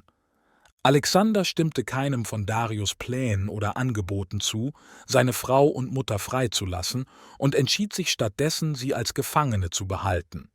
Er behandelte sie jedoch mit Respekt und großer Rücksichtnahme. Er gab ihnen luxuriöse königliche Zelte und transportierte sie mit all der königlichen Pracht, an die sie am Hof von Darius gewöhnt waren, wann immer seine Armee sich bewegte. Alexanders Behandlung seiner Gefangenen auf diese Weise wird oft als Demonstration seines edlen und großzügigen Charakters angesehen. Jedoch hätte wahre Güte darin bestanden, diese traurigen und unschuldigen Gefangenen ihren Ehemännern und Vätern zurückzugeben, die tief über ihre Trennung trauerten und ihre schmerzhaften Entbehrungen mit immenser Traurigkeit erduldeten. Wahrscheinlich behandelte er seine gefangenen Königinnen mit Respekt und Ehre, motiviert durch Politik und Eigeninteresse, statt Mitgefühl für ihr Leiden zu zeigen. Sie als Trophäen seines Sieges zu haben, war eine große Quelle des Ruhms für ihn, und je mehr er sie ehrte, desto ruhmreicher erschien die Trophäe. Entsprechend tat Alexander alles, was er konnte, um seine königlichen Gefangenen wichtiger erscheinen zu lassen. Er umgab sie mit einer großen Gruppe von Menschen und machte ihre Bewegungen groß und beeindruckend. Kurz nachdem er Tyrus verlassen hatte und nach Osten marschierte, wurde Statira, Darius' Frau, sehr krank und verstarb. Die Nachricht wurde schnell an Alexander übermittelt, der umgehend zu Sysigambis Zelt ging. Sysigambis war Darius' Mutter. Sie lag sehr traurig auf dem Boden ihres Zeltes. Die Damen ihres Hofes umgaben sie und teilten ihre Trauer. Alexander tat sein Bestes, um sie zu trösten und ihr Beileid auszusprechen. Nach dem Tod der Königin Statira floh ein Mitglied ihres Stabes aus dem Lager und informierte Darius darüber. Darius war überwältigt von Trauer. Der Offizier erzählte ihm jedoch in späteren Gesprächen von der freundlichen und respektvollen Art, wie Alexander die Damen während ihrer Gefangenschaft behandelt hatte. Dies erleichterte seine Sorgen erheblich und brachte ihm viel Trost und Beruhigung. Er drückte Alexander seine Dankbarkeit für seine Großzügigkeit und Freundlichkeit aus. Er sagte, wenn sein Königreich Persien erobert werden müsste, hoffte er, dass es von jemandem wie Alexander erobert würde. Wenn Sie sich die Landschaft in Ihrem Geist vorstellen, werden Sie bemerken, dass die Flüsse Tigris und Euphrat nebeneinander fließen, durch das Herz Westasiens ziehen und letztendlich in den Persischen Golf münden. Das Land zwischen diesen beiden Flüssen, das sehr dicht besiedelt und fruchtbar war, wurde Mesopotamien genannt. Darius hatte hier eine riesige Armee versammelt. Die verschiedenen Gruppen besetzten alle flachen Gebiete Mesopotamiens. Alexander änderte seine Richtung leicht nach Norden, mit dem Plan, den Fluss Euphrat an einer bekannten alten Überquerungsstelle bei Thapsakos zu überqueren. Als er an diesem Ort ankam, stieß er auf eine kleine persische Armee. Sie zogen sich jedoch zurück, als er sich näherte. Alexander baute 2 Brücken über den Fluss und führte seine Armee erfolgreich hinüber. Währenddessen überquerte Darius mit seiner großen Armee den Tigris und bewegte sich nordwärts entlang der östlichen Seite des Flusses. Er musste mehrere Nebenflüsse des Tigris überqueren, als er vorankam. An einem von ihnen, genannt der Lykos, gab es eine Brücke. Darius' riesige Armee benötigte 5 Tage, um diese Brücke zu überqueren. Während Darius nordwärts zog, wusste er, dass Alexander die Flüsse in diesem Gebiet überqueren musste. Alexander und seine kleinen, aber tapferen griechischen Truppen bewegten sich ostwärts in dieselbe Region, in die Darius unterwegs war. Alexander erreichte schließlich den Fluss Tigris. Er musste den Fluss durchqueren, indem er hindurch watete. Die Flussufer waren steil und die Strömung war schnell, was die Männer in Gefahr brachte, fortgespült zu werden. Um diese Gefahr zu vermeiden, hielten die Soldaten einander an den Armen fest, während sie vorwärts gingen, sodass sie sich gegenseitig stützen konnten. Sie hielten ihre Schilde über ihren Köpfen, um sie trocken zu halten. Alexander wartete wie die anderen, blieb jedoch vorne und erreichte als erster das Ufer. Er stand dort und benutzte Gesten, um der vorrückenden Kolonne zu zeigen, wo sie landen sollten, da der Lärm des Wassers zu laut war, um seine Stimme zu hören. Ihn dort stehen zu sehen, sicher gelandet, selbstbewusst und triumphierend, gab allen Soldaten, die den Strom überquerten, einen Energieschub. Trotz dieser Ermutigung verursachte das Überqueren und Landen der Truppen am Ufer viel Verwirrung. Viele der Soldaten hatten einen Teil ihrer Kleidung in Bündeln zusammengebunden. Sie hielten diese Bündel und ihre Waffen über ihren Köpfen, während sie durch das schnell fließende Wasser des Stroms gingen. Sie konnten diese Bündel jedoch nicht tragen und mussten sie letztendlich zurücklassen, um sich selbst zu retten. Sie kämpften sich durch tiefes und schnelles Wasser über eine verborgene Oberfläche von rutschigen Steinen. Viele Bündel, zusammen mit Speeren, Wurfpfeilen und anderen schwimmenden Waffen, wurden flussabwärts getragen, um die Männer, die darunter durchgingen, zu behindern und zu blockieren. Schließlich gelang es den Männern sicher zu überqueren, aber sie verloren eine bedeutende Menge an Waffen und Kleidung. Am Ufer gab es keine Feinde, die sie konfrontieren konnten. Darius konnte Alexanders Versuch, den Fluss zu überqueren, nicht entgegenwirken, da er nicht vorhersagen konnte, wann und wo Alexander versuchen würde zu überqueren, was es schwierig machte, eine große Armee zu sammeln, um ihn aufzuhalten. Alexanders Soldaten waren kleiner und schneller, so dass sie leicht die großen feindlichen Kräfte vermeiden konnten, die versuchten, sie am Überqueren des Stroms zu hindern. In jedem Fall versuchte Darius das nicht, und Alexander hatte keine Probleme beim Überqueren des Flusses Tigris, außer den physischen Hindernissen, die durch die Strömung des Stroms verursacht wurden. Darius' Plan war es nicht, Alexander auf seiner Reise zu stoppen, sondern ein geeignetes Schlachtfeld zu finden, wo er seine Kräfte sammeln und strategisch aufstellen konnte, um auf einen Angriff zu warten. Er verstand, dass sein Feind ihn suchen würde, also hatte er die Gelegenheit, seine Position auszuwählen. Er entdeckte ein Feld in einer weiten Ebene Be-Gaugamela, in der Nähe der Stadt Arbela. Dieser Ort ist weithin als die Ebene von Arbela bekannt. Darius verbrachte mehrere Tage damit, seine enormen Armeen auf dieser Ebene zu versammeln. Er errichtete Lager und ebnete ungleiches Gelände, um eine reibungslose Bewegung seiner großen Kavallerieeinheiten zu gewährleisten. Zusätzlich bemühte er sich, die Eingänge so gut wie möglich zu schützen. Im Krieg gibt es ein kleines Werkzeug, das als Krähenfuß bekannt ist. Es besteht aus einer kleinen Eisenkugel mit scharfen Spitzen, die in verschiedene Richtungen herausragen, etwa 1 bis 2 Zoll lang. Wenn diese Objekte zufällig auf den Boden geworfen werden, zeigt immer eine der Spitzen nach oben. Als Ergebnis werden die Pferde, die darauf treten, verletzt und können sich nicht mehr bewegen. Darius verteilte diese Objekte, die Krähenfüße genannt werden, im Gras und entlang der Wege, wo Alexanders Armee während der Schlacht wahrscheinlich kommen würde. Alexander, nachdem er den Fluss überquert hatte, lagerte 1 oder 2 Tage am Ufer, um sich auszuruhen, zu erfrischen und seine Armee neu zu organisieren. Während dieser Zeit erschraken die Soldaten eines Nachts, weil der Mond für kurze Zeit verschwand. Immer wenn eine Mondfinsternis auftritt, geschieht dies, wenn der Mond voll ist. Also ist eine Finsternis eine plötzliche und unvorhergesehene Abnahme der Helligkeit des Mondes. Menschen, die die Gründe für dieses Phänomen nicht kennen, können ziemlich erschrocken werden. Alexanders Soldaten waren wegen der Finsternis sehr beunruhigt.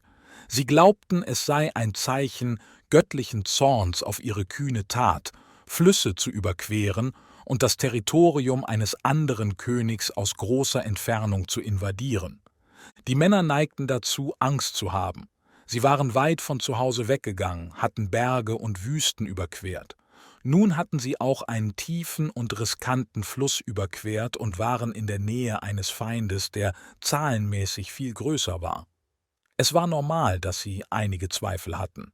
Und nachts, als sie zum runden Mond hochblickten und die Feierlichkeit spürten, die die Nacht immer mit sich bringt, bei unbekannten und einzigartigen Anblicken, waren sie glücklich, sein helles und fröhliches Gesicht zu sehen, als ob er ihr Begleiter wäre. Aber dann begann der Mond zu verblassen, veränderte seine Form und dimmte sein Licht, was einen beunruhigenden und düsteren Schein auf sie warf. Kein Wunder, dass sie Angst hatten. Es gibt immer ein bisschen Angst in dem Gefühl, das man bekommt, wenn man eine Finsternis sieht. Es verleiht dem Spektakel eine ernste und beeindruckende Atmosphäre. Es bringt selbst die gebildetste und anspruchsvollste Person dazu, still zu bleiben, während sie es betrachtet.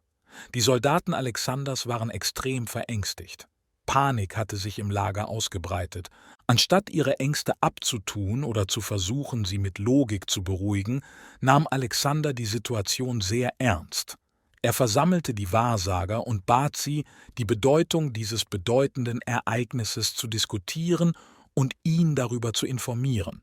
Allein die Einbeziehung der Wahrsager in die Angelegenheit hatte einen großen Einfluss auf alle Soldaten in der Armee. Es beruhigte sie. Es verwandelte ihre Unruhe und Angst in ein Gefühl der Erwartung, während sie auf die Antwort der Wahrsager warteten, was viel weniger schmerzhaft und riskant war. Und schließlich, als die Antwort eintraf, wurden alle ihre Sorgen und Ängste gelindert. Die Wahrsager sagten, dass die Sonne Alexander unterstützte, während der Mond die Perser unterstützte. Sie glaubten, dass die plötzliche Abnahme der Helligkeit des Mondes die bevorstehende Niederlage und Zerstörung der Perser vorhersagte. Das Heer war mit dieser Entscheidung zufrieden und war erfüllt von neuem Vertrauen und Enthusiasmus. Es ist oft sinnlos, Ignoranz und Absurdität mit schwachen Werkzeugen wie Wahrheit und Vernunft zu bekämpfen. Die klügsten Führer waren in der Regel am erfolgreichsten, wenn ihre Strategie darin bestand, eine Dummheit mit dem Einfluss einer anderen zu bekämpfen. Alexanders Armee hatte etwa 50.000 Männer mit der Phalanx in der Mitte. Die Armee bewegte sich am östlichen Ufer des Flusses Tigris hinunter. Die Kundschafter zogen in alle Richtungen voraus, um Informationen über den Feind zu sammeln. Auf diese Weise bewegten sich zwei große Armeen aufeinander zu, wie Insekten, die auf dem Boden krabbeln und sich ihren Weg ertasten. Schließlich berichteten die Kundschafter nach 3 Tagen über den Feind. Alexander bewegte sich schnell mit einer Gruppe seiner Soldaten vorwärts, um sie zu konfrontieren. Es stellte sich heraus, dass es nicht der Hauptteil von Darius' Armee war, sondern nur eine Gruppe von 1000 Soldaten vor dem Rest. Sie zogen sich zurück, als Alexander sich näherte. Er schaffte es jedoch, einige Kavalleristen zu fangen, die offenbarten, dass Darius seine massiven Kräfte auf der Ebene von Arbela versammelt hatte und bereit war, seinen vorrückenden Feind dort zu bekämpfen. Alexander hielt seine Truppen an. Er richtete ein Lager ein und organisierte, wo sie ihre Habseligkeiten ablegen sollten. Er gab den Soldaten eine Pause, überprüfte und reparierte ihre Waffen und bereitete sich auf die bevorstehende Schlacht vor. Diese Aufgaben nahmen mehrere Tage in Anspruch. Am Ende dieser Zeit, früh am Morgen vor Tagesanbruch, begann das Lager sich zu bewegen. Die Kolonnen, bewaffnet und bereit für die Schlacht, bewegten sich vorwärts. Sie erwarteten, Darius' Lager bei Tagesanbruch zu erreichen, aber die Entfernung stellte sich als länger heraus als erwartet. Schließlich erreichten die Makedonier den Gipfel eines Hügels und sahen unzählige Reihen von Soldaten und Pferden, zusammen mit vielen Reihen von Zelten, die sich über die Ebene erstreckten. Hier hielt die Armee an, während Alexander das Feld betrachtete, die Anzahl und Anordnung des Feindes lange Zeit und mit großer Aufmerksamkeit studierte. Sie waren noch 4 Meilen entfernt, aber die Makedonier konnten das Murmeln ihrer Stimmen und Bewegungen durch die stille Herbstluft hören. Alexander versammelte die obersten Offiziere und diskutierte, ob sie die Perser in dieser Nacht auf der Ebene angreifen oder bis zum nächsten Tag warten sollten. Parmenio schlug einen Überraschungsangriff bei Nacht vor, um den Feind unvorbereitet zu erwischen. Alexander war jedoch anderer Meinung. Er war zuversichtlich, dass er gewinnen konnte und glaubte, dass seine Feinde vollständig unter seiner Kontrolle waren. Anstatt die Situation auszunutzen, wählte er es, ihnen direkt und offen entgegenzutreten, ohne sich zu verstecken oder ihnen auszuweichen. Alexander hatte eine Armee von 50.000 Soldaten, während die Zahl der Perser auf zwischen 500.000 und 1 Million geschätzt wurde. Es ist erstaunlich, über die Idee der makedonischen Phalanx und ihrer Flügel nachzudenken, die auf dem Hang innehielten, ihren Angriff gegen Feinde, die 10-mal ihre Zahl waren, zurückzuhalten, um ihren Gegnern eine faire und gleiche Chance in der Schlacht zu geben. Alexander hielt ermutigende Reden an seine Soldaten, denn sie hatten endlich erreicht, wofür sie lange hart gearbeitet hatten, das gesamte persische Reich. Nun würden sie um die gesamte Kontrolle kämpfen, statt nur um einzelne Provinzen und Königreiche, wie sie es zuvor getan hatten. Der Sieg, den sie im Begriff waren zu erringen, würde sie auf den höchsten Punkt menschlichen Ruhms bringen. In all seinen Aussagen ging er selbstbewusst davon aus, dass der Sieg sicher sei. Alexander beendete seine Vorbereitungen und ging dann schlafen.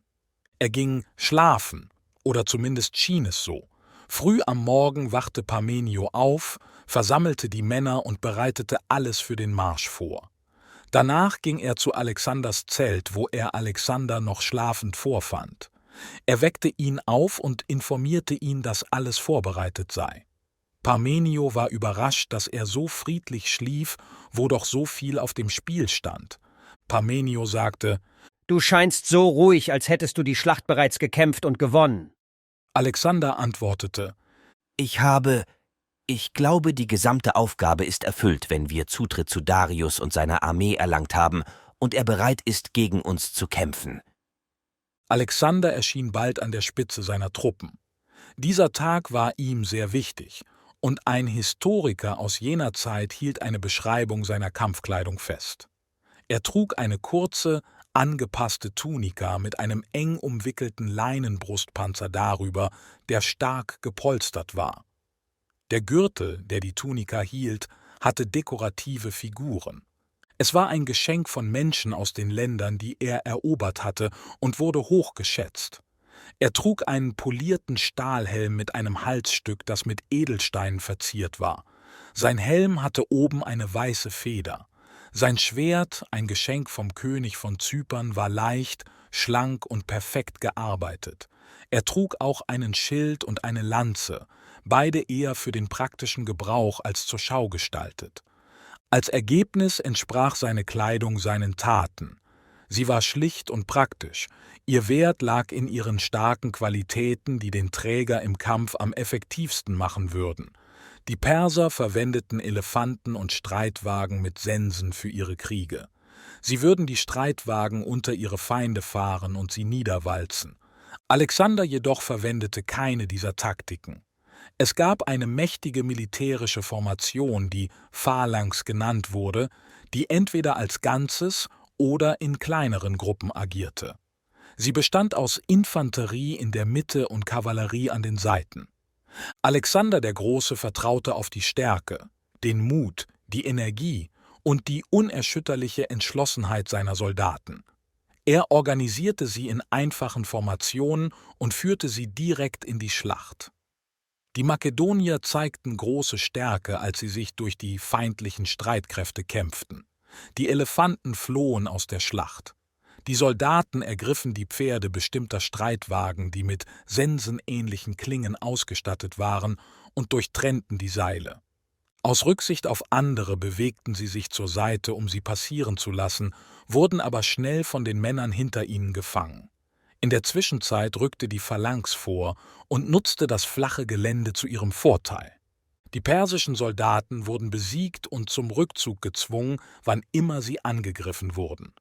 Kurz gesagt, bei Einbruch der Nacht war die gesamte große Armee zerstreut und verwirrt, bis auf ein paar 100.000, die entweder tot oder sterbend am Boden lagen. Darius floh. Alexander verfolgte ihn mit einer Gruppe von Reitersoldaten, bis sie Arbela erreichten. Arbela war der Ort, an dem Darius sich aufgehalten hatte und wo er viel Geld und wertvolle Dinge zurückgelassen hatte. Als Alexander in Arbela ankam, war Darius bereits geflohen, aber Alexander übernahm die Kontrolle über die Stadt und die wertvollen Dinge. Nachdem sie eine große Schlacht gewonnen hatten, mussten Alexander und seine Armee einige Tage später das Gebiet verlassen. Die Leichen von 300.000 Soldaten, Elefanten und Pferden blieben zurück, weil sie nicht begraben werden konnten. Dies verursachte einen schrecklichen Gestank und Krankheiten und machte die Region öde und leblos. Alexander verlegte seine Truppen schnell weg, ließ das Land leer und kontaminiert zurück. Alexander reiste nach Babylon, wo der Gouverneur der Stadt bereit war, ihn als Eroberer zu empfangen. Viele Menschen kamen heraus, um ihn zu treffen, und alle Straßen waren voller Zuschauer. Auch die Stadtmauern waren überfüllt mit Menschen, die das Ereignis beobachten wollten. Alexander fühlte sich stolz und glücklich, endlich seine Träume von Ruhm verwirklicht zu haben.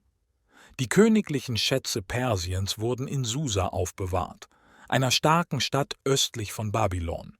Die persischen Könige würden im Winter in Susa bleiben, während ihre Sommerresidenz Ekbatana war, die weiter nördlich in den Bergen lag.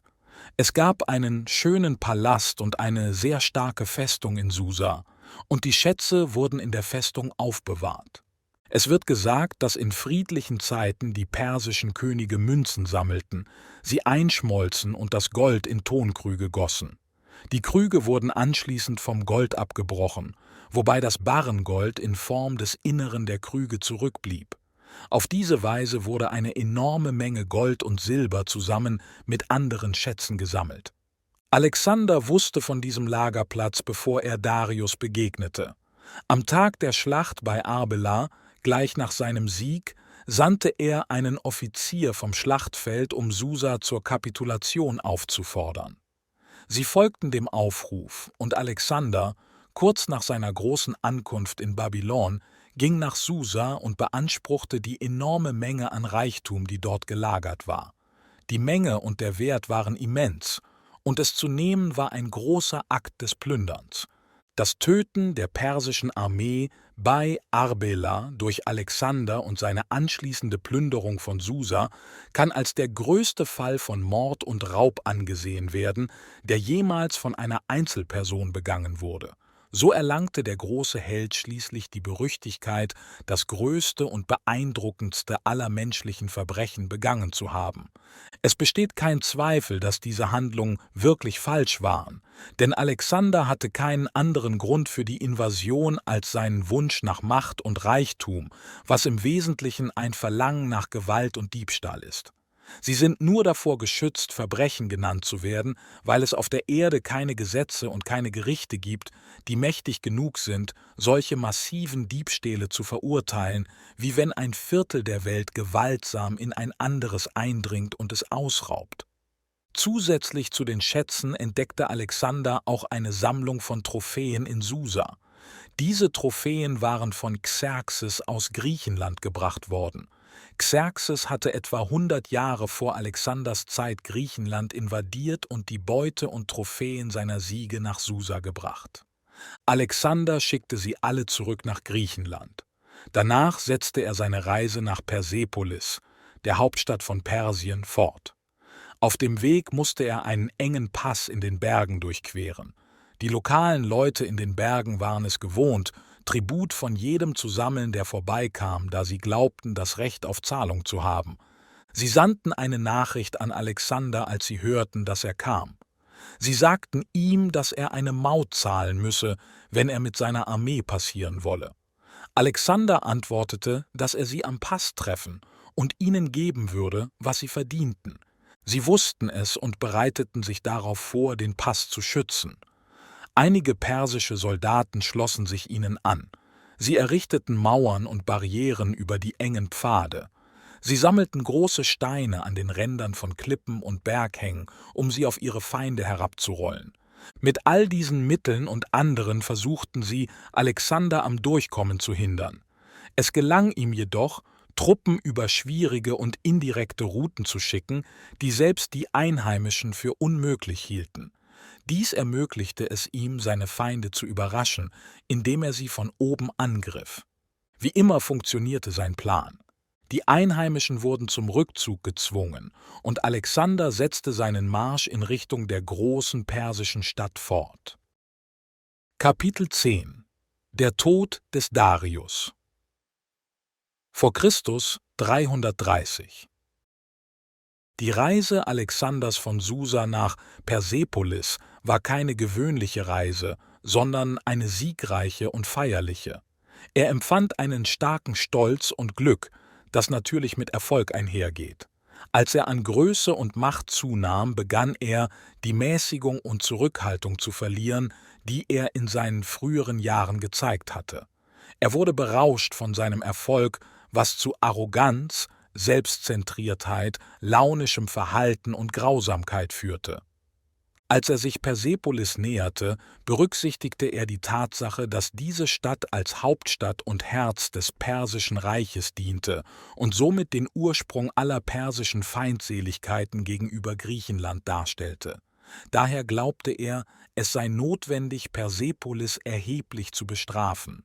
Obwohl die Menschen seinem Einzug keinen Widerstand leisteten, betrat er mit seiner Armee die Stadt und erlaubte den Soldaten frei zu töten und zu plündern. Ein weiteres bemerkenswertes Beispiel für Alexanders unberechenbares und sorgloses Verhalten zeigte sich kurz nachdem er Persepolis erobert hatte. Er veranstaltete ein großes Fest für seine Freunde, Heeresoffiziere und bemerkenswerte Perser, die sich ihm ergeben hatten. Eine der anwesenden Frauen beim Fest war Thais, die sowohl schön als auch talentiert war. Alexander wählte Thais als seine Favoritin und Gefährtin, obwohl sie nicht seine Frau war. Während des Festes tat Thais alles, um Alexander zu bezaubern und zu erfreuen.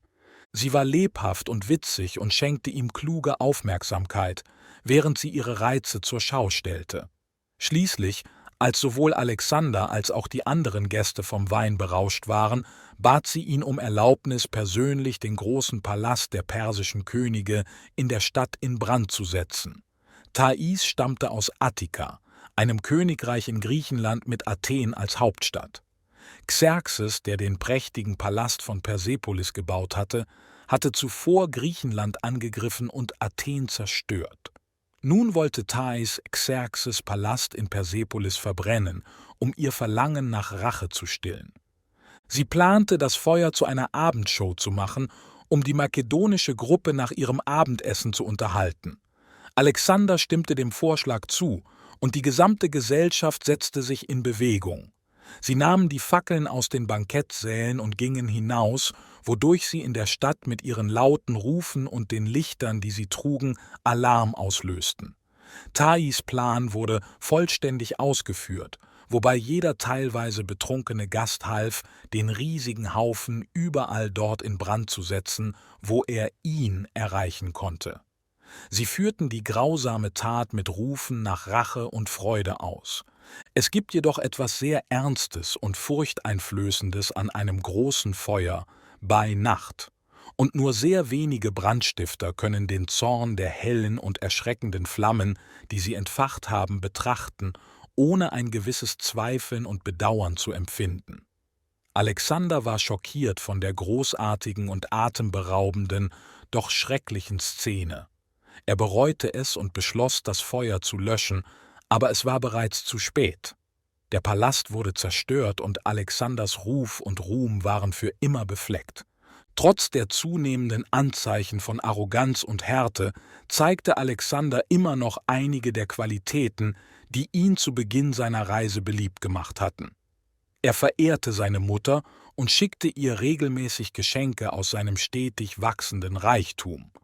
Sie war eine willensstarke und schwierige Frau, die Antipater, den Alexander mit dem Kommando über Makedonien betraut hatte, zahlreiche Probleme bereitete.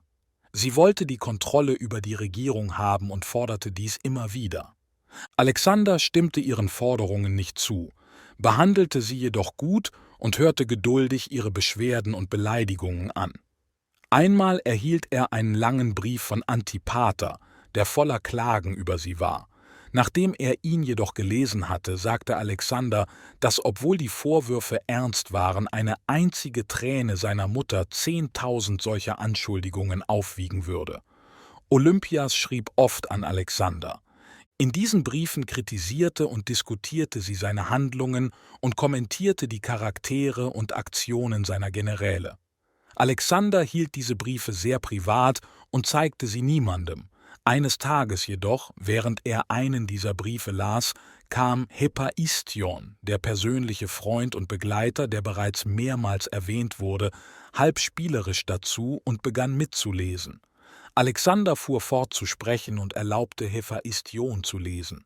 Nachdem der Brief beendet war, nahm Alexander seinen Siegelring vom Finger und drückte ihn gegen Hephaistions Lippen als Zeichen, still zu sein und es geheim zu halten. Alexander war sehr freundlich zu Sysigambis, der Mutter von Darius, und auch zu Darius' Kindern. Er setzte diese unglücklichen Gefangenen nicht frei, behandelte sie aber in jeder anderen Hinsicht mit großer Freundlichkeit und Rücksicht. Er nannte Sysigambis seine Mutter und schenkte ihr viele Geschenke. Diese Geschenke wurden ihrem Sohn entnommen, aber es wurde damals geglaubt, dass er das Recht hatte, sie zu nehmen. Als er in Susa ankam, siedelte er Sysigambis und die Kinder dort auf großartige Weise an. Dies war ihr üblicher Aufenthaltsort für den größten Teil des Jahres, außer wenn sie in Persepolis waren, so dass sie sich hier wohl und vertraut fühlten. Ekbatana, wie zuvor erwähnt, lag weiter nördlich in den Bergen. Nach der Schlacht bei Arbela ging Alexander nach Babylon und Susa, während Darius nach Ekbatana floh. Darius befand sich derzeit in Ekbatana, während seine Familie in einem der königlichen Paläste unter Alexanders Kontrolle blieb. Er hatte etwa 40.000 Männer bei sich, die ihm trotz seiner Niederlage noch loyal waren. Diese Gruppe umfasste mehrere tausend Griechen, die er aus Kleinasien und anderen griechischen Ländern gesammelt und durch Bezahlung rekrutiert hatte. Darius versammelte seine Heeresführer und teilte ihnen seine Entscheidung bezüglich seiner zukünftigen Handlungen mit.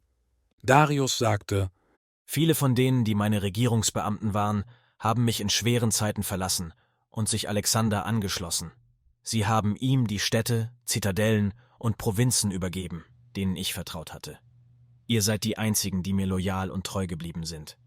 Was mich betrifft, so könnte ich mich dem Sieger ergeben und ihn mich zum Gouverneur einer Provinz oder eines Königreichs unter seiner Kontrolle ernennen lassen. Aber ich werde eine solche Demütigung niemals akzeptieren.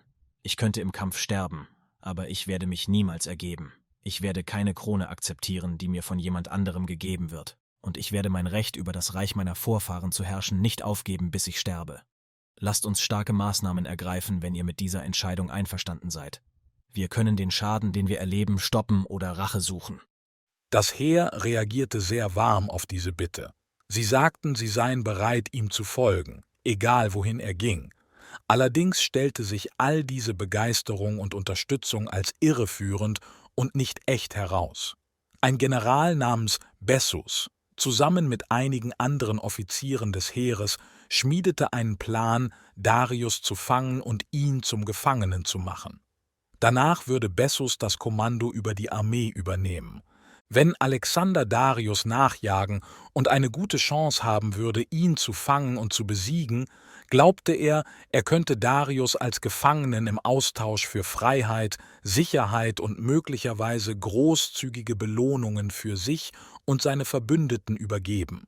Wenn es ihnen jedoch gelänge, ihre Armee genug zu stärken, um Alexander entgegenzutreten und ihn schließlich zum Rückzug zu zwingen, dann würde Bessus den Thron übernehmen und Darius loswerden, indem er ihn entweder ermordete oder ihn für den Rest seines Lebens in einem entfernten und abgelegenen Schloss gefangen hielt.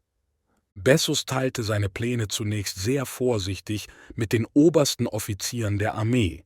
Die griechischen Soldaten waren nicht in die Verschwörung involviert.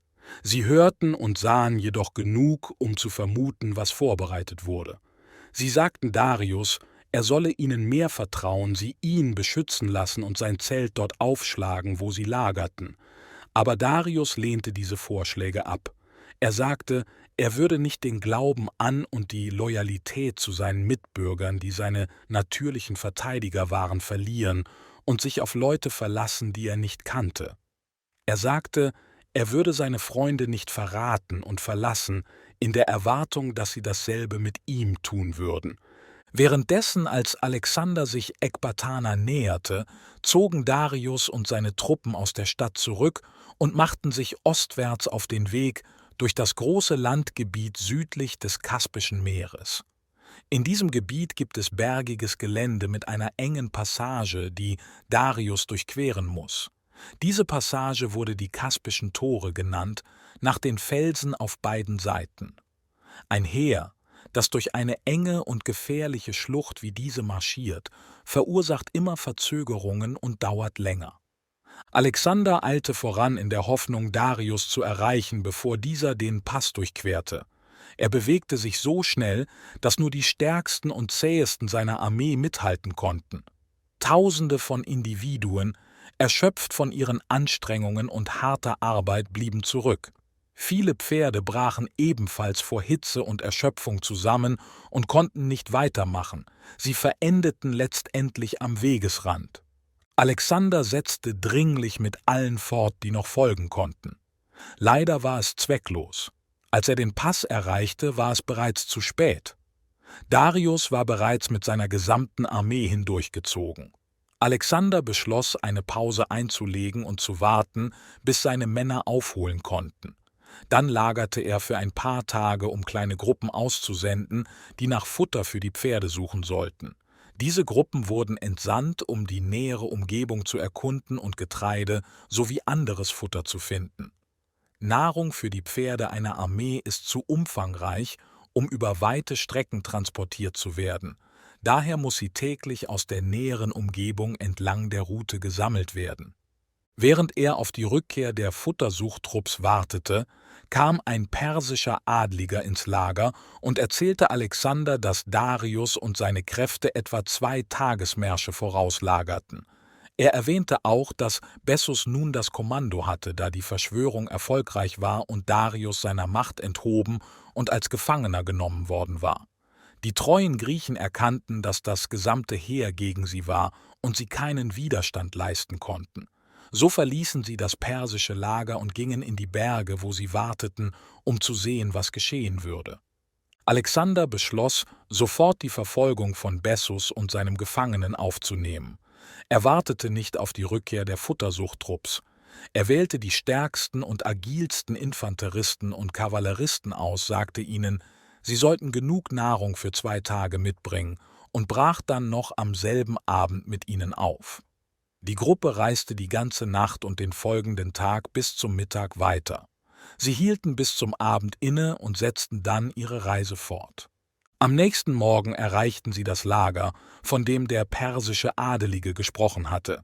Sie entdeckten die Überreste der Lagerfeuer und die typischen Zeichen, die zurückbleiben, wenn ein Heer an einem Ort lagert.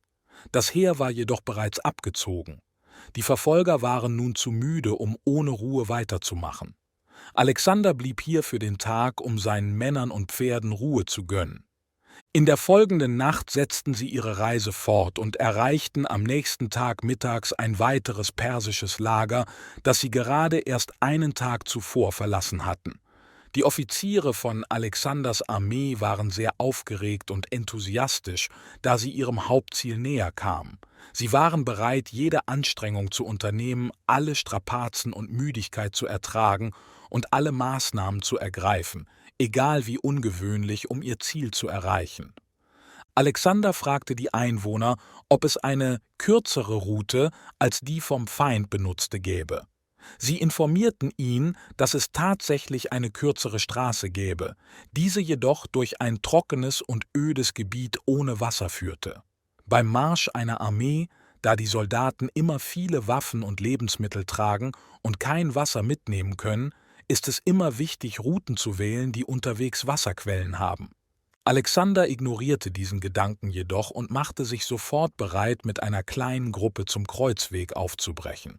Er hatte 2 Jahre damit verbracht, von Makedonien ins Zentrum Asiens zu ziehen, immer auf der Suche nach Darius als seinem Hauptgegner und Feind. Er besiegte seine Armeen, eroberte seine Städte, plünderte seine Paläste und wurde zum Herrscher über sein gesamtes Reich. Solange Darius jedoch frei und im Kampf war, konnten keine Siege als vollständig erfolgreich angesehen werden. Darius selbst zu fangen wäre der letzte und wichtigste Schritt seiner Eroberung. Er hatte ihn über eine lange Distanz von 1800 Meilen verfolgt, sich langsam von einer Region zur anderen und von einem Königreich zum nächsten bewegt. Während dieser gesamten Zeit hatte die Macht des verfolgten Feindes stetig abgenommen. Ihre Armeen wurden besiegt, ihr Mut und Optimismus schwanden langsam, während der Verfolger durch seine Siege immer mehr Stärke gewann, und nun erreichten seine Aufregung und Hoffnung neue Höhen, da der Moment, seine ultimativen Ziele zu erreichen, näher zu rücken schien. Es wurde darum gebeten, dass die Leute Führer zur Verfügung stellten, um dem Trupp den Weg durch das einsame und leere Land zu zeigen. Der Trupp sollte nur aus Reitern bestehen, damit sie schnell vorankommen konnten. Um das Korps effizienter zu machen, nahm Alexander 500 Kavalleristen die Pferde weg und gab sie 500 Fußsoldaten, die für ihre Stärke und Tapferkeit ausgewählt wurden. Jeder wollte für diesen Job ausgewählt werden. Zusätzlich zur Ehre, ausgewählt zu werden, gab es viel Aufregung, wie üblich am Ende einer Jagd, die Ziellinie zu erreichen. Diese Gruppe von Reitern war bereit, am Abend aufzubrechen. Alexander führte die Truppen in die Richtung, die die Führer zeigten. Sie reisten die ganze Nacht durch. Beim Tagesanbruch von einer höheren Position aus sahen sie die persischen Truppen vor sich, bestehend aus Infanterie, Streitwagen und Kavallerie, die in Unordnung vorrückten. Als Bessus und seine Gruppe erkannten, dass ihre Verfolger näher kamen, versuchten sie, das Tempo zu erhöhen, in der Hoffnung zu entkommen. Darius befand sich in einem Streitwagen. Sie versuchten, den Streitwagen voranzutreiben, aber er war langsam. Dann beschlossen sie aufzugeben und baten Darius, mit ihnen auf einem Pferd zu fliehen, den Rest der Armee und das Gepäck zurückzulassen. Doch Darius lehnte ab. Er erklärte, er würde sein Vertrauen lieber in die Hände Alexanders legen, als in die Hände solch verräterischer Personen. Gefühllos und frustriert stachen Bessus und seine Freunde Darius mit ihren Speeren, während er in seinem Streitwagen war, und ritten dann schnell in verschiedene Richtungen davon. Ihr Ziel war es, Alexander schwerer zu machen, sie zu fangen, indem sie ihn über ihre Pläne im Unklaren ließen. Alexander setzte seinen Vormarsch in das Gebiet fort, das der Feind verließ, und er sandte separate Gruppen aus, um jeder Abteilung des sich zurückziehenden Heeres zu folgen. In der Zwischenzeit blieb Darius in seinem Streitwagen, verletzt und blutend. Er war müde, sowohl körperlich als auch geistig, von seinen vielen Sorgen und der Traurigkeit. Sein Königreich war verloren, seine Familie war in Gefangenschaft. Seine geliebte Frau war verstorben, nachdem sie unter dem Schmerz der Trennung von ihrem Ehemann gelitten hatte. Seine Städte wurden geplündert, seine Paläste und Schätze geplündert. Und nun, in seinen letzten Momenten, wurde er von jedem, dem er vertraut hatte, verlassen und verraten. Sein Herz war erfüllt von Verzweiflung. In solch einer Zeit wechselt die Seele von unzuverlässigen Freunden zu einem klaren Feind mit einem Gefühl der Sicherheit und Verbindung. Darius' extreme Wut auf Bessus war so stark, dass seine Feindseligkeit gegenüber Alexander im Vergleich wie Freundschaft erschien. Er glaubte, dass Alexander die Kämpfe eines Herrschers verstehen und mit seinen Unglücken mitfühlen würde. Die Freundlichkeit, die Alexander seiner Mutter, seiner Frau und seinen Kindern gezeigt hatte, berührte ihn tief. Er lag dort, schwach und blutend in seinem Streitwagen, wartend darauf, dass Alexander ankam. Er sah Alexander als seinen Beschützer und Freund, die einzige Person, die ihm in seinem aktuellen Zustand der Not helfen konnte. Die Makedonier suchten an verschiedenen Orten nach Darius, in der Hoffnung, dass er zurückgelassen worden sein könnte, als der Feind sich zerstreute. Schließlich fanden sie den Streitwagen, in dem er lag. Darius war im Streitwagen, verwundet durch Speere. Der Boden des Streitwagens war mit Blut bedeckt. Sie hoben ihn leicht an und er bat um Wasser. Männer, die im Kampf verletzt und im Sterben liegen, erleben einen unstillbaren und unerträglichen Durst. Dies ist einer der schrecklichsten Aspekte der Situation. Sie betteln jeden, der vorbeikommt, ihnen Wasser zu bringen oder ihr Leiden zu beenden. Sie kriechen am Boden, um zu den Feldflaschen ihrer verstorbenen Kameraden zu gelangen, in der Hoffnung, darin noch ein paar Tropfen Trinken zu finden. Wenn es einen kleinen Bach gibt, der sich durch das Schlachtfeld windet, wird er gefüllt und blockiert mit den Körpern derjenigen, die dorthin in ihrem Schmerz gekrochen sind, verzweifelt versuchend, ihren schrecklichen Durst vor dem Sterben zu stillen. Darius war sehr durstig. Es war das intensivste Leiden, das er fühlte. Es überwältigte jeden anderen Schmerz. Als seine Feinde ihn umzingelten und feierten, war seine erste Bitte nicht um sein Leben, Gnade oder Erleichterung von seinen Wunden.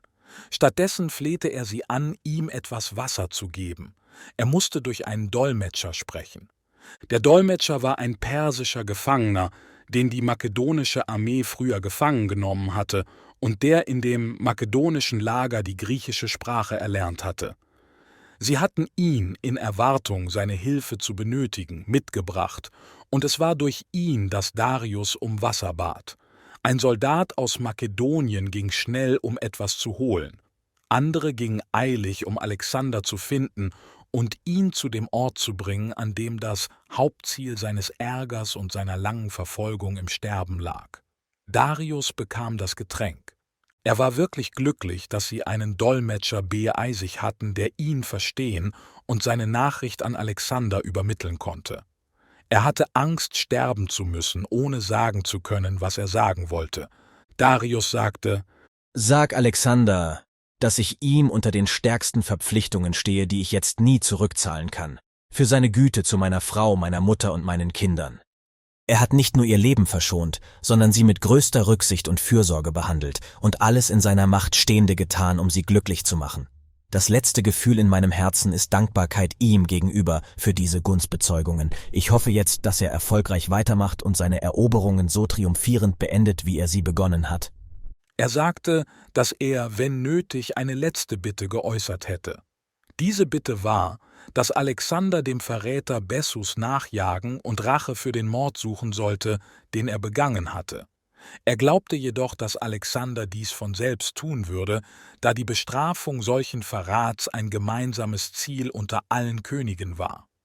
Darius hielt dann die Hand von Polystratos, dem Makedonier, der ihm das Wasser gegeben hatte, und sagte: Gib Alexander deine Hand, so wie ich dir die meine gebe. Es ist ein Zeichen meiner Dankbarkeit und Zuneigung. Darius war zu schwach, um noch etwas zu sagen. Sie versammelten sich um ihn, versuchten ihn stark zu halten, bis Alexander ankam, aber es war alles vergeblich. Er wurde langsam schwächer und hörte schließlich auf zu atmen. Alexander kam einige Minuten später an, als alles bereits vorbei war. Er war zunächst schockiert von der Szene vor ihm und dann von Traurigkeit erfüllt. Er weinte heftig. Vielleicht empfand er ein gewisses Bedauern in seinem Herzen, als er das Ausmaß der Zerstörung sah, die er verursacht hatte. Darius hatte ihm nie etwas zugefügt oder ihm Unrecht getan. Aber nun lag er hier, bis zum Tod gejagt von jemandem, der entschlossen war und nicht aufhörte, obwohl es keinen anderen Grund dafür gab, als dass diese Person andere kontrollieren und dominieren wollte. Alexander bedeckte den toten Körper mit seinem Militärumhang. Er machte schnell Pläne, den Körper zu konservieren und ihn dann in einem kostspieligen Sarg nach Susa zu schicken für Sysigambis. Der Trauerzug war großartig und königlich. Er schickte ihn zu ihr, damit sie ihn in den Gräbern der persischen Könige platziert sehen konnte. Was für ein Geschenk! Der Mörder eines Sohnes, der den toten Körper in einem prächtigen Sarg an die Mutter schickt, als Zeichen des respektvollen Gedenkens. Alexander setzte seine Verfolgung von Bessus nach Norden und Osten fort. Bessus hatte sein Heer neu gruppiert und tat sein Bestes, um sich auf eine Verteidigungsposition vorzubereiten. Er holte ihn nicht ein, bis er den Oxus überquert hatte, einen großen Fluss, der nordwärts und westwärts ins Kaspische Meer fließt. Die Überquerung dieses Flusses war schwierig, da er zu tief zum Durchwaten war und die Ufer und der Grund so sandig und weich waren, dass er keine Brücken bauen konnte. Er machte Flöße und Flöße, die durch aufgeblasene Häute oder mit Stroh und Heu gestopft unterstützt wurden. Nachdem er den Fluss mit seiner Armee, die stark verstärkt und gestärkt worden war, überquert hatte, setzte er seinen Weg fort. Die Generäle unter Bessus beschlossen, ihn zu verraten, so wie er seinen Kommandanten verraten hatte. Sie kontaktierten Alexander und boten an, Bessus zu übergeben, wenn er eine kleine Truppe an einen bestimmten Ort schickte. Alexander akzeptierte dies und gab den Befehl an einen Offizier namens Ptolemäus. Ptolemäus fand Bessus in einer kleinen befestigten Stadt, in die er zur Sicherheit geflohen war, und nahm ihn ohne große Schwierigkeiten gefangen. Er informierte Alexander, dass Bessus in seiner Obhut war und bat um Anweisungen. Die Antwort war: Bindet ein Seil um seinen Hals und bringt ihn zu mir. Als der elende Gefangene vor Alexander gebracht wurde, fragte er ihn, wie er so unehrenhaft sein konnte, seinen Verwandten und Unterstützer zu fangen, festzuhalten und letztendlich zu töten. Es ist ein interessanter Beweis dafür, dass die grundlegenden Eigenschaften der menschlichen Natur im Laufe der Zeit konstant bleiben, auch wenn sich Zivilisationen weiterentwickeln. Bessus reagierte auf dieselbe Weise, wie es die meisten Übeltäter tun, wenn sie mit ihren Handlungen konfrontiert werden. Er gab seinen Komplizen und Freunden die Schuld und behauptete, es sei deren Aktion gewesen, nicht seine. Alexander befahl, ihn öffentlich auspeitschen zu lassen und dann sein Gesicht zu entstellen, einer gängigen Praxis jener Zeit folgend, wenn ein Tyrann sein Opfer dauerhaft mit Schande kennzeichnen wollte. In diesem Zustand, erfüllt von Spannung und der Angst vor noch schlimmeren Schmerzen, die er kommen sah, sandte Alexander ihn als zweites Geschenk zu Sysigambis, um in Susa gemäß ihrer gewünschten Rache bestraft zu werden. Sie folterte ihn schwer, und als sie mit seinem Leiden zufrieden war, wählten sie 4 biegsame Bäume aus, die auseinanderstanden und deren Spitzen sie zum Mittelpunkt zwischen ihnen hinbogen.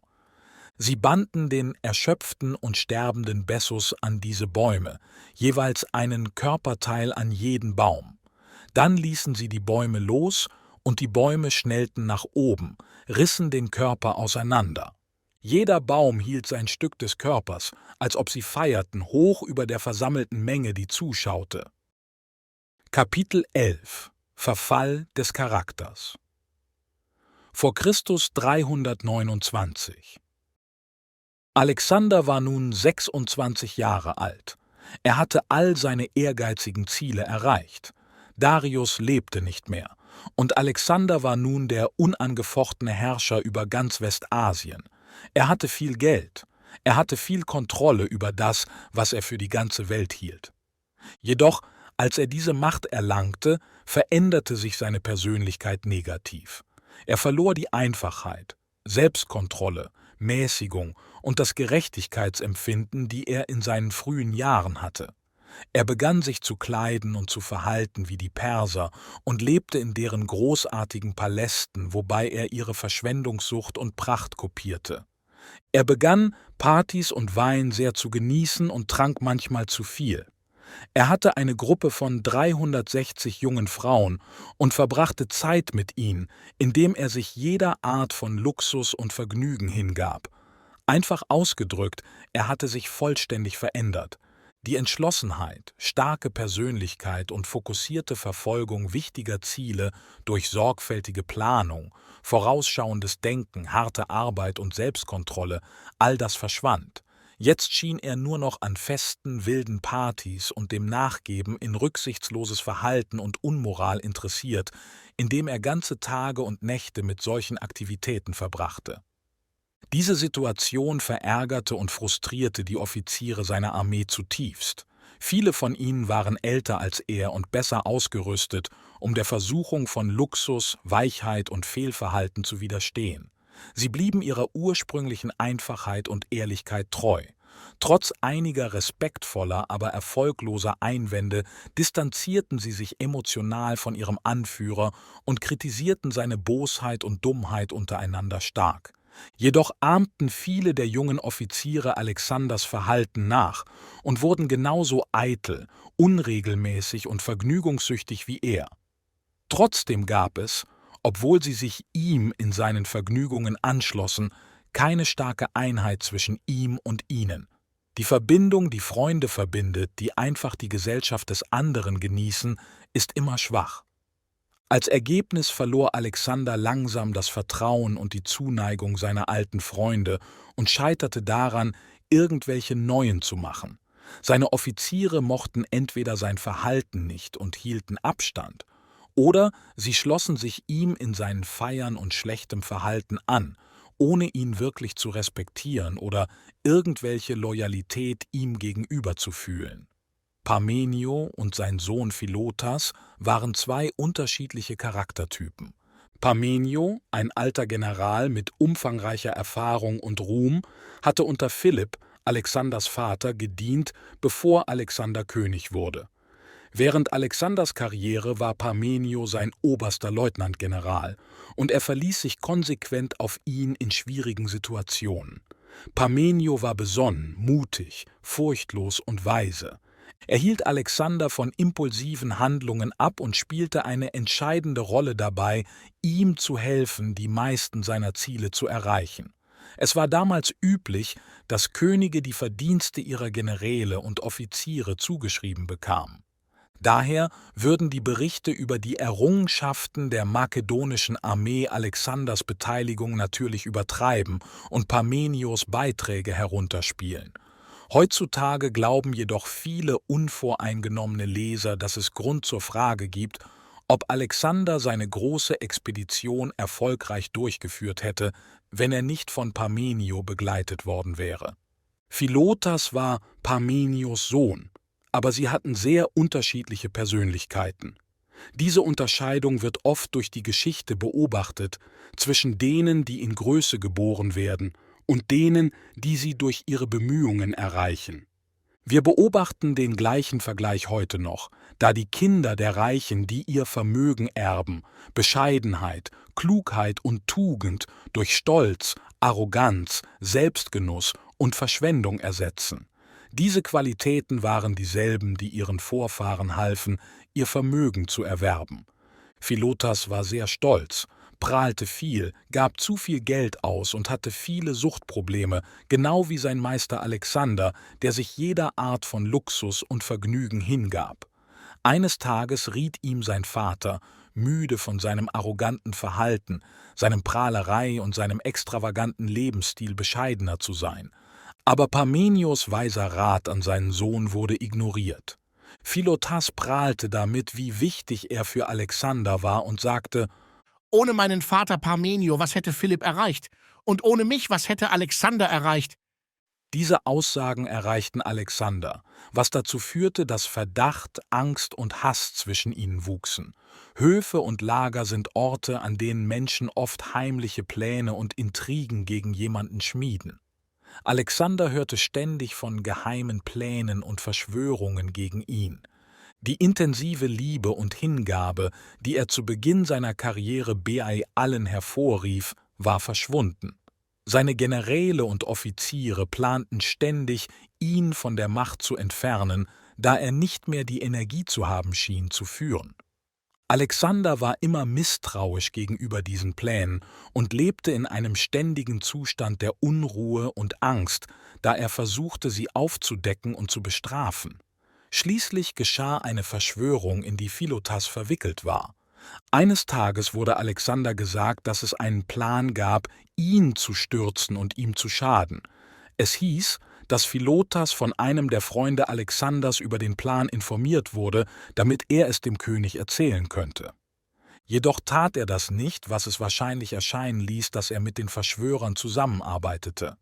Alexander wurde informiert, dass der Anführer und Schöpfer dieses Komplotts einer seiner Generäle namens Dymnus war. Er entsandte sofort einen Offizier, um Dymnus zu ihm zu rufen. Dymnus schien von dieser Anfrage schockiert. Anstatt ihr zu folgen, zog er sein Schwert, stach sich ins Herz und starb auf dem Boden. Alexander rief dann Philotas und fragte ihn, ob es wahr sei, dass er von diesem Komplott wusste, aber niemandem etwas sagte. Philotas sagte, jemand habe ihm von einem Komplott erzählt, aber er glaubte es nicht. Er dachte, die Leute erfänden diese Geschichten, um Ärger zu verursachen, und er hielt den Bericht, den er hörte, nicht für wichtig. Aber nachdem er Dymnus' Reaktion und Selbstmord sah, erkannte Philotas, dass es wahr war und entschuldigte sich dafür, es Alexander nicht früher gesagt zu haben. Alexander glaubte ihm, denkend, er habe nichts gesagt, weil er das Komplott nicht für real hielt, nicht weil er beteiligt war. So versöhnten sie sich, und Philotas ging zurück zu seinem Zelt. Jedoch hörte Alexander nicht auf, dort über das Thema zu diskutieren. Er berief einen Rat ein mit seinen fähigsten und vertrauenswürdigsten Freunden und Beratern, zu denen die obersten Offiziere seiner Armee gehörten. Er präsentierte ihnen die Fakten. Sie kamen zu einem anderen Schluss bezüglich der Schuld von Philotas als er. Sie glaubten, er sei in das Verbrechen verwickelt und forderten seinen Prozess. Ein Prozess in einem solchen Fall bedeutete in jenen Tagen, den Angeklagten der Folter zu unterziehen, mit dem Ziel, ihn zu einem Geständnis seiner Schuld zu zwingen. Alexander gab diesem Vorschlag nach. Vielleicht hatte er ihn heimlich angeregt.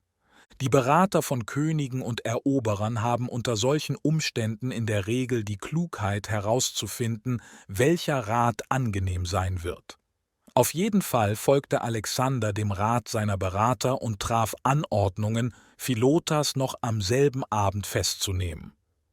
Diese Umstände traten zu einer Zeit auf, als die Armee sich auf einen Marsch vorbereitete, wobei die verschiedenen Generäle in Zelten untergebracht waren, die zu diesem Zweck aufgeschlagen wurden. Alexander postierte zusätzliche Wachen an verschiedenen Teilen des Lagers, als ob er die gesamte Armee mit einem Gefühl der Wichtigkeit und Feierlichkeit des Anlasses beeindrucken wollte. Dann schickte er spät in der Nacht Offiziere zum Zelt von Philotas, um ihn festzunehmen. Die Offiziere fanden ihr unglückliches Opfer schlafend. Sie weckten ihn und machten ihm ihren Auftrag bekannt. Philotas stand auf und folgte der Vorladung, niedergeschlagen und verzweifelt, sich seiner bevorstehenden Zerstörung bewusst. Am nächsten Morgen rief Alexander eine große Versammlung zusammen, bestehend aus den Haupt- und wichtigsten Teilen der Armee. in der Zahl von mehreren tausend. Sie kamen mit einer beeindruckenden Feierlichkeit zusammen, erwarteten aufgrund der vorläufigen Vorbereitungen, dass eine sehr feierliche Angelegenheit vor ihnen kommen würde, obwohl sie nicht wussten, was es war. Das Gefühl von Ehrfurcht und Ernsthaftigkeit wurde noch stärker, als die Versammlung den toten Körper von Dymnus sah, bedeckt mit Blut und furchteinflößend aussehend. Alexander sorgte dafür, den Körper hereinzubringen und ihn allen zu zeigen. Der Tod von Dymnus war geheim gehalten worden, so war es unerwartet und schockierend, als sein Körper gefunden wurde. Nachdem die anfängliche Überraschung und das Staunen nachgelassen hatten, erklärte Alexander allen, was geschehen war. Er sprach über die Verschwörung und wie einer der Beteiligten sein eigenes Leben genommen hatte. Der Anblick des Körpers und die Aussage des Königs verursachten viel Aufregung unter den Menschen in der Versammlung. Diese Aufregung erreichte ihren Höhepunkt, als Alexander bekannt gab, dass er Grund zu der Annahme hatte, dass Philotas und sein Vater Parmenio, die Offiziere, denen er vertraute und die er bevorzugte, hinter dem ganzen Plan steckten. Er befahl dann, dass jemand Philotas herbringe. Er kam mit hinter seinem Rücken gebundenen Händen und bedecktem Kopf. Er sah sehr traurig und hoffnungslos aus. Er wurde tatsächlich vor Gericht gestellt, aber er wusste, dass Gerichtsverhandlung Folter bedeutete und dass er keine Hoffnung auf ein positives Ergebnis hatte. Alexander sagte, er würde die Versammlung den Angeklagten behandeln lassen und ging. Die Armeeführer, die nun die vollständige Kontrolle über Philotas hatten, hörten eine Weile seiner Erklärung für seine Handlungen zu. Er bewies, dass es keine Beweise gegen ihn gab und bat sie, fair zu sein und ihn nicht aufgrund vager Vermutungen zu beurteilen. Als Antwort wählten sie, ihn zu foltern. Es gab keine Beweise, das stimmt, und sie wollten dies ausgleichen, indem sie ihn unter Folter zu einem Geständnis zwangen. Natürlich wurden seine erbittertsten und unversöhnlichsten Feinde ausgewählt, um die Aufgabe durchzuführen. Sie folterten Philotas mit einem Gerät, das als Streckbank bekannt ist. Die Streckbank hat Räder und Rollen, und das Opfer wird darauf platziert, was dazu führt, dass ihre Gliedmaßen und Sehnen gestreckt werden, was intensive Schmerzen verursacht.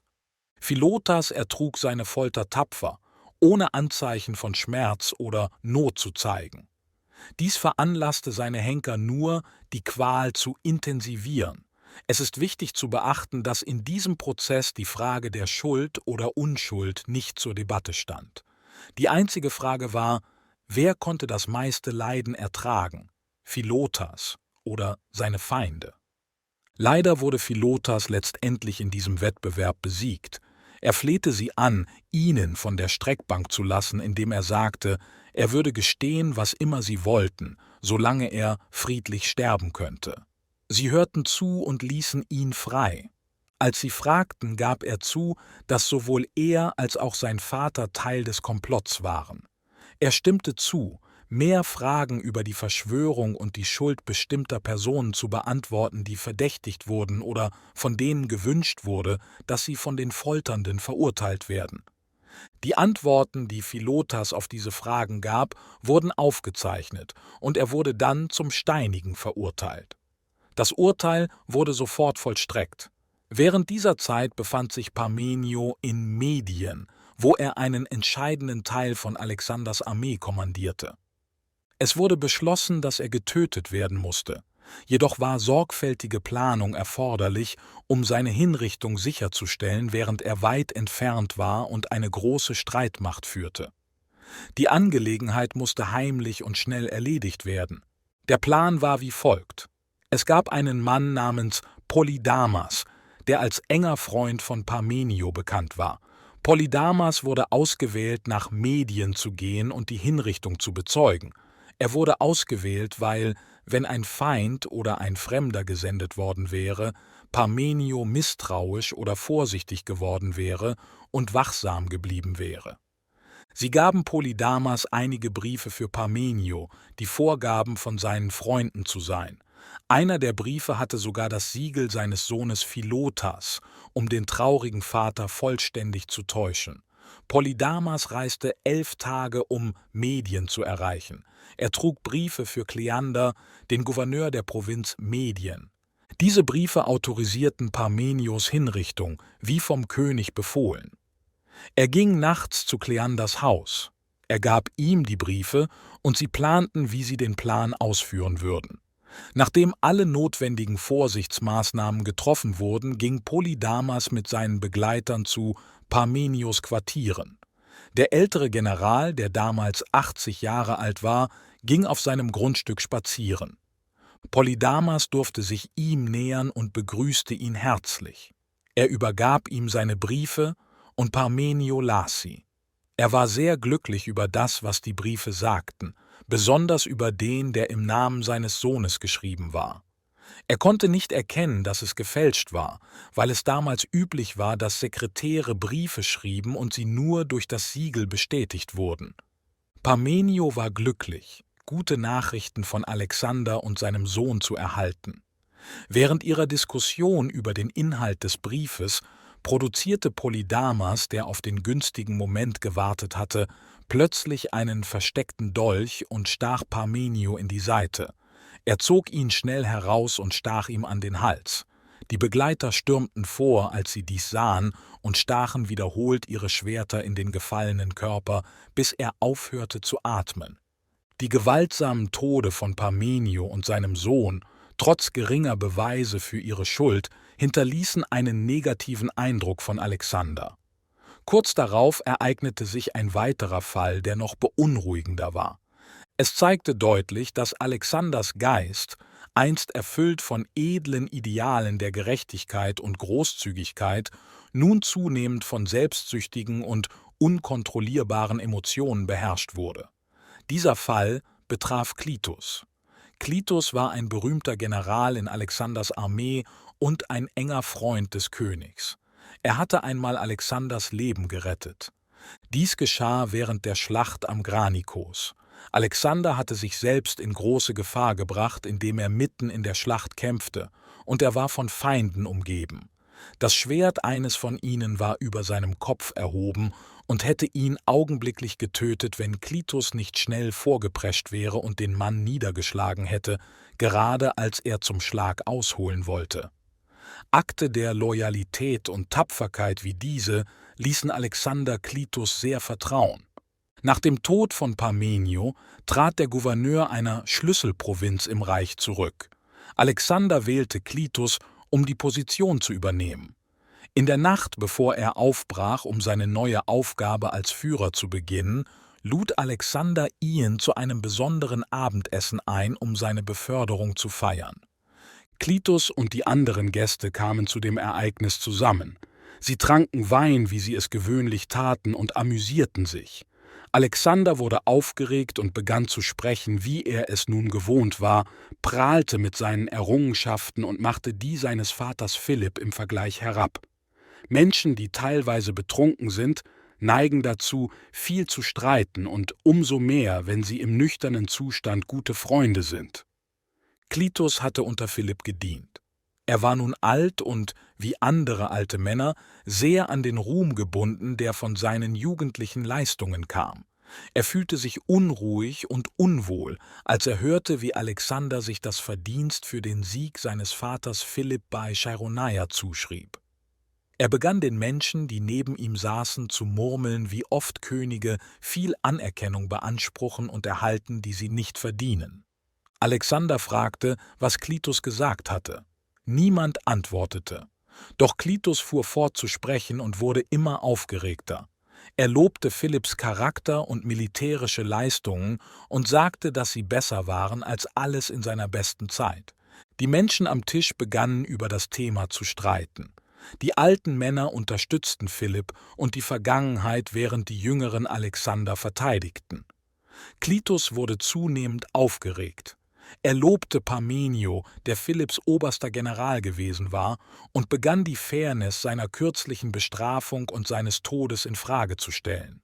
Alexander antwortete und Klitus, der aufstand und nun vollständig seine Fassung verlor, kritisierte ihn mit harten und wütenden Worten. Klitus sagte laut: Dies ist die Hand, die dein Leben während der Schlacht am Granicus gerettet hat. Und Parmenios Schicksal zeigt, welche Art von Dankbarkeit und Belohnungen loyale Diener von dir erwarten können. Alexander, wütend, befahl Klitus, den Tisch zu verlassen. Klitus gehorchte und sagte, während er sich entfernte: Er hat recht, keine ehrlichen Männer an seinem Tisch haben zu wollen. Er hat recht. Es ist angemessen für ihn, sein Leben unter unzivilisierten Menschen und Dienern zu verbringen, die gerne seinen persischen Gürtel und seinen prächtigen Mantel anbeten werden. Alexander griff nach einem Wurfspieß, um ihn auf Klitus' Kopf zu werfen. Die Gäste standen in Verwirrung auf und drängten sich um ihn, schrien und stritten miteinander. Einige hielten Alexanders Arm fest, einige versuchten schnell, Klitus aus dem Raum zu bringen, und andere beschuldigten und drohten einander lautstark. Es gelang ihnen, Klitus aus dem Raum zu bringen, aber sobald er im Flur war, befreite er sich von ihnen, ging durch eine andere Tür zurück und begann erneut, Alexander zu beleidigen. Der König warf seinen Wurfspieß und traf Klitus, und dieser rief aus: »Geh und schließe dich Philipp und Parmenio an!« Die Gruppe eilte schnell, um Klitus zu helfen, aber es war zu spät. Er starb sofort. Alexander empfand tiefes Bedauern und Verzweiflung, als er zu seinen Sinnen kam. Er weinte viele Tage lang, als sein langjähriger und treuer Freund starb. Er hasste sich selbst dafür, zu viel getrunken und aus Wut gehandelt zu haben, was den Tod verursachte. Jedoch konnte er Klitus nicht ins Leben zurückbringen oder den dauerhaften Schaden, den es seinem Ruf zugefügt hatte, ungeschehen machen. Kapitel 12 Alexanders Ende. Vor Christus 326 bis 319. Nach den Ereignissen im vorherigen Kapitel setzte Alexander seine Expeditionen und Eroberungen in Asien für 2 oder 3 Jahre fort. Er erlebte viele verschiedene Abenteuer während dieser Zeit, aber wir werden hier nicht ins Detail gehen. Er reiste nach Indien und erreichte die Ufer des Indus. Unzufrieden damit, bereitete er sich vor, den Indus zu überqueren und seine Reise zum Ganges fortzusetzen. Jedoch widersetzten sich seine Soldaten diesem Plan. Sie waren verängstigt durch die Geschichten, die sie über die indischen Armeen hörten, mit Elefanten, die Burgen auf ihren Rücken trugen, und Soldaten, die mit unbekannten und fremden Waffen bewaffnet waren. Diese Gerüchte, zusammen mit dem Wunsch der Soldaten, näher an ihrer Heimat zu bleiben, verursachten fast eine Meuterei in der Armee. Schließlich erkannte Alexander das wachsende Ausmaß der Ungehorsamkeit, rief seine Offiziere zu seinem Zelt und versammelte die gesamte Armee. Er sprach zu ihnen und erzählte ihnen von allem, was sie zuvor getan hatten. Er lobte ihren Mut und ihre Entschlossenheit und versuchte, sie zu ermutigen, weiterzumachen. Sie hörten still zu, und niemand sagte etwas als Antwort. Nach diesem ernsten Moment gab es viel Aufregung im Raum. Die Armee bewunderte ihren Kommandanten, trotz seiner Fehler und Mängel. Sie zögerten sehr, seine Autorität herauszufordern, aber sie hatten nicht mehr dasselbe Vertrauen in seine Fähigkeiten und Güte, das sie früher in seiner Karriere hatten. Schließlich trat einer der Soldaten auf den König zu und sprach zu ihm auf folgende Weise: »Wir lieben und unterstützen Sie immer noch, mein Herr. Unsere Hingabe und Loyalität bleiben unverändert. Wir sind bereit, unser Leben zu riskieren und überall hinzugehen, wohin Sie uns führen. Dennoch bitten wir Sie höflich, die Situation, in der wir uns befinden, zu berücksichtigen. Wir haben alles getan, was wir konnten, für Sie. Wir haben Ozeane und Kontinente überquert. Wir haben die entferntesten Ecken der Welt erforscht. Und jetzt denken Sie darüber nach, ein weiteres zu erobern, indem Sie in unerforschte Gebiete vordringen, die sogar den Einheimischen selbst unbekannt sind. Diese Idee mag mutig und entschlossen klingen, aber sie geht über unsere Fähigkeiten hinaus, besonders wenn man bedenkt, wie schwach wir sind. Schauen Sie nur auf diese furchterregenden Gesichter und Körper, übersät mit Wunden und Narben. Denken Sie darüber nach, wie viele von uns waren, als wir diese Reise mit ihnen begonnen haben, und sehen Sie jetzt, wie wenige von uns übrig sind. Diejenigen, die es geschafft haben, viele Schwierigkeiten und Gefahren zu entkommen, haben nicht den Mut oder die Stärke, ihnen weiter zu folgen. Sie alle möchten in ihr Land und ihre Heime zurückkehren und den Rest ihres Lebens damit verbringen, die Früchte ihrer harten Arbeit zu genießen.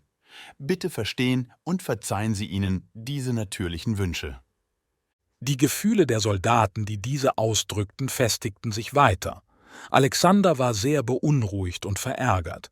Wenn ein kleiner Teil einer Armee illoyal ist, kann dies durch starke Maßnahmen gehandhabt werden. Wenn jedoch der Entschluss zum Widerstand weit verbreitet ist es für einen Kommandanten, unabhängig von seiner Autorität und absoluten Natur, zwecklos, zu versuchen, sich dem entgegenzustellen. Alexander war jedoch sehr unwillig nachzugeben. Er blieb 2 Tage in seinem Zelt, enttäuscht und verärgert. Infolgedessen gab er seine Pläne für weitere Eroberungen auf und kehrte nach Westen zurück. Unterwegs machte er viele verschiedene Erfahrungen und begegnete vielen Gefahren, wobei er oft leichtsinnig und ohne guten Grund handelte. Einmal, während eines Angriffs auf eine kleine Stadt, nahm er eine Sturmleiter und stieg mit den Truppen hinauf. Jedoch tat er dies auf eine so rücksichtslose und unbedachte Weise, dass seine Leiter brach. Während alle anderen sich zurückzogen, blieb er allein auf der Mauer zurück. Dann stieg er in die Stadt hinab und wurde schnell von Feinden umzingelt.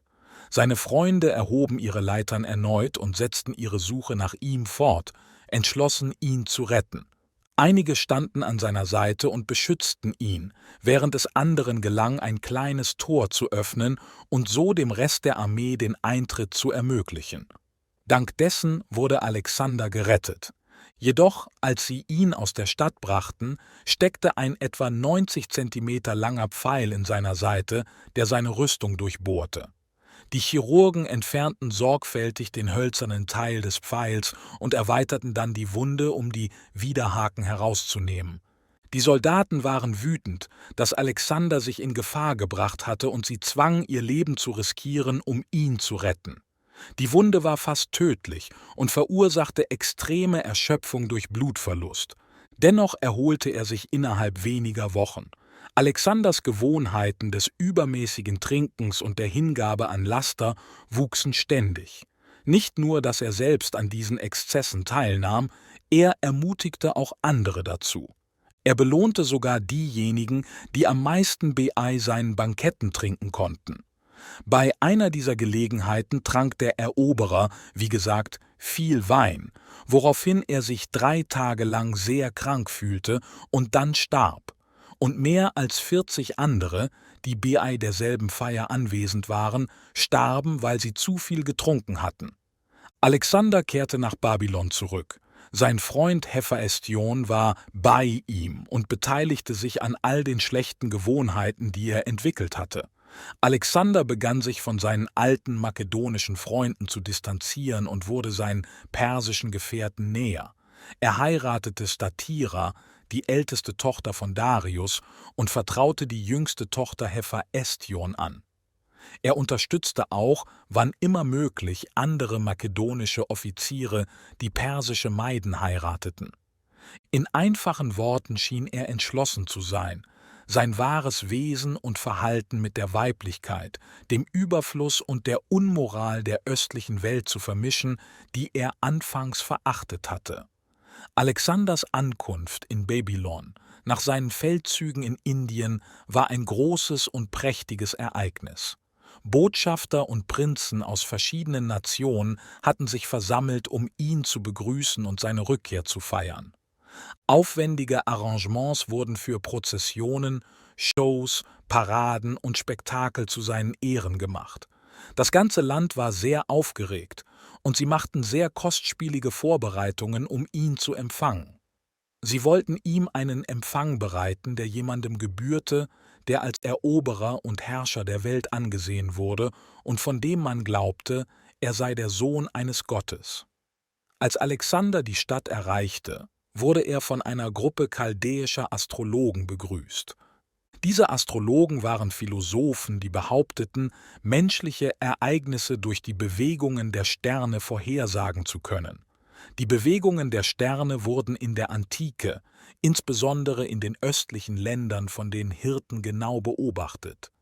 Diese Hirten würden ihre Sommernächte im Freien verbringen, um auf ihre Herden aufzupassen.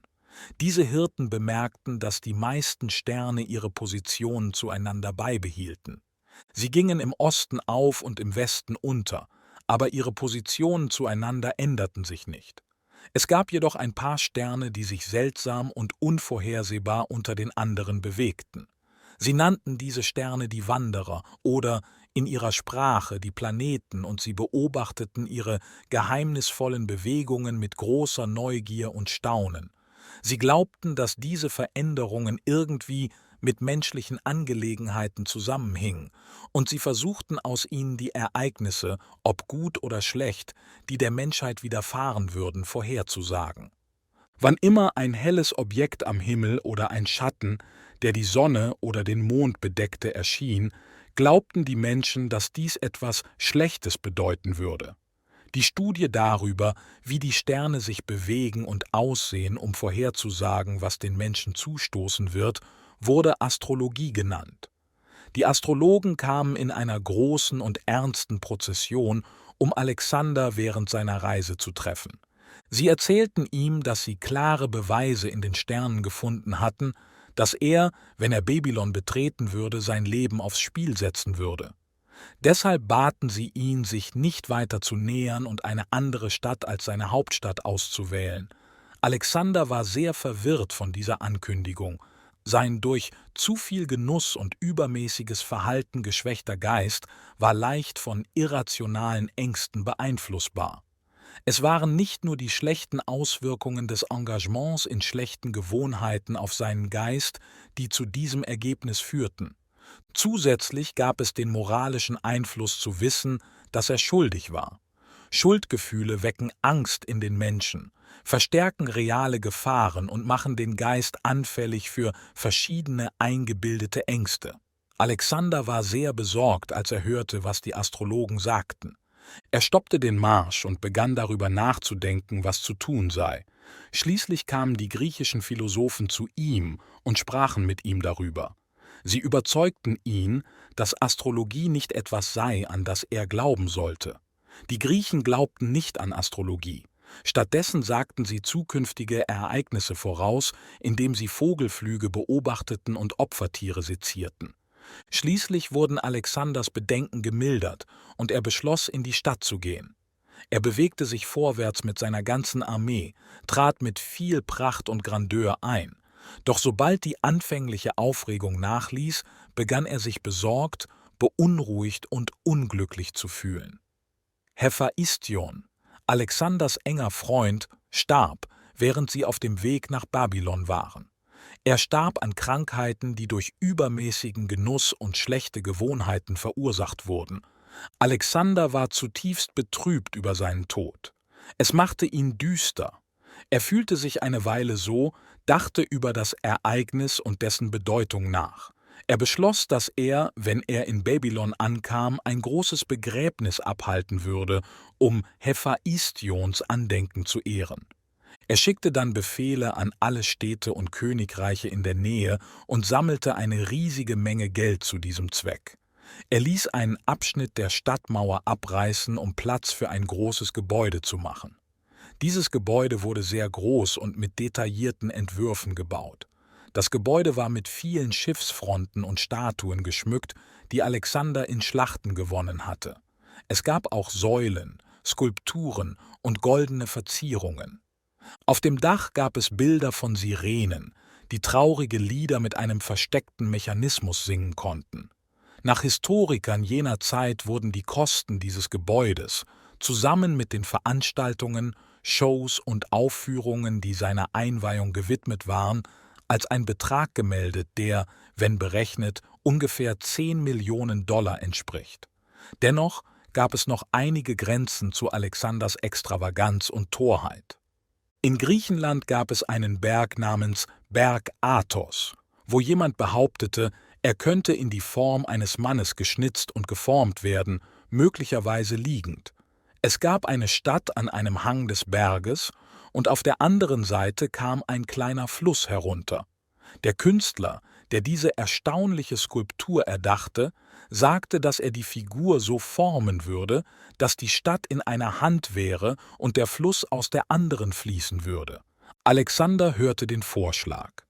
Der Name Berg Athos erinnerte ihn an Xerxes, einen ehemaligen König von Persien, der versuchte, einen Weg durch die Felsen auf dem Berg Athos zu machen, als er Griechenland überfiel. Xerxes hatte keinen Erfolg, hinterließ aber die unvollendete Arbeit als Erinnerung an den Versuch und das Scheitern. Alexander entschied sich dagegen, die Skulptur zu erschaffen. Er glaubte, dass der Berg Athos bereits ein Denkmal für die Torheit eines Königs war und wollte nicht weiter dazu beitragen. Nach der Beerdigung von Hephaistion wurde Alexanders Stimmung wieder düster. Dennoch hatte er noch etwas von seiner früheren Energie übrig und begann, großartige Pläne zur Verbesserung Babylons zu machen. Er begann, einige dieser Pläne umzusetzen.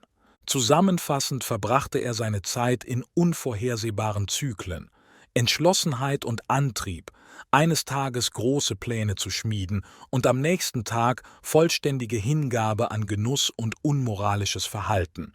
Es war traurig zu sehen, wie seine einstige Größe des Geistes noch kämpfte, obwohl sie immer schwächer wurde, da sie allmählich von den unaufhaltsamen Auswirkungen übermäßigen Trinkens und Fehlverhaltens überwältigt wurde. Die Szene endete schließlich abrupt auf folgende Weise. Einmal nach einer Nacht des Trinkens und Feierns schlugen die Gäste vor, anstatt das Beisammensein zu beenden, sollten sie gleich nach dem ersten ein zweites Bankett beginnen. Alexander, der bereits teilweise betrunken war, stimmte dem Vorschlag begeistert zu. Sie versammelten sich schnell für das Ereignis mit insgesamt 20 Personen anwesend. Alexander, um zu demonstrieren, dass er sein Limit noch nicht erreicht hatte, begann, jede Person in der Gruppe individuell zuzuprosten. Dann trank er auf einmal auf alle. Es gab einen wirklich großen Becher, genannt der Becher des Herkules. Nachdem er nun verlangte und nachdem er ihn gefüllt hatte, trank er ihn ganz aus zum Wohle einer der anwesenden Personen, eines Mazedoniers namens Proteas. Dieser Erfolg wurde von der Gesellschaft gefeiert. Dann forderte er einen weiteren vollen Becher an und trank ihn ganz aus. Nachdem er die Aufgabe abgeschlossen hatte, wurde er schwach und fiel zu Boden. Sie brachten ihn zurück in seinen Palast. Er bekam ein starkes Fieber, und die Ärzte taten alles, was sie konnten, um es zu verbessern. Als er anfing, sich etwas besser zu fühlen, wachte Alexander auf und versuchte, sich selbst davon zu überzeugen, dass er gesund werden würde. Er begann, Befehle an die Armee und seine Schiffe zu geben, als ob die Konzentration auf Macht und Reich ihn vor dem offensichtlichen Weg in den Tod retten würde. Er war entschlossen zu überleben. Jedoch erkannte er trotz seiner Bemühungen, stark und entschlossen zu sein, dass seine Kraft schnell schwand. Seine Lebenskräfte hatten stark nachgelassen, und er wusste, dass sie nicht mehr lange anhalten würden. Er entschied, dass er sterben musste. Er zog seinen Siegelring ab, was zeigte, dass er glaubte, alles sei beendet. Er gab den Ring einem seiner Freunde, der neben seinem Bett war. Alexander sagte: »Nach meinem Tod bringt meinen Körper zum Tempel des Jupiter Ammon und begräbt mich dort.« Die Generäle, die bei ihm waren, kamen an sein Bett und küssten einer nach dem anderen seine Hand. Als sie sahen, dass er sich für immer von ihnen verabschieden würde, kehrte ihre alte Liebe zu ihm zurück. Man fragte ihn nach seinem gewünschten Nachfolger für sein Reich. »Dem würdigsten«, sagte er. Mit dieser Antwort meinte er wahrscheinlich, dass er zu schwach und müde war, um über solche Angelegenheiten nachzudenken.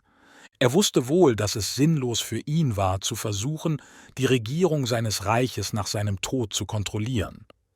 Er erwähnte, dass er einige ungewöhnliche Trauerspiele als Ergebnis der Entscheidungen über diese Angelegenheiten erwartete. Kurz darauf verstarb er. Die Paläste Babylons waren erfüllt von Trauer, als der Prinz starb, und es gab lange und bittere Auseinandersetzungen darüber, wer ihm nachfolgen würde. Alexanders Ziel war es nicht, stabile und gut organisierte Regierungen in den von ihm eroberten Ländern zu etablieren, sondern Ordnung, Frieden und Industrie unter den Menschen zu fördern und Struktur und Organisation in menschliche Angelegenheiten zu bringen, um die Welt in einem besseren Zustand zu hinterlassen, als er sie vorgefunden hatte. In dieser Hinsicht sind seine Handlungen sehr verschieden von denen Washingtons. Washington wollte Organisationen entwickeln und verbessern, die erfolgreich allein funktionieren könnten, ohne seine ständige Einmischung. Er freute sich, die von ihm geschaffenen und gesicherten Institutionen unabhängig arbeiten zu sehen, anstatt persönliche Macht durch direkte Kontrolle über öffentliche Angelegenheiten zu suchen. Alexander jedoch konzentrierte sich immer darauf, seine Macht zu erweitern und zu stärken. Er war der Mittelpunkt von allem. Er wollte sich noch mächtiger machen. Er berücksichtigte nie das Wohlergehen der Länder, die er erobert hatte, noch unternahm er Schritte, um das Chaos und die Bürgerkriege zu verhindern, von denen er wusste, dass sie unweigerlich in seinem riesigen Reich nach seinem Ende ausbrechen würden. Das Ergebnis war, wie vorauszusehen war. Das riesige Gebiet, das Alexander erobert hatte, wurde viele Jahre nach seinem Tod von brutalen und langwierigen Bürgerkriegen zerrissen. Jeder General und Gouverneur kämpfte darum, die Macht, die nach Alexanders Tod in ihren Händen verblieben war, zu bewahren und sie gegen die anderen zu verteidigen. Deshalb dauerte die Zerstörung und das Leiden, die durch diese Eroberungen verursacht wurden, lange, während Europa und Asien langsam und schmerzhaft wieder zu Kräften kamen. Als Alexander jedoch starb, versammelten sich seine Generäle schnell und versuchten, jemanden zu ernennen, der sofort das Kommando übernehmen sollte. Sie stritten darüber eine Woche lang. Alexander hatte keinen rechtmäßigen Erben und er weigerte sich, vor seinem Tod einen Nachfolger zu benennen. Er hatte mehrere Frauen, aber eine namens Roxana gebar einen Sohn nach seinem Tod. Dieser Sohn wurde später als sein Nachfolger gewählt. In der Zwischenzeit wurde jedoch ein Verwandter namens Arrhidaeus von den Generälen ausgewählt, um die Führung zu übernehmen. Die Wahl von Arrhidaeus war eine Art Übereinkunft. Er hatte keinerlei Fähigkeiten oder Fertigkeiten und wurde genau deshalb von den anderen ausgewählt. Jeder glaubte, dass, wenn jemand so töricht wie Arrhidaeus der nominelle König wäre, sie leicht selbst die tatsächliche Macht übernehmen könnten. Arrhidaeus stimmte der Ernennung zu, schaffte es aber nie, König in etwas anderem als dem Namen nachzuwerden. In der Zwischenzeit hatte die Nachricht von Alexanders Tod im ganzen Reich unterschiedliche Auswirkungen auf verschiedene Menschen und Mächte, abhängig von ihren persönlichen Gefühlen gegenüber Alexander.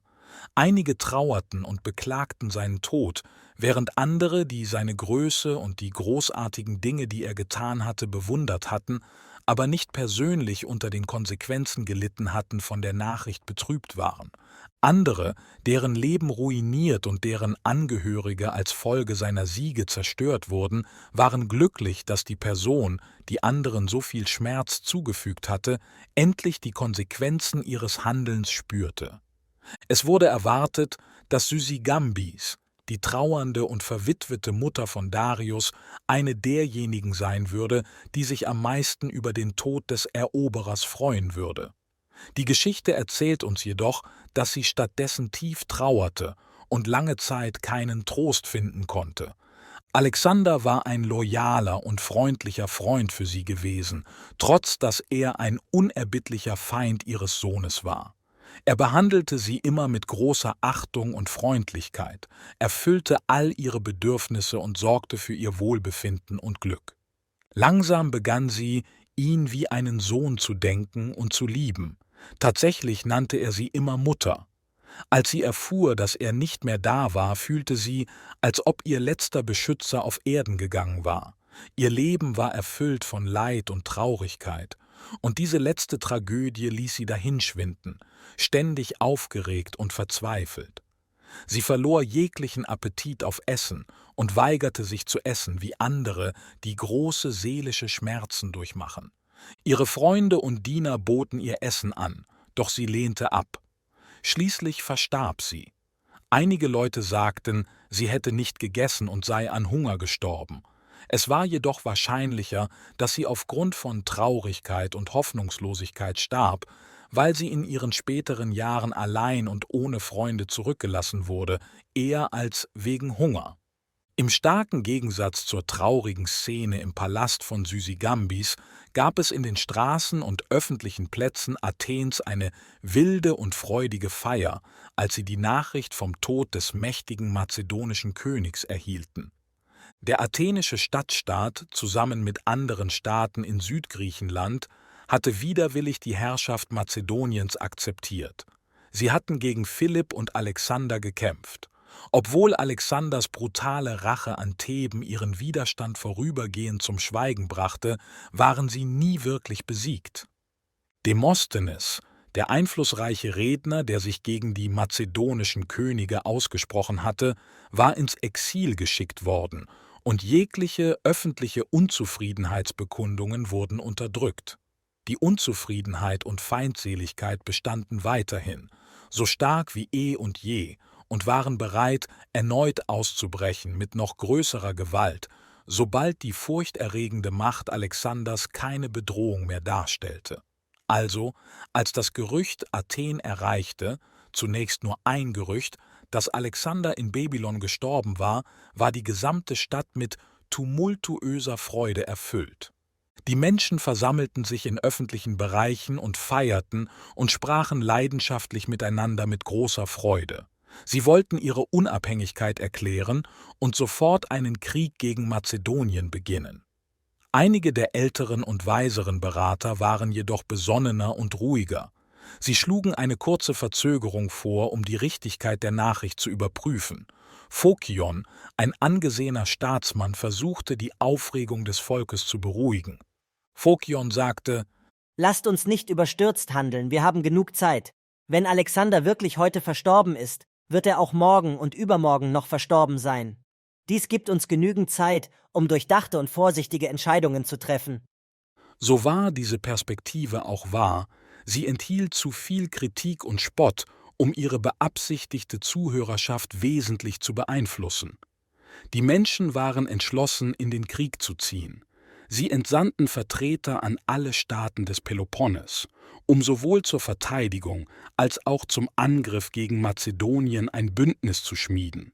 Sie holten Demosthenes aus dem Exil zurück und führten alle erforderlichen militärischen Vorbereitungen durch, um ihre Unabhängigkeit zu etablieren und zu schützen.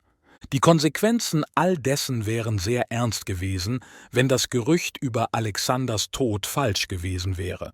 Glücklicherweise für Demosthenes und die Athener wurde es bald bestätigt. Die Rückkehr von Demosthenes in die Stadt war wie der triumphale Einzug eines siegreichen Eroberers. Zu der Zeit, als er zurückgerufen wurde, befand er sich auf der Insel Ägina, die ungefähr 40 Meilen südwestlich von Athen in einem der Golfen des Ägäischen Meeres liegt. Sie schickten eine öffentliche Galeere, um ihn abzuholen und an Land zu bringen. Es war eine Galeere mit 3 Ruderbänken und war so dekoriert, dass sie Respekt für einen wichtigen Gast zeigte. Athen liegt etwas weit vom Meer entfernt und hat einen kleinen Hafen namens Piräus am Ufer. Es gibt eine lange, gerade Allee, die den Hafen und die Stadt verbindet. Demosthenes kam per Schiff im Piräus an.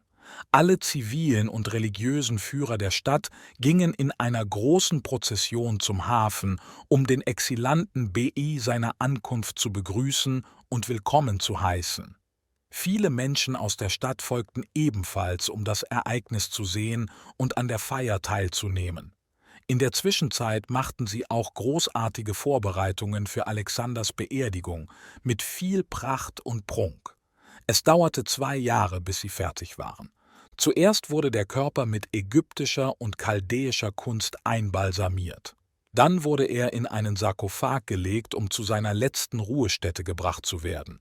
Zur Erinnerung hatte Alexander angeordnet, dass er zum Tempel des Jupiter Ammon in der ägyptischen Oase gebracht werden sollte, wo er zum Sohn eines Gottes erklärt worden war. Es mag schwer zu glauben sein, dass jemand so intelligent wie er an einen so lächerlichen Aberglauben wie die Geschichte seiner göttlichen Geburt glauben würde. Wir können also annehmen, dass er dies angeordnet hat, um sicherzustellen, dass sein Begräbnisort den Glauben an seine außergewöhnliche Natur in den Köpfen der Menschen stärken würde. Auf jeden Fall waren dies seine Anweisungen, und die Behörden in Babylon, die nach seinem Tod an der Macht blieben, waren bereit, sie auszuführen. Es war eine lange Reise. Einen Körper von Babylon zu den östlichen Grenzen Ägyptens, eine Entfernung von 1000 Meilen, in einem Trauerzug kurz nach dem Tod und sobald die Vorbereitungen abgeschlossen waren, zu transportieren, war vielleicht einer der beeindruckendsten Beerdigungspläne, die jemals gemacht wurden. Es hat ein ähnliches Ereignis wie die Überführung von Napoleons Körper von St. Helena nach Paris, obwohl dies keine Beerdigung, sondern eine Überführung war.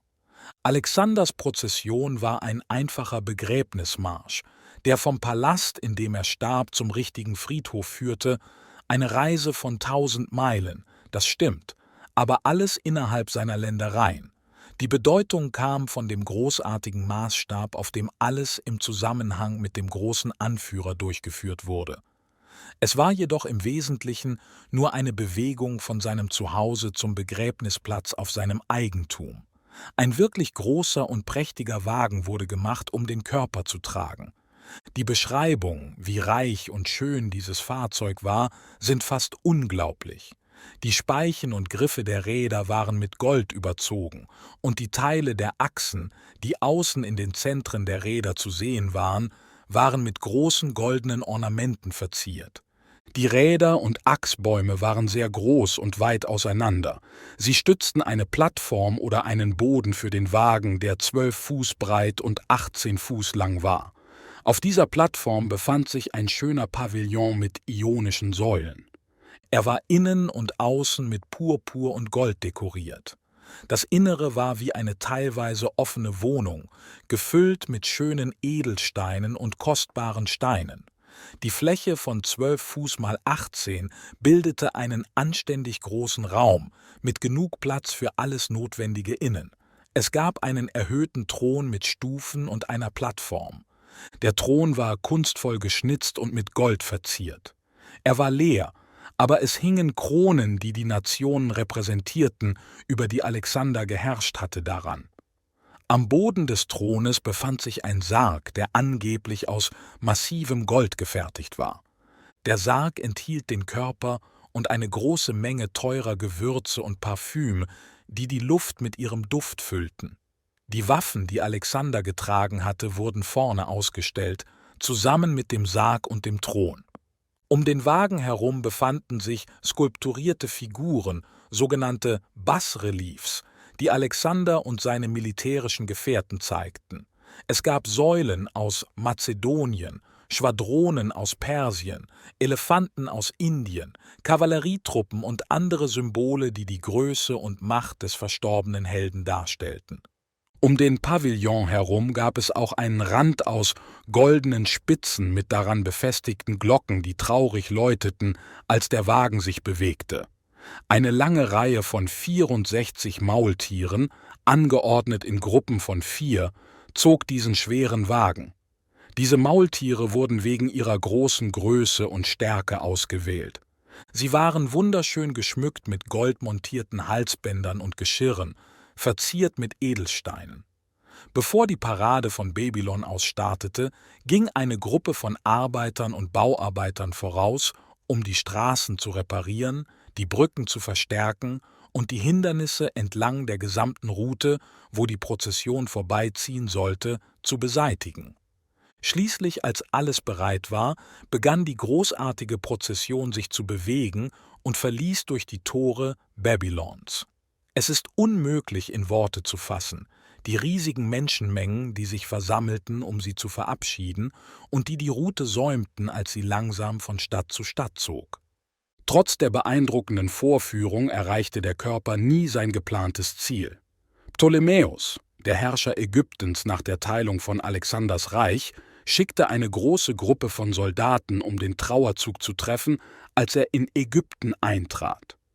Er entschied aus einem unbekannten Grund, dass der Körper in der Stadt Alexandria begraben werden sollte. Er wurde dorthin gelegt und ein großes Monument wurde darauf errichtet. Man sagt, dieses Monument stand 1500 Jahre, aber jetzt ist nichts mehr davon übrig. Die Stadt Alexandria jedoch ist das wahre Monument des Eroberers, das größte und beste, vielleicht das ein Eroberer je hinterlassen hat. Es ist ein Monument, das die Zeit nicht zerstören wird. Seine Lage und Natur, wie Alexander voraussah, sichern seine ewige Existenz. Alexander verdiente den Titel »Der Große«, weil er außergewöhnliche Fähigkeiten besaß, die ihn von anderen abhoben. Danke, dass ihr uns auf diesem historischen Abenteuer auf Alexandria begleitet habt. Wenn euch diese Reise durch die Vergangenheit gefesselt hat, bleibt mit unserem Kanal verbunden. Bei Alexandria sind wir bestrebt, mehr Geschichten wie diese zum Leben zu erwecken, die Tiefen der Geschichte und ihre zeitlosen Erzählungen zu erkunden. Vergesst nicht, für weiteren fesselnden Inhalt zu abonnieren, liket und teilt dieses Video, um unsere Bemühungen zu unterstützen, und seid Teil unserer Gemeinschaft, die den Reichtum unserer Vergangenheit schätzt. Während wir diese Serie abschließen, laden wir euch ein, bei uns zu bleiben für weitere aufschlussreiche und inspirierende Reisen durch die Geschichte. Die Geschichte Alexander des Großen mag zu Ende sein, aber das Vermächtnis seines Lebens hallt weiterhin durch die Zeit hier auf Alexandria.